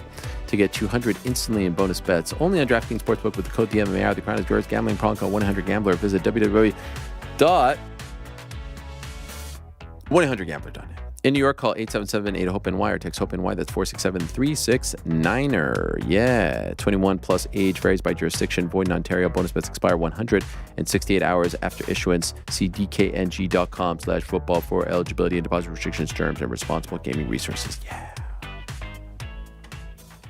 All right, gents. So we got a bit of a preview as far as the Parlay Boys are concerned. You went 2 for 4, right? 2 for 4, which is a loser. Don't be so hard on yourself, okay? 50%, batting 500, not bad. Batting 0 for 2 so far in 2024. Okay, all right. So yeah, I mean, obviously me and Rick were the ones that messed up this week. Juliana and Frank, the ones that messed up last week. Wait, we're going back. We walk before we run. I'm just saying, we now we've all gotten one right this year. Now we're ready to all get it right at the same time for the next one, and we're now officially back in the red. Oh, not for long, baby. Not for long. Point 2. Yeah. Come on. Point 2. No, I'm with you. I did not do so well either. Yeah, it was looking good. It was looking great. But then lose Katona, lose Arnold Allen, lose the under in the main event. don't do so well on the parlays either. Mike Malott had a lot of exposure on him. And we end up down 4.5 units on the day. A lot of red on there. Don't like to see that. A lot of red. Lost on the singles, lost on the parlays, lost weekly, and now I'm down for 2024. Still doing good overall, but now we need to bounce back. We don't want to dig ourselves too deep like we did last year. And I guess I missed the memo. I guess I missed the script. I guess the UFC emailed out the script for this past weekend because it felt like I was about the only one that did bad. I've got quite a few big hitters to get to, and some of them are just absolutely ridiculous. By the way, while we were talking about him and standing on business, can the script thing go away too? No, that's here to stay. Oh. Everyone's like, no, it wasn't part of the script. Mahomes. Oh. What is that? Did you see the tweets about the Chiefs went off script by stopping Damar Hamlin on the big punt? Do people really believe this, by the way? No. I think people were joking about that. No. But like in general, do they actually think there's an NFL script? I think you could find some people out there that, definitely think it's scripted. Wow. I think people think every sport is not real. Only a script, there's a cabal. There's a what? Like a group of people who make these decisions. It's a joke. Oh, cabal. Cabal. Oh, cabal. Kaboom. Swing and a miss. Yeah. All right. We start with capping service. This man has been on the show many times before, but he goes Jasmine Jasudavicius, round 3, plus 890. 500 on that.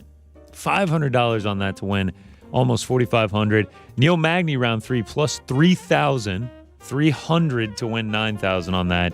And then, he also had Jillian Robertson by KO, plus 825, 500 to win almost 4,200. That's a solid night at the office. That's about $17,000 in winnings, if I'm not mistaken. Another man who just killed it. These first few are just like a cumulative of just a ridiculous amount of bets. Lucrative MMA. He has also been on the show many times. Neil Magny, he threw 3,250 pounds on that, wins 13,000. Also, he had Neil Magny round 3 plus 3,300 through 250 on that. He had another 500 on it, another 50 on it. He won just thousands and thousands of dollars on Neil Magny winning in round 3. And he also had Jillian Robertson KO TKO in round 2. Another just winner for him there. Had over $130,000 in profit on Saturday night. So like I said, I must have missed the email that revealed all the winners because these guys were on fire. Another guy, Mr. Electrocute.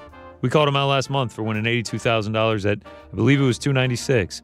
Now he won almost 29,000 Canadian dollars while he was in attendance on Saturday night at UFC 297. 3 different just massive round robins and parlays. Fantastic stuff by him. He did an all dogs parlay, threw $100 on it. Sean Woodson, Garrett Armfield, Raquel Pennington, Jimmy Flick. Outstanding stuff. Another repeat offender, Narco Cop. These are just absolutely. Jasmine Jasudavicius to win in rounds 2 or 3. Jillian Robertson to win by KO in rounds 2 or 3. Parlayed him up, $25 into 4,000. Roman Tavares to win by a split decision, plus 2,500 hits that. Jimmy Flick submissions round 1 or 2. Parlayed with Jillian Robertson KO round 2, another $25 into 3,600. These guys were just on fire. So shout out to all of them. We have seen them several times, but they just continue to do their things. A couple more here. Pillow Fist Brits, plus 86,442. Turns $25 into 22,259. I wish I could do that. That's something there. That's pretty good returns on your investment. Next up, Mark 126. He hits a plus 97,000 and a plus 22,000. That plus 97,000. Flick by submission. Jasudavicius by submission. Sam Patterson by submission. Jillian Robertson by KO. TKO. Incredible stuff. MMA Fan 1999. A plus 28,500. Jillian Robertson KO round 2. Jasudavicius to win in round 3. $10 into 2,800. Last couple ones here. Neil Magny. And Neil Magny round 3 were the popular pick this weekend. Alexis. $50 on round 3, $1,700. $200 on his money line, $800. Not bad stuff. Apricot Crab, plus 27,950. Neil Magny KO, Pennington points, Duplessis points, $5 into $1,400. I mean, there's some people that I couldn't even put on because I just had too many of them. Last two here. MMA Arts 520, a plus 14,000 and a plus 16,000. I mean, how many people had Jillian Robertson by KO in rounds 2 or 3? It's ridiculous. He turns $10 into over 1,500. And then last but not least, our man, AC the Hulk, Andrew Collins. If you look up top, that's who this segment is named after. He's the one that hit the $1 into $400,000 bet at UFC 285. He also goes Jillian Robertson KO round 2. And Roman Tavares by points. He turns $2 into $408. And those are the big hitters. I'm sorry if I left you off, but there were just too many to choose from. I felt like if you didn't get like at least like a plus 15,000, there was no way you were making it. So, yeah, like I said, didn't get the memo. Because I was a loser this weekend, but these guys were not. You know how we were talking about what if you did a parlay of all the Canadian fighters? I wonder if anyone did a parlay of beating all the Canadian fighters, like of all the Canadian, it would be Canadian males, of course. And I wonder what that would have been. Like if someone did the reverse Vancouver parlay. Yeah. Yeah, I'm actually trying to figure that out right now. Because a lot of them were underdogs. Yeah. That would have been insane. Yes. It's actually not, because there was no, I don't think there was any sort of gimme fight in all of those, as far as the males are concerned. Jasmine was a big favorite, like we said, and I think Jasudavicius. Yeah, and I think Jillian was as well. But anyway, I think that it was a tough night for Canada. We can't, the scriptwriters didn't send out the memo, as they say. By the way, someone reminded me in the chat that was also in 2016, which I forgot. I was just doing this off the top of my head after I was crying in my sleep about the Bills. Rick might remember this one. Donald Cerrone saying something at the UFC Fan Expo about DC, and then he apologized for it. Do you remember that? The circumstances sound familiar. I don't remember exactly what was said, but yes, I do. Donald Cerrone has issued an apology on social media for a homophobic slur he uttered Sunday. He said that he thought Daniel Cormier fought like a expletive against Anderson Silva. Earlier today, I said something that was offensive, and I'm truly sorry. I've got so many friends and fans in the LGBTQ community who I let down. I can and will be better because I respect the community. Equality matters! ! I can assure you, none of these statements just came from their heart. They were told to do this because it wasn't a good look to do that back then. And I don't know who's saying what and what would warrant this in this day and age, but I would say something insanely drastic would have to happen and insanely offensive to even get to this discussion. Would you agree with that? Yes. Like we are so far past. No, these are blips on the radar at this, like minor speed bumps. Right. Just going straight over at this point. Yeah. It's, do you disagree with anything that I said there earlier? Not a word of it. I'm definitely of the mind, like you, of like, there's a certain level of exasperation, right? And feeling like nothing's going to change. I'm also with you on the idea of, we're expecting something to change that might not necessarily, and that the current regime is not interested in it, and also that the world has changed around us, and this seems to be the norm. Not just within the UFC, but certainly as a microcosm of something larger where accountability for some of these things is at an all-time low. But I hope I've made it clear. I don't know, like there's a part of me that doesn't even care. There's a part of me, I don't really want to see, I don't care because I'm not looking to them to be this sort of arbiter of what's right and wrong. Yeah, you don't need Sean Strickland for your morality, nor should anybody. No. Yeah. Khamzat Chimaev is out there comparing Benjamin Netanyahu to Adolf Hitler. I'm like, okay, cool. Good on you, man. I think the problem becomes if this is allowed to continue, if there is no check for this, then the influence of it is potentially damaging, right? It furthers an agenda that's not a good one. Now, whose responsibility is it to police that, and how does that happen? And all those things are very complicated. It is not as simple as like, man, I really wish they'd just say that was bad and start finding people. Like there's much more complicated process to it and nuance to it. But the furthering of some of this hate speech, like you said, there's a difference, right, between free speech and hate speech. The furthering of some of this hate speech and platforming it and giving it the light of day, and allowing it to occur on your dime, on your watch, on your clock, is not good. Quite simply. Yeah. But the sole purpose of that segment was just to explain to people who are either new fans or may have forgotten that it wasn't always this way. Right. So this idea that the UFC was the anti-woke, uncancelable sport wasn't always this way. In fact, people had been fired for tweets and things of that nature. And so I was just trying to explain that there was once a time where it was a little bit different, where there was a code of conduct and all this stuff. And here's the thing that I would love to ask, honestly. This is the one thing that I would love to ask. As it pertains to this topic, there is no part of me that longs to be there at 3:00 at the Scotiabank Arena in Toronto waiting for fighters to show up to do those press conferences. It is not the most fun gig. But if I was in that situation, the one question I would ask Dana White is, what changed? Not what's the line or how do you feel or this or that, the leash. What changed? Because there was once a time where you did this. And I would be fascinated to know. Maybe he says, you know what, I regret firing Miguel Torres, or I regret punishing Frank Mir, or I regret making Forrest Griffin post that apology, or Donald Cerrone post that apology. Maybe that's it. And that's fair. I regret it, and this is the way I want to run my company. God bless.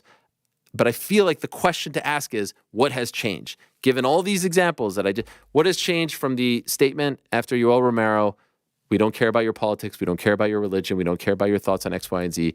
What has changed? That's it. What's the difference? And that, to me, I think is the only question to ask here. Agreed. That is the pertinent question. That is the interesting question.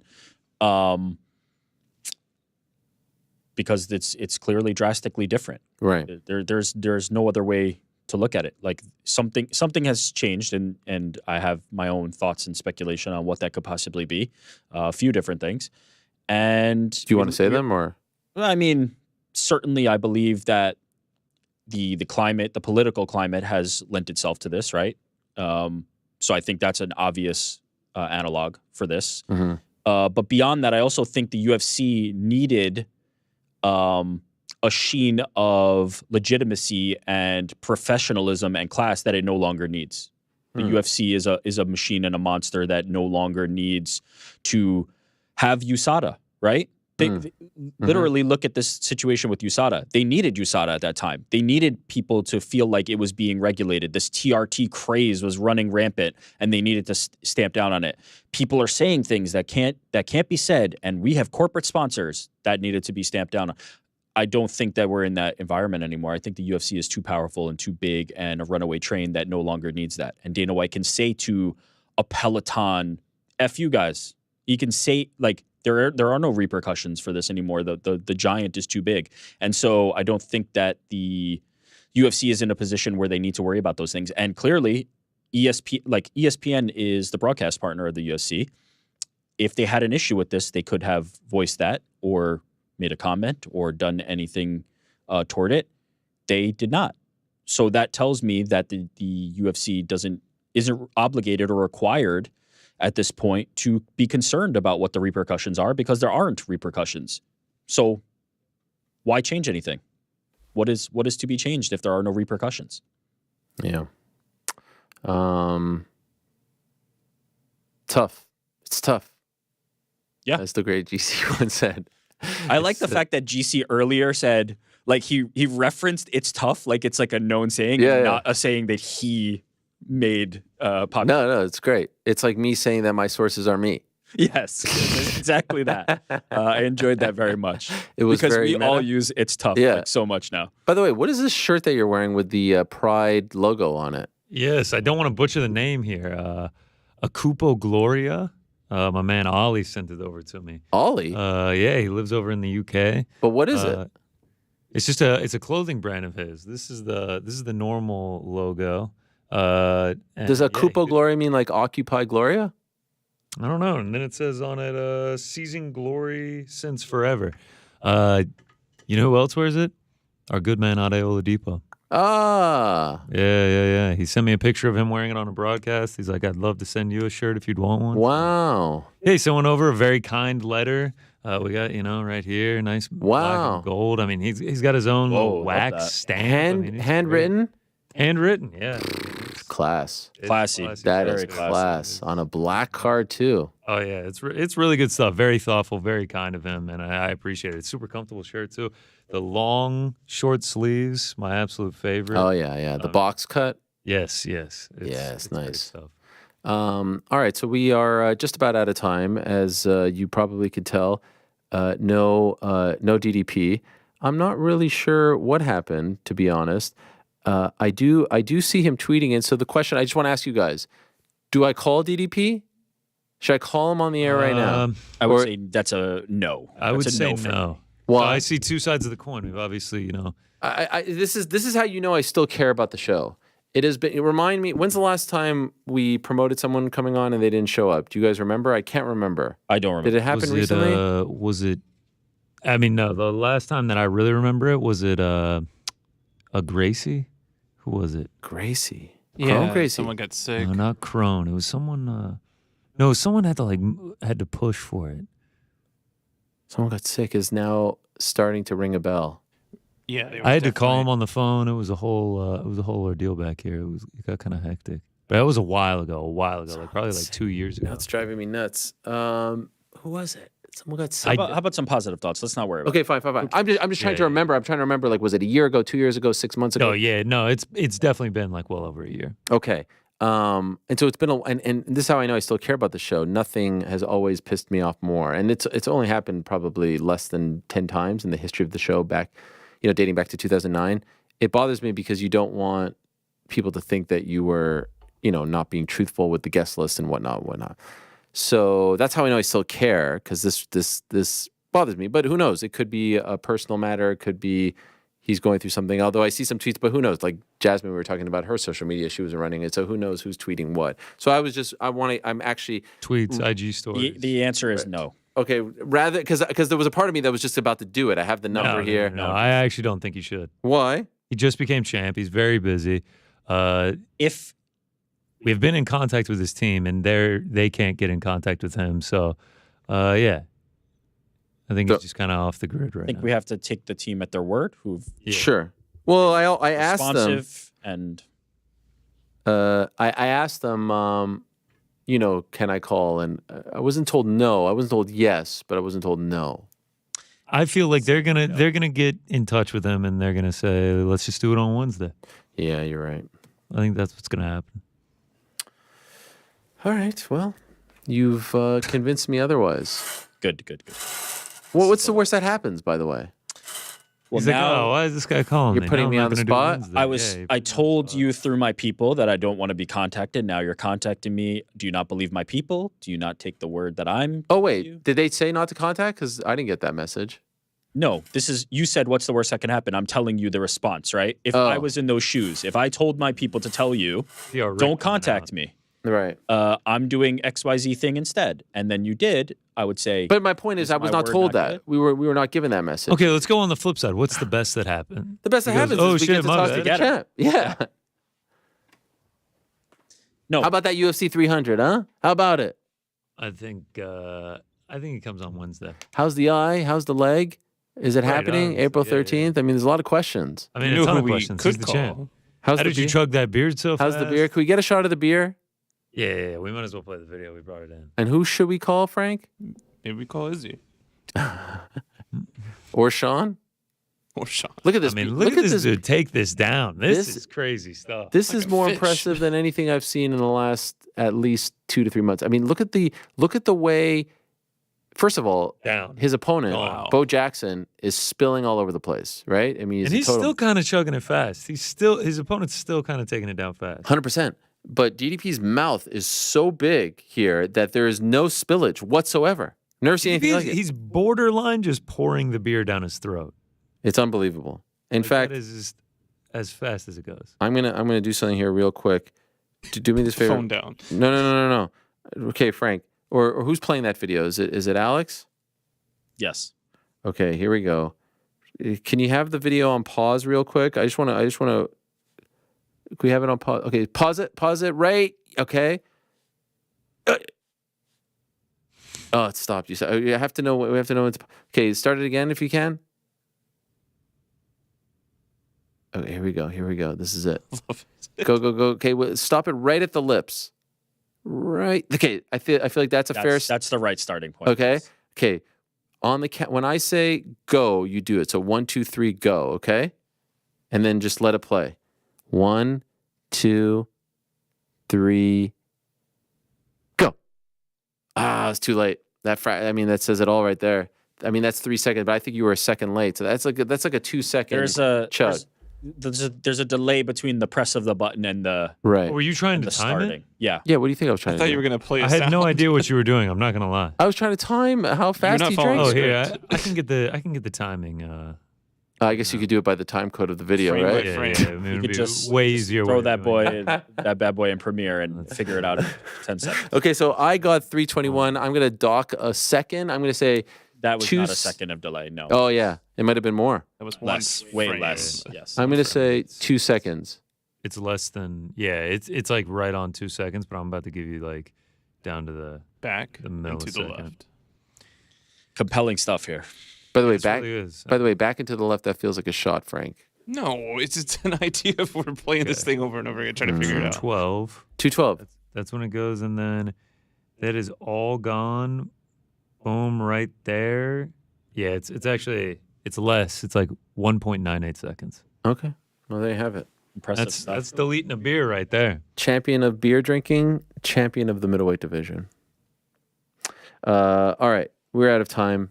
Went a little longer today because we went a little shorter the last 2 shows, and people were very upset about that. So I hope we are whole now. Frank, you can buy music. I apologize. It's been a while, and I'm sure people are going to have a field day with this. He didn't show up. Of course, forgetting the fact that we've had him on twice, since the whole breakdown of the history with him and Izzy. And I think none of that was brought up.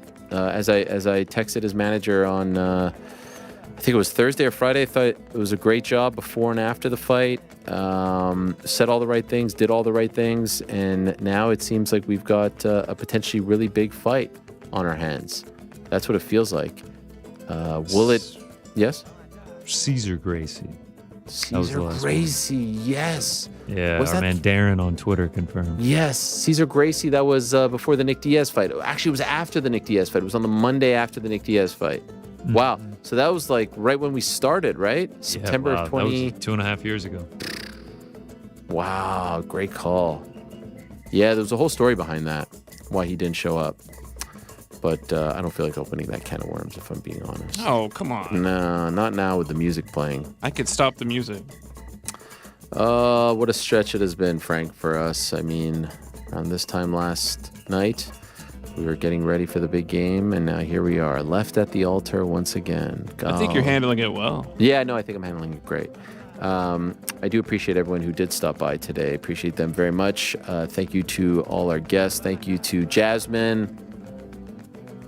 Jasudavicius. Yeah. Thank you to Chris Curtis, Julianna Peña, and of course, Neil Magny as well. Back on Wednesday, same time and place. Until then, I say... peace. I'm out of here.